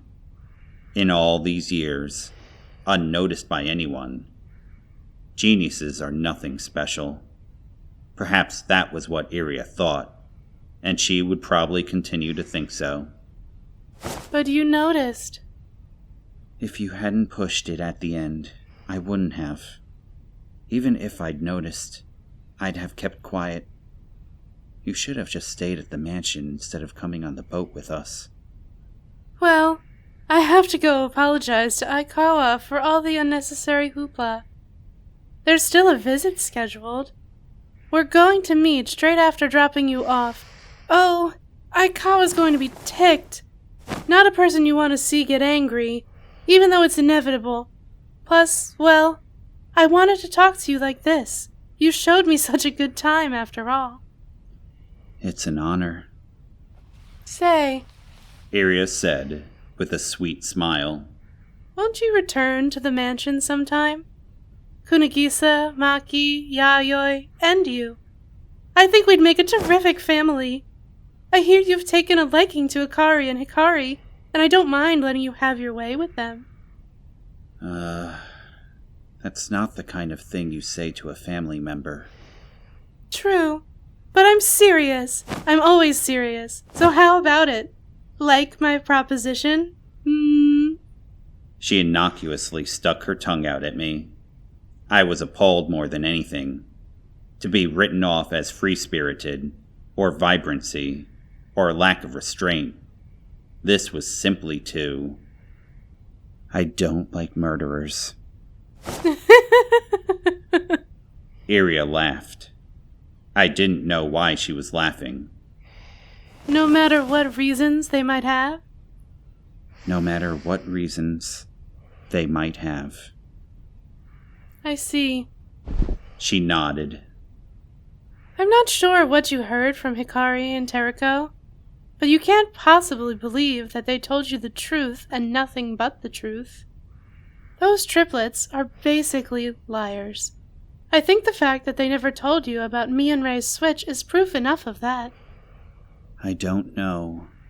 I didn't call the police simply because it wouldn't have been any fun that way. The authorities are so boorish, she said, rolling up her left sleeve. This revealed her lovely, perfectly unscarred skin. Please, excuse me then, she said, with a big smile, and exited the room.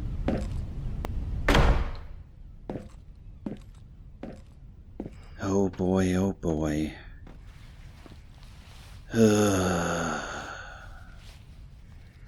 So that was her punchline. What was real, and what was a lie? Who was real, and who was a lie? It's a mixed-up world, and I, for one, never claim to know anything. Nor do I think all people are honest and all things are as they seem. What could I say? Really? Sheesh. Such a jester. I thought to wake up Kunigisa, telling her that we were almost there, but seeing her peaceful face as she mewed like a kitten made me not want to do it. It wouldn't be too late to wake her up after we reached the coast. The rule of thumb is, the longer you can stay dreaming, the better. Nevertheless, family. Man, I'm gonna regret turning down that proposition, I said to no one in particular, expecting no response. I knew that there was only one possible reply. For me, there was only one person I could ever call family. A load of nonsense, I muttered in my usual tone.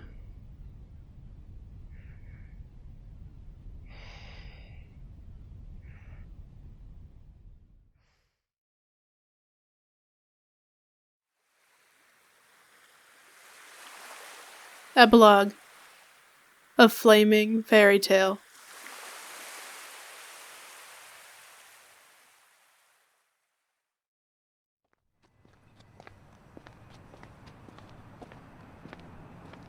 A week had passed since returning to the mainland. I finally began attending college, but finding myself hopelessly unable to adapt due to my late start. I just couldn't get into the mood, and thus, I found myself cutting morning classes and walking down West Main Street. What you call a mental health day, or playing hooky if you want to be a jerk about it. What the hell was I doing all this time before coming back to Japan? My self-directed mutterings were more or less heartfelt, but they were probably meaningless. Whether I was in the ER3, in Kyoto, or on Wet Crow's Feather Island, it changed me little, just as a 5-year blank had hardly changed Kunigisa. More nonsense is what that is, I muttered, as I continued my stroll. I turned south, thinking I'd head back to my Nakadachuri apartment and do some reading. But on the way, I remembered today was the day Kunigisa's favorite magazine went on sale, so I headed to a local bookstore to buy a copy. Tomo Kunigisa. Since then, Kunigisa had stayed holed up at her home. She was deeply immersed in making all sorts of repairs on the workstation and PCs and whatnot that Akane had smashed. She was all fired up, saying this time she was going to rebuild them with steel, so they'd be scarily resilient, but common sense seemed to indicate that this was impossible. Of course, what she got fired up about was her business, so I didn't say anything as to that. As for Akane Soniyama and Shinya Sakaki, Kunigisa looked up what had become of them on the internet, most likely employing the skills of her old pal Chi. Akane had retired from the Seven Fools and was beginning a somewhat reclusive existence while retaining her prominence as a scholar. Shinya supposedly remained by her side. Considering the fact that no one had reported them to the police, this seemed plausible enough.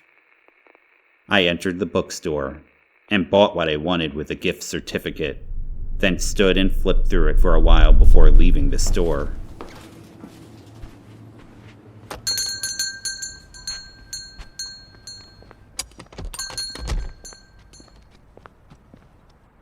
Huh?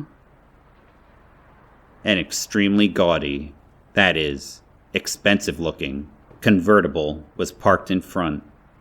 Even if this weren't Kyoto, it would have looked out of place. It was that sort of eccentric, or acrobatic, or what have you affair. That kind of high-class car you see in magazines and the like. You know, with names like Anaconda, or Viper, or Japanese Rat Snake.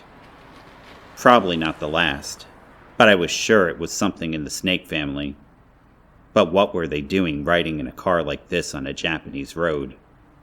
To begin with, what kind of person traveled in such a ridiculous beast of a machine? I glanced over to see the driver step out. It was a woman adorned in an attire that was just as flashy as her vehicle. She wore a generously revealing dress shirt inside a wine-red suit that was bound to catch any passerbier's attention, wanted or not. On top of that, she had a spring coat draped over her shoulders with nothing in the sleeves. Her shoulder hair length was unnaturally shimmery, suggesting that she had used any number of expensive hair products. Deep red sunglasses completely concealed her eyes.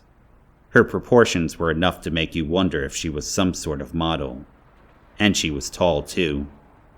She was a beautiful woman in the truest sense, but at the same time, she was the kind of beautiful woman you hesitated to approach. Idiosyncratic, and certainly not for everybody. Anti-healing. Reverse soothing. Wow. I managed to eke out an utterance of wonderment. So, good-looking cars do have good-looking drivers, I thought casually as I gazed at her striding towards me. I cleared a path for her, thinking she wanted to stop in the bookstore. But I was wrong. She came to a halt right in front of me. Then she stared at me over her sunglasses. Dominated by her overwhelming and violent presence, I found myself unable to move, like a deer in headlights, and as such, I was unable to avoid it. Without any warning, she brought her long leg upward, sinking her pump-adorned foot into my gut. I crumbled face down to the pavement. I felt like I was going to puke until there was nothing left in my stomach. But there was no time to scream. With no mercy or reservation, She began stomping on my collapsed body with the heel part of her shoe, so it hurt quite a bit. As is always the case when you're in trouble, there wasn't a single person in the vicinity. There was a bus stop nearby, but the bus must have just left because nobody was there. Damn, must be my lucky day. Still, I had no intention of making an ugly spectacle of myself by screaming for help. I rolled over in an attempt to somehow escape, but this ended in failure as soon as she seized me by the collar. Just like that, she lifted me up. Huh. You really don't close those eyes, She said, as if impressed. Wow, pretty amazing. That's kinda cool. Okay, anyway, hello. Hello. Come on, this isn't a funeral. What the hell is she talking about? I wondered, as she tightened her grip around my neck. She dragged me over to her convertible and tossed me into the passenger seat like a suitcase. Then, she got herself into the driver's seat.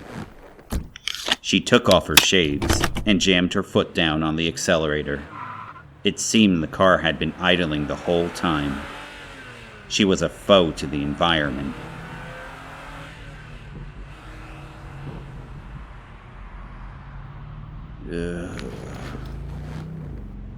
Rubbing my stomach and back, I contemplated my situation. What was this? What was going on? Was this an abduction? Why me? Things were moving too fast and I couldn't keep up. As much as I was a go-with-the-flow kind of 19-year-old, I had scarcely been caught up in a torrential rapid like this before.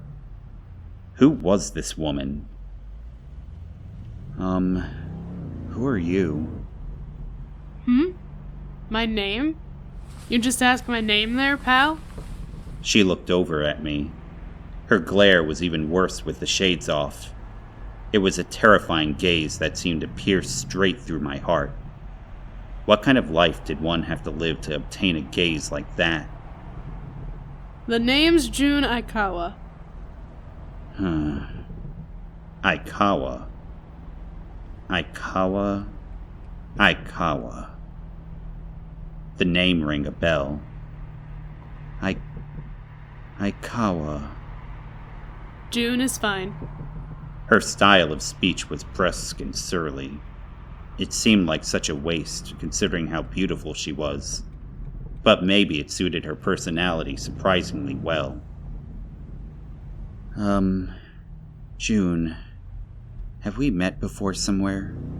I've got kind of a bad memory when it comes to people, but I don't feel like we've met before. First time. Thought so. Even if we'd only met one time, there was no forgetting someone like her. What's that now? Oh, you mean Iria never told you? Iria? That name rang a bell too. Iria... Ah. At last, the circuit in my brain connected. Right. Now I remember. So you're the master detective called Aikawa? I'm a contractor, to be precise. She said cynically. Looks like you remembered. I didn't think you were a woman. Thanks. That's the best compliment there is. She smacked me on the shoulder. It was more than a little surprising to learn that the Aikawa I had assumed was a man was in fact a woman, and such a beautiful one at that. But if you thought about it, except for the tagalongs like Shinya and me, Iria had mostly brought relatively young women to the island. Looking at it that way, I probably should have realized Aikawa was a woman, but Iria kept using ambiguous words, like hero. I was going to go all the way to your college, Aikawa said with a faint smile. but then I spotted you standing there reading in that bookstore. It was a hell of a coincidence, so I thought I'd give you a whistle. You mean you were looking for me? Yep. Thought I ought to see with my own eyes what kind of jerk was sneaking around stealing my jobs. Thanks to you, you chump, I never had my turn. How are you going to make up for that? She glared at me. It was like she had a direct grip on my heart. In my mind, the events that had occurred on the island were already over, so this little development was completely beyond my expectations. Because of you, I missed out on a job. And it was a safe and easy gig, too. Not really understanding the situation, I decided to just go ahead and apologize. I'm very sorry. Please forgive me. Aikawa laughed. No reason to apologize. In fact, I should be thanking you for lightening my load.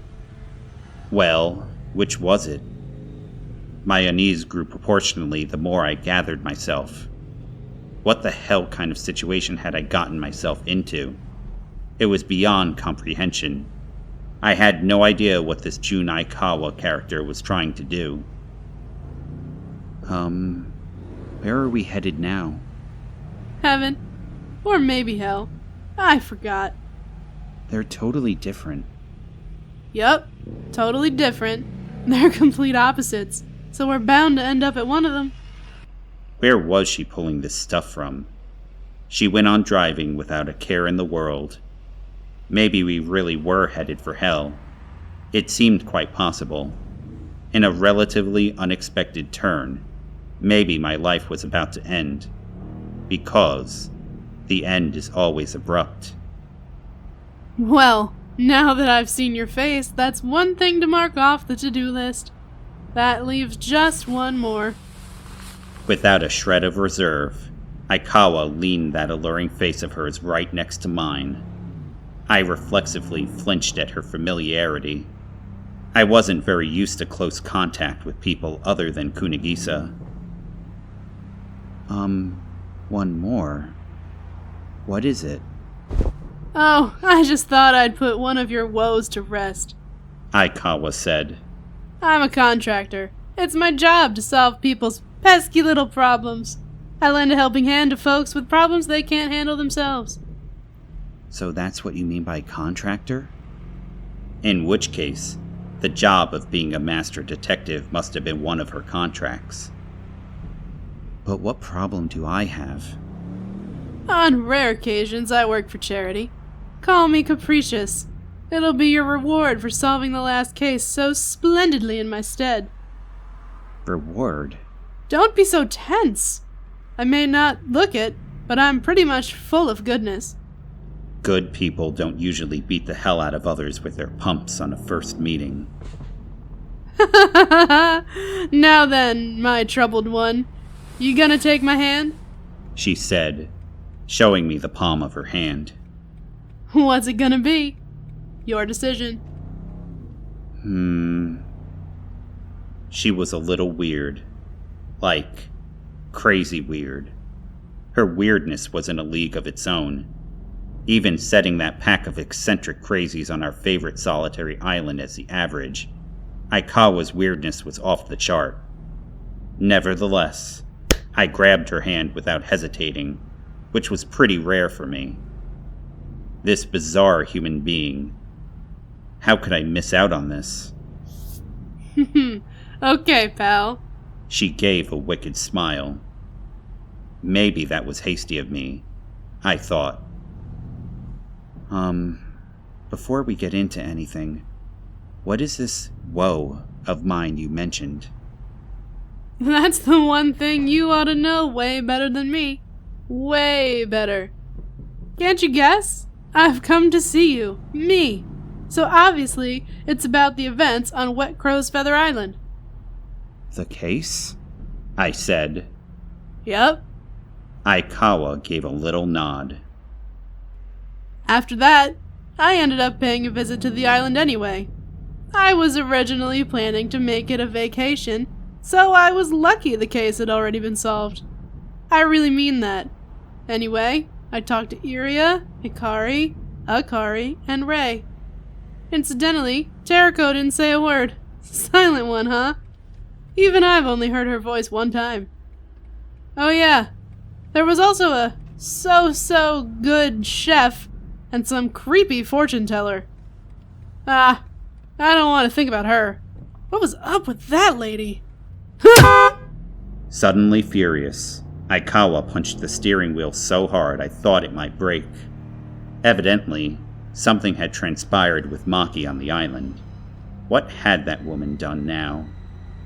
To be sure, you could tell just by looking that the two ladies weren't compatible. Aikawa grumbled before continuing her story. Anyway, they told me about the case. No detail left out. And you weren't satisfied? I asked her. I mean, what do you think personally, Aikawa? That's June, she said in a suddenly low and grim voice. Don't call me by my last name. Only my enemies do that. Do you still think there's something wrong, June? I corrected myself and asked again. That's better. She smiled. Her moods changed like mad.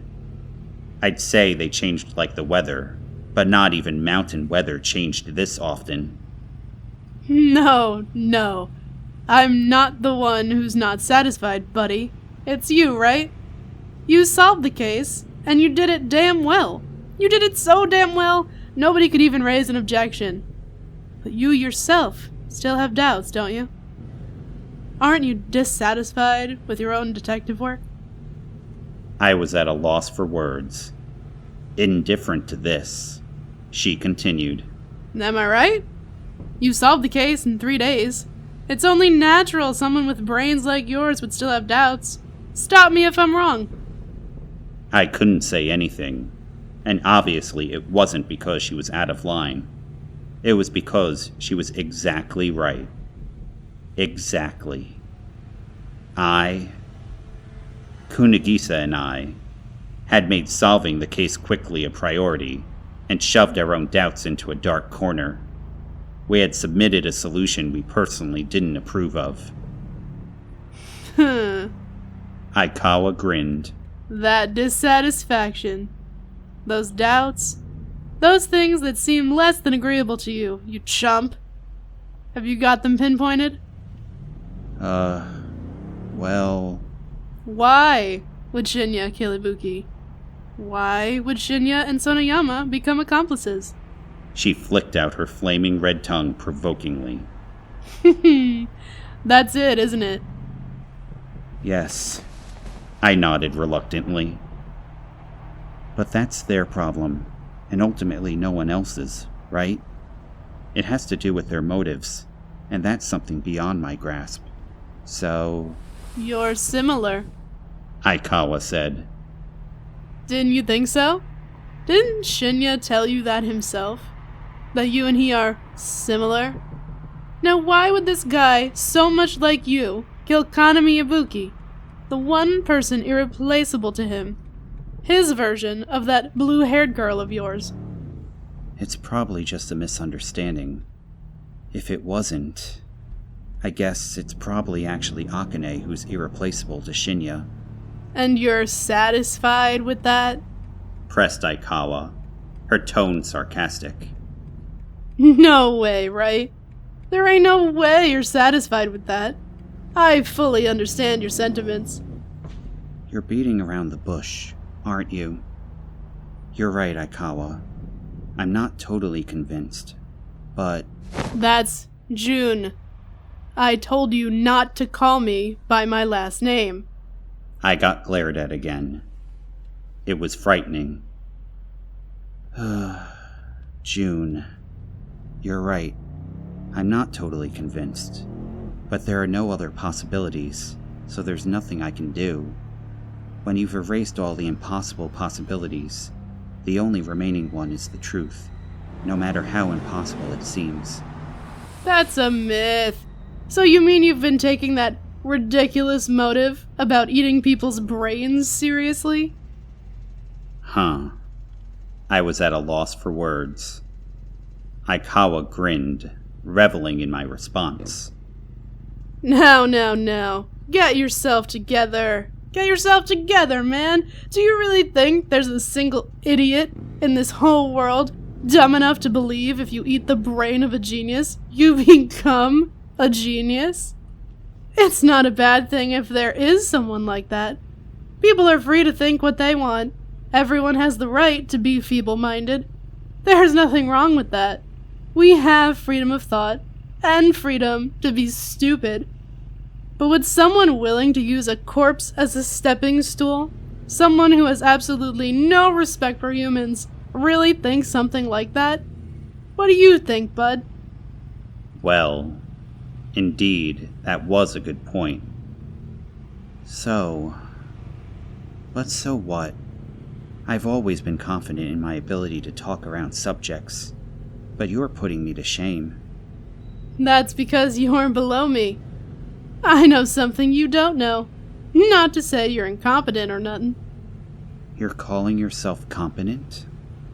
I'm a hyper-competent jack of all trades. If I wasn't, I couldn't do this kind of work. She boasted. She was almost frighteningly narcissistic. Well then, what do you think, June? You're saying you figured it all out, right? Please, enlighten me. If you had just asked me that in the first place, we could have cut right to the chase. Chided Aikawa, laughing. Come on, bud. With your brains, you'd have noticed something unnatural. I heard from Hikari. You noticed it, right? That painting you modeled for? Why was there a watch painted in? Huh. I was stunned. The watch. I had completely forgotten about that. You didn't forget about that, did you? Aikawa said menacingly. Please don't tell me you forgot something that important. Of course not. How could I forget? But I thought it was just a drawing mistake. Kanami relied on her memory to paint, so I thought it was just a memory issue. Not likely. It's essentially impossible for someone who claims her memory and perception are synonymous to make a blunder like that. Even supposing it was possible, don't you think there's some other reason, bud? Okay, June. What do you think?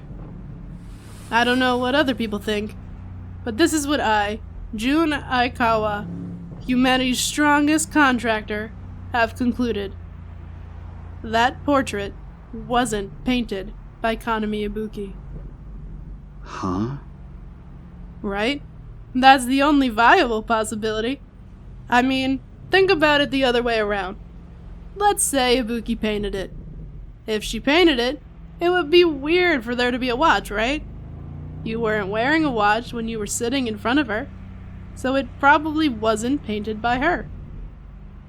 What? Why? What do you mean, why?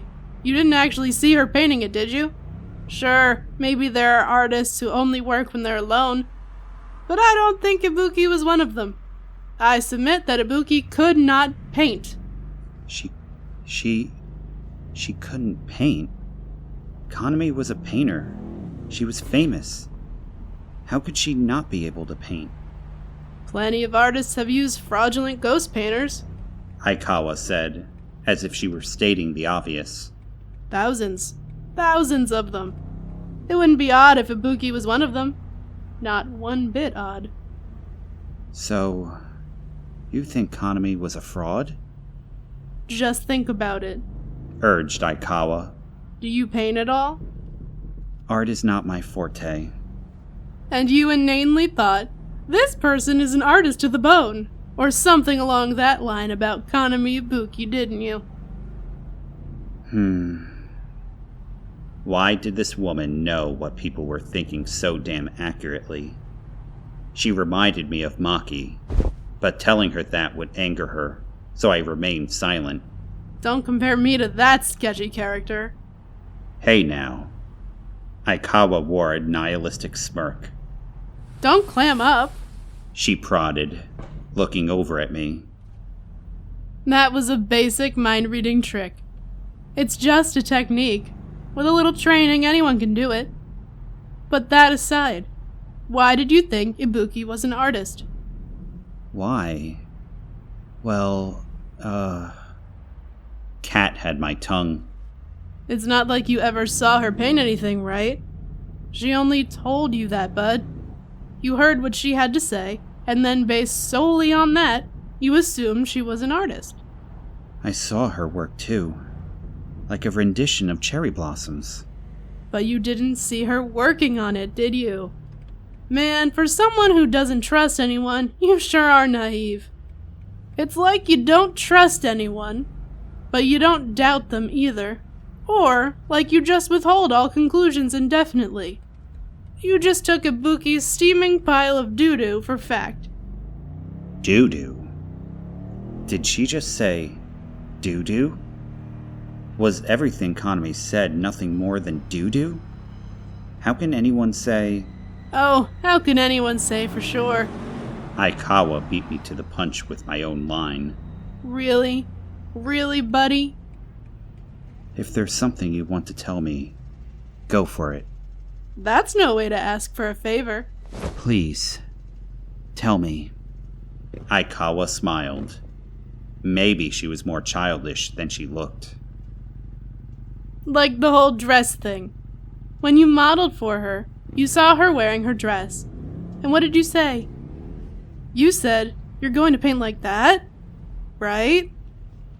I didn't know who she heard that from, and only Maki was likely to know. But that was exactly right.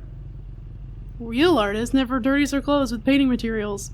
Aikawa muttered, and then suddenly... As if anybody like that really exists! She yelled. That's impossible! Even if she didn't get her clothes dirty, they'd stink! It's not a matter of can and can't. People don't do that! Do you notice these things, you moron? This was no act. She really seemed mad. I cowered in all seriousness. I thought I was about to get pounded. Now I understand what Hikari had meant. A violent temper, huh? Anyway, when you're working with paint on canvas, you at least put on an apron. Even if you suck at art, that much is just common sense. Sure. But if that's the case then, what did that mean? Kaname lied to me? No. Not only that, she didn't know anything about art? There was no way an artistic genius like Kaname Ibuki didn't know something as simple as that. Why? Because it was a fact that anyone with a little experience would realize. Which meant... Yup. Didn't know anything. Aikawa said in a slightly mocking tone. Kaname Ibuki, the genius painter who couldn't paint. So, how will you solve this conundrum? Well, are you saying Kaname was a fraud? No. Think. And then realize, man. Thus, Ibuki didn't paint that picture. But Ibuki was a painter. Therefore, by the law of syllogism, that Ibuki was a fake. So of course, she couldn't paint. A fake? But a fake? Why? Sorry, I'm totally confused. I clutched my head in thought. So, in other words, an imposter Kaname was killed? And the real one wasn't? Yup. And the real Akane Sonoyama was murdered. Aikawa smacked my shoulder again. My thought process ceased for a moment. In no time, though, it was assailed by astonishment. Say what now? Akane? Yeah. Akane Sonoyama. If you think about it, that clears up the initial doubt, doesn't it? Why did Shinya kill Ibuki? Simple. He didn't. Why did Shinya become Sonoyama's accomplice? Simple. He didn't. He was working with Ibuki, his irreplaceable Ibuki. Kaname and Akane had switched places? When? Hold on a second here. I spent 3 days on the same island with those two. I may have a bad memory, but I definitely would have known if they did switch. So they switched before that, before they arrived on the island. I don't know how long those two were there, but it was before that. One had blonde hair and one had blue eyes. The other is a dark-haired intellectual type. How in the hell did two people that different... Hair can be dyed. You can put on color contacts. If you really want to look like someone else, it's simple. Especially when the person has such notable characteristics. Think about it. But then, that painting... Sonoyama must have done it, huh? That day, I bet you were wearing a watch every time Sonoyama saw you. Thus, she's the one who painted you, Sonoyama, as Ibuki. Akane Sonoyama, as Kaname Ibuki. Come to think of it, where was Akane that morning? Was she in the atelier doing that cherry blossom picture? Was Akane the one painting me that night? Why would she... To make everyone think she was Ibuki. Surely you'd never guess that someone who could paint such a portrait wasn't Kaname Ibuki. Though I will say, the whole watch mistake wasn't up to par for them. But Iria was the one who invited them.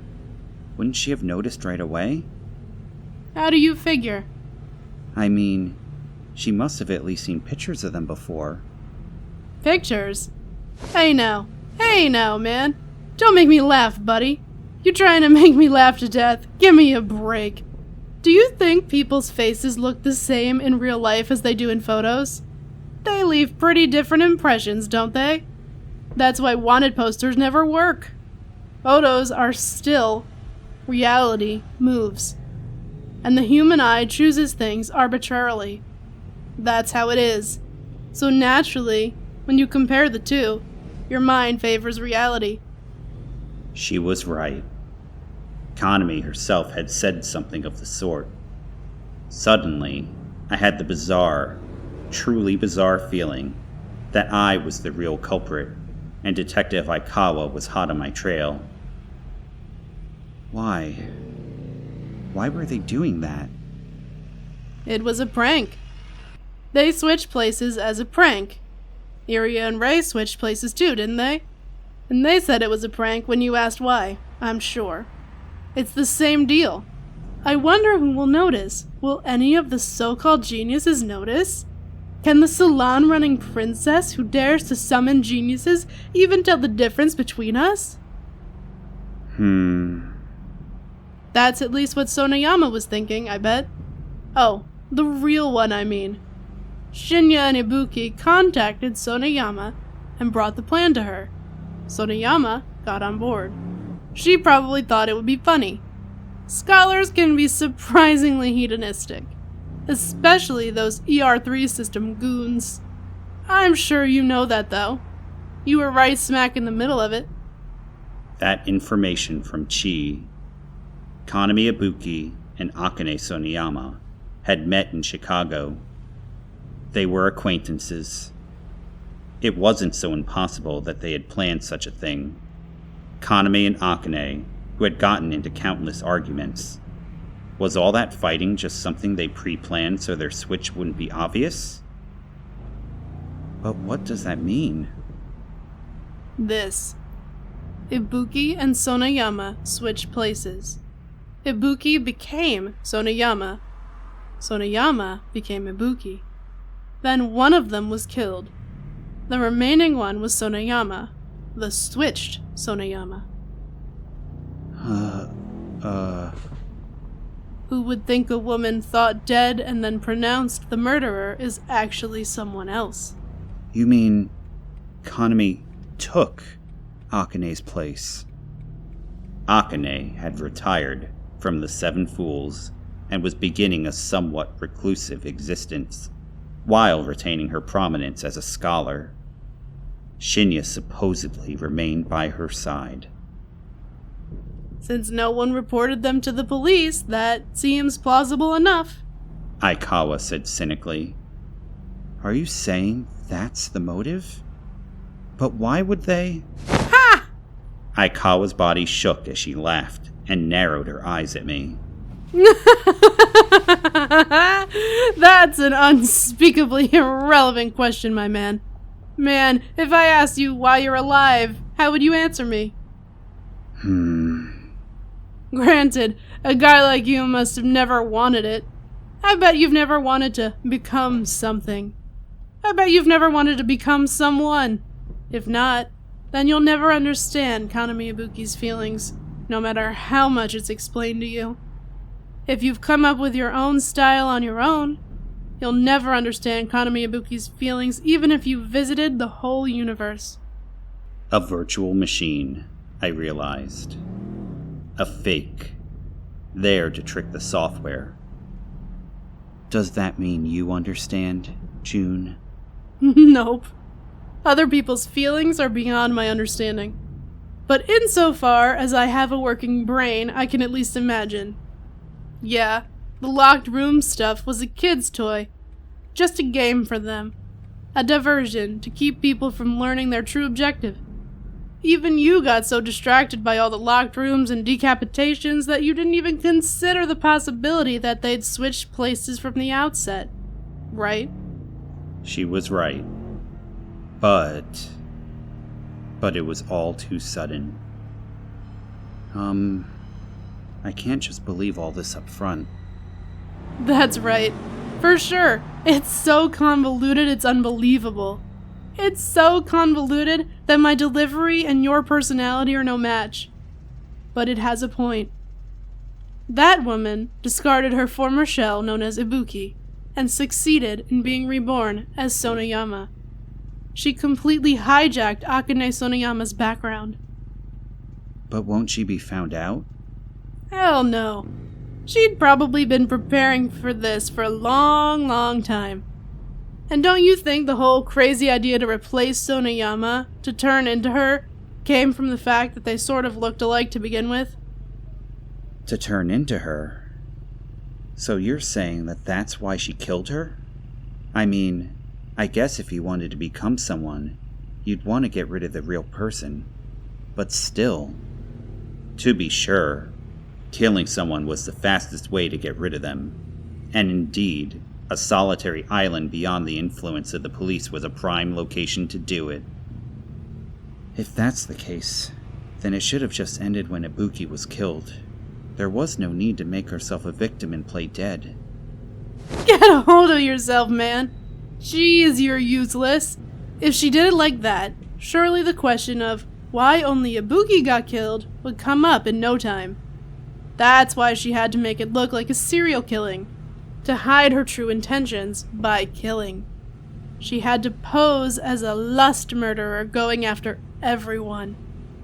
That business about eating everyone's brains was probably added on as an afterthought, no doubt after she overheard you guys talking. But even if she had to kill someone, she probably couldn't bear to kill an innocent, so she pretended to be the victim herself instead. It's so clear-cut. Her calculations were so disarmingly clear. Would a murderer be so coy? Not all murderers are bloodthirsty maniacs, just like not all wolves are lone wolves. In reaching your objective, it's only natural to try and avoid danger as much as possible. The more cases arise, the more clues you give everyone. Am I wrong? Shinya had told me they were planning to kill everyone, and I'd believed him.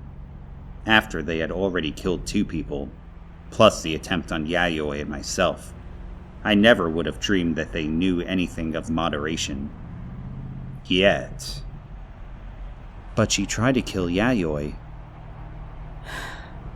She didn't kill her. Aikawa cut down my objection in one fell swoop. You made an assumption. You assumed Akane Sonoyama would kill again after she went as far as recycling a corpse to hide herself. That's why you thought up that trap, using Sashirono as bait. If you thought that it was over, you wouldn't have come up with that trap. But no, you were prejudiced. Think about it. Then realize, man, you were dancing in the palm of Ibuki and Shinya's hand. Why would Shinya show you the sleeping bag? Why would Ibuki smash those computers in the morning when everyone clearly had an alibi? Even that? Everything, even that, had been calculated? They had predicted, no, dictated, our actions that far? The showdown in Yayoi's room? Kunigisa's anguish? All of it was in the palm of her hand? Had we all been nothing more than chess pieces subject to a strategy so devious that there was no room to anticipate the next move? Thinking all the while we were so clever, we were really just being manipulated. I had no basis to argue that it was outlandish. Still, wasn't this all just a little outrageous? But that vague sense of discomfort I felt had now disappeared without a trace. Aikawa reached at me with her right hand, and using those long, slender, white fingertips, began brushing my lips. Though I can't speak from experience, I thought it felt very much like being raped. You were made to fit right into the picture, so to speak. Perfectly, without so much of a discrepancy as a wristwatch, into Kanami Ibuki's painting. Now that's an artist, if you'll excuse me. Maybe they were originally planning to use me, the person to arrive in a week, in their scheme. It didn't matter who. All they needed was someone to solve the mystery of the locked rooms. As long as somebody figured out and exposed the truth that Akane Sonoyama wasn't dead, and then fingered her as the killer so that she could come back to life, that was all that mattered. And she would obtain a magnificent new identity, enjoying worldwide recognition as a grand unifying unitary scholar. But, I pointed out, even if she switched backgrounds and managed to turn into someone else, you still have to account for ability. Akane is still continuing her life as a well-rounded and outstanding scholar, even though she's retired from the Seven Fools. If those two really did switch places... If, huh? Aikawa said, laughing. You're still talking about it in those terms, man? You sure don't know when to give up, do you? Based on your detective work, Akane is really Kanami. But as far as Kunigisa has researched, she's still an active scholar. And why not? She can paint. She's learned. And obviously she's capable of murder. And she's even capable of impersonating people. Doesn't that essentially make her a genius? A genius? Why had Ibuki been summoned there? Was it not because she possessed extraordinary ability? She was the most heterodox of the heterodox. The ultimate of ultimates. Beyond our realm. Yes. That was absolutely... What was your definition of a genius again, buddy? Someone who's far away? I heard from Iria. But you're wrong. It's a vector, basically. Someone who can unleash all of the time in his or her entire life in a single direction. A human being can do all sorts of stuff, but if instead a person just focuses on one skill, the output level is ridiculous. So much so that they seem distant, to use your analogy. A prominent function. The direction of a vector. A restrictive bias. If you set that arrow in a single direction, instead of dispersing every which way. The power of focus. The Savant syndrome. Inexhaustible desire. Aikawa smacked me on the shoulder. You did well, pal. But you're still an amateur. In baseball terms, Mr. Pitcher and cleanup hitter you're a little leaguer. And just when you thought your opponent was a little leaguer too, she turned out to be Domu, figuratively speaking. You know, as in a child's dream. Before your time? Aikawa said, familiarly placing her arm on my shoulders. It was just a little premature trying to end the story before the great detective arrived, my man. You're still too green. But, hang on a second here. Kanami was in a wheelchair. Any old person with working legs can sit in a wheelchair. Aikawa said cynically. That's all there is to it, really. According to Kanami Ibuki, legs are just a decoration. Sure, they help in kicking you around. That's about it. Maybe that's the case for Akane, but all she had to do was sit in a wheelchair. But Kanami was born with bad legs. She couldn't just jump all around the place like... Kanami Ibuki, who wanted to become Akane Soniyama. Kanami Ibuki, who wanted to usurp another person's identity. I wouldn't be surprised if someone had taken Kanami Ibuki's place before this. Just how long had Shinya been serving Ibuki? He said it was a long time. Since when, exactly? And now, too, he remained by Akane's side. Until when, exactly?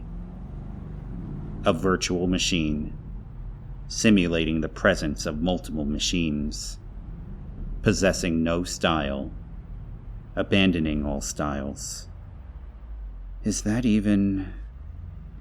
What about Maki? Had the transcendent entity called Maki Himina known even this fact? Had she just been watching over, or blowing off, the situation with an interminable grin despite knowing everything? What was real? What was a lie? Who was real? Who was a lie? You can't ask questions. At last, she pulled the car over to the side of the road. Dust the dust. That's all I can say. And you did good, kid. You did real good. How's that for a compliment? But you gotta try a little harder than that. If you're dissatisfied, don't pretend you aren't. Make what's unstable, stable. Drive the irrational into the rational. Don't write your thoughts off as worthless sentiment, okay? Okay. That's the A answer. Aikawa said, sticking out her flaming red tongue. Well, I'm done bugging you. Folks like you make life worth living. I really think so. But pal, you just need to cut down on the slacking a little bit. Humanity is a much more kick-ass species than that. So get out there and do it, damn it. Then, with a little tilt of her head, Well, that's it for today. See ya. Come on, get out of here, you're in the way. she had a hell of a nerve tossing me into the car, then kicking me out. But naturally, I couldn't muster the energy to contradict her, so I opened the door and stepped out. Looking around to see where I was, I discovered we were right in front of Kunagisa's condominium. If there was ever a street in the world that didn't belong in Kyoto, it was this swanky residential one, Shirosaki. Even Aikawa's flaming red car didn't seem out of place here. I see. I nodded, looking up towards the roof of the building. This is heaven, all right. Or hell. This is where you were headed anyway, yeah? How do you know? Aikawa pointed at the bag in my hands from the bookstore. True, I was on my way to deliver the contents to Kunagisa, but this lady really sleuthed that out just from this bag? She was like someone from an all-too-renowned old novel. Like a master detective. Aikawa laughed. Well, if our fates are linked, we'll meet again. Given an oddball like you and Jun Aikawa, I have no doubts about that. She gave me a regular, non-cynical smile and patted me once each on the head and shoulder.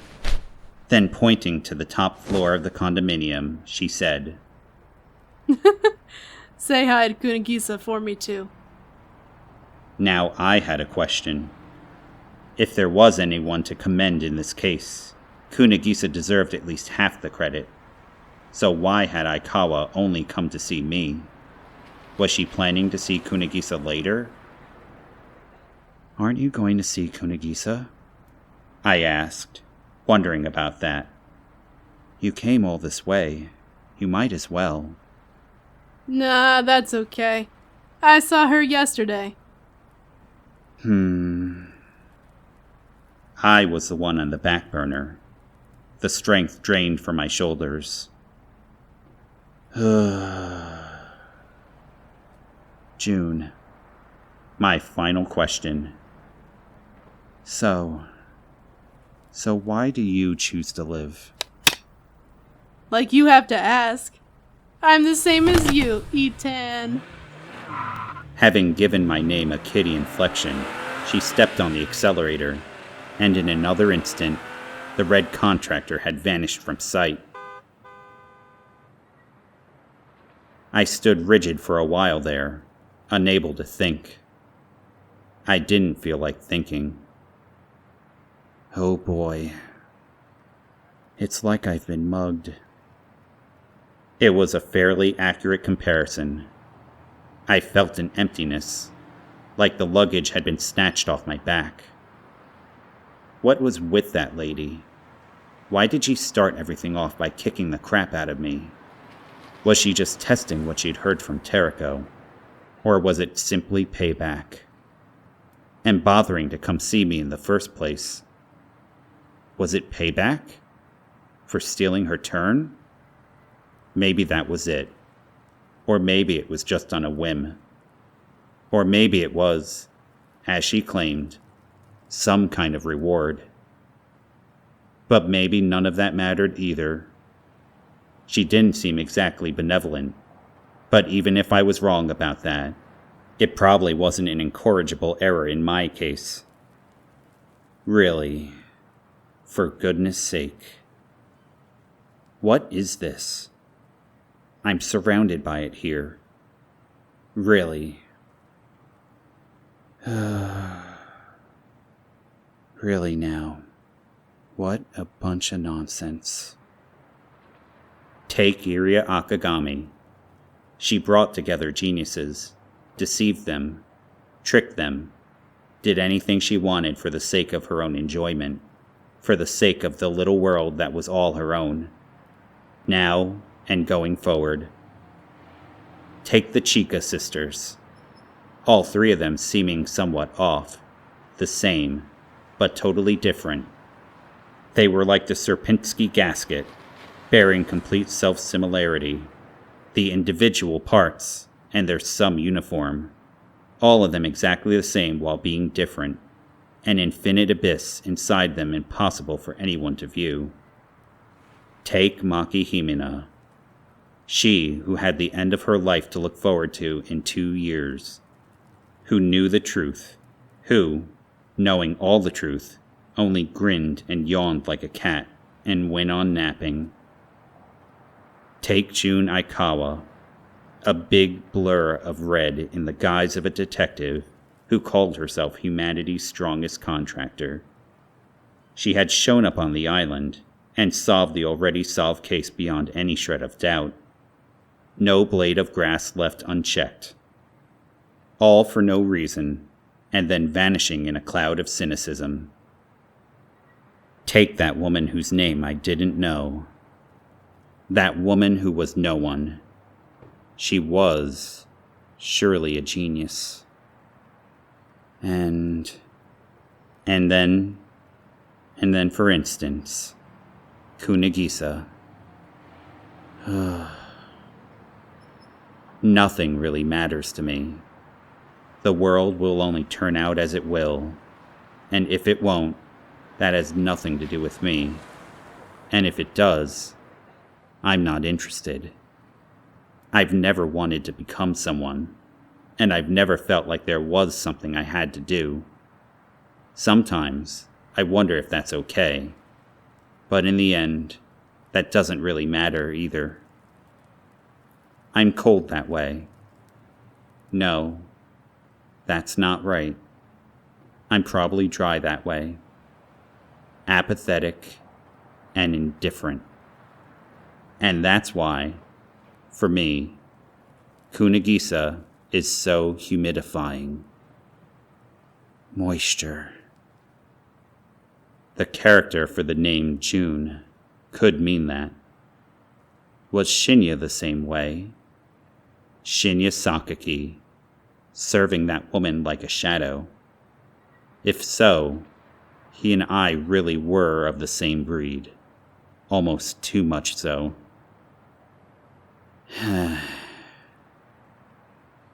I didn't know who our worlds revolved around, but the Earth revolves around the sun. That's all there is to it, really, and it's probably never anything more. And that goes for everyone. The truth is always out of my reach, and what's more, I don't really want it. Maybe that was the problem. It must be what Aikawa meant by slacking. Not that any of it matters. I don't live to sit and think about those kinds of things, and it's not like I'm trying to change the world or solve its mysteries. When I'm confronted with a puzzle, it's just annoying. If I can keep on living like this tomorrow, that's enough. Done talking to myself, I finally stepped forth. Any more thinking was just a bother. I'd leave it to the people who wanted to do the thinking.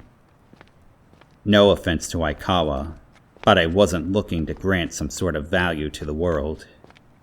If anyone asked me why I chose to live, I'd probably say just in case. That's about the only reason people have, and that goes for me, you, and everybody. But Kunigisa's different. If I was to put it in words, that was pretty much it. Well, whatever. With Kunigisa's condo in plain sight, I thought about just going back home for the day. I just wanted to throw off that haughty contractor's expectations. That's all. Even if we didn't meet today, we could always meet tomorrow. We could meet up any time we wanted. Nothing more to it. But my legs came to a halt once again, and I thought, 5 years ago, before meeting Tomo Kunigisa, I had nothing. But even reuniting now, even being together all this time, I still had nothing. I was empty. It was like meaningless, routine work. Just functioning. Just living. Damn it. The contractor's sardonic smile crossed my mind. The Sears line came back to me. The lying sister's words, too.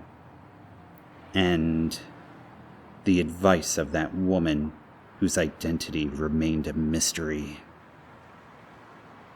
I'm going, okay? I'm going. Aggravating as it was, my life amounted to little more than just going with the flow. So then let me be manipulated however people like, however they please, however they wish. Like a doll. Like a machine lacking any heart. As horribly half-assed I was even at that. And so, the blithely ambiguous and mechanical obscurities, the mediocrely eventless, accompanied by an almost unnatural, vacuous certainty come to an end, much like a vapid and flaming fairy tale.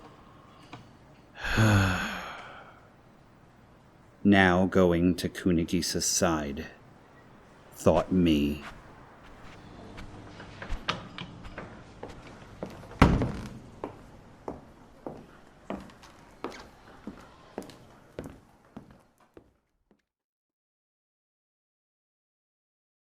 An Afterword from Nisioisin. It's by now common sense that when we look back facetiously on the not-so-long history of humanity, we end up being surprised by how numerous people meriting the designation of genius are.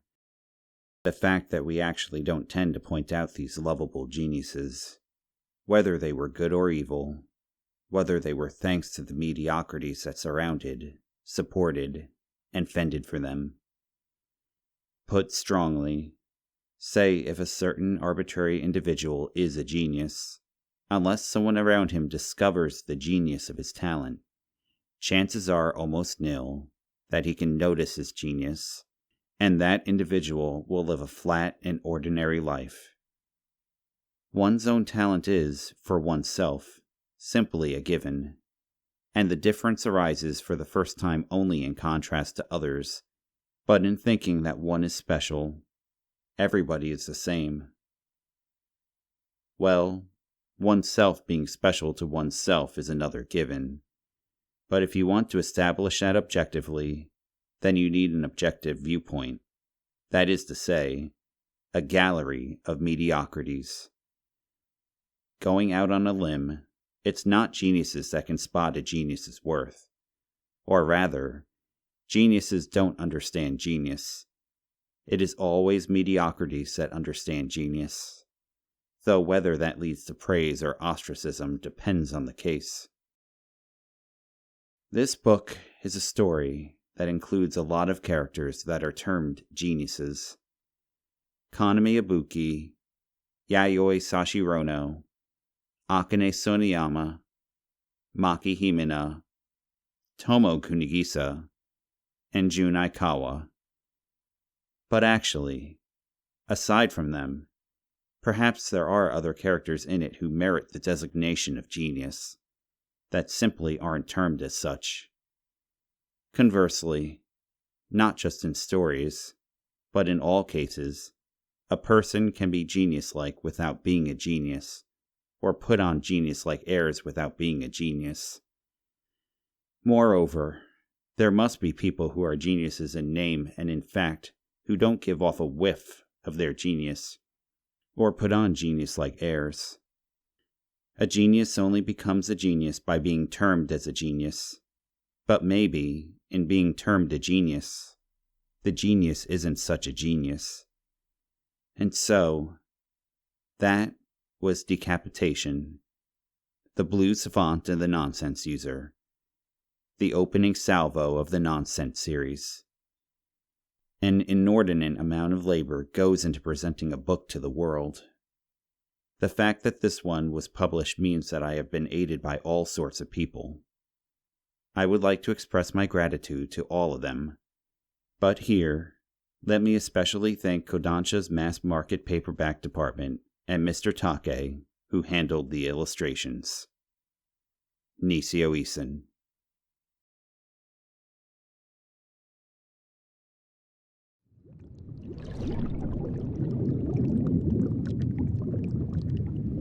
This has been an Ectro's Parlor production of Zaregoto, Volume 1, Decapitation Cycle, The Blue Savant and the Nonsense User.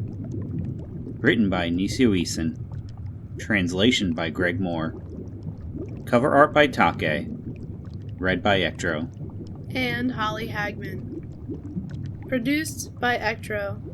Directed by Ectro. Post-production by Ectro's Parlor. Zaregoto Volume 1 is also available in print and as an ebook by Vertical Inc. For more Vertical Incorporated productions, visit them at www.vertical-inc.com. Thank you for listening.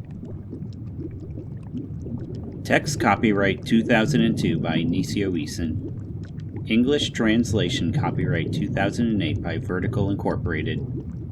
Audio production copyright does not exist. No rights reserved.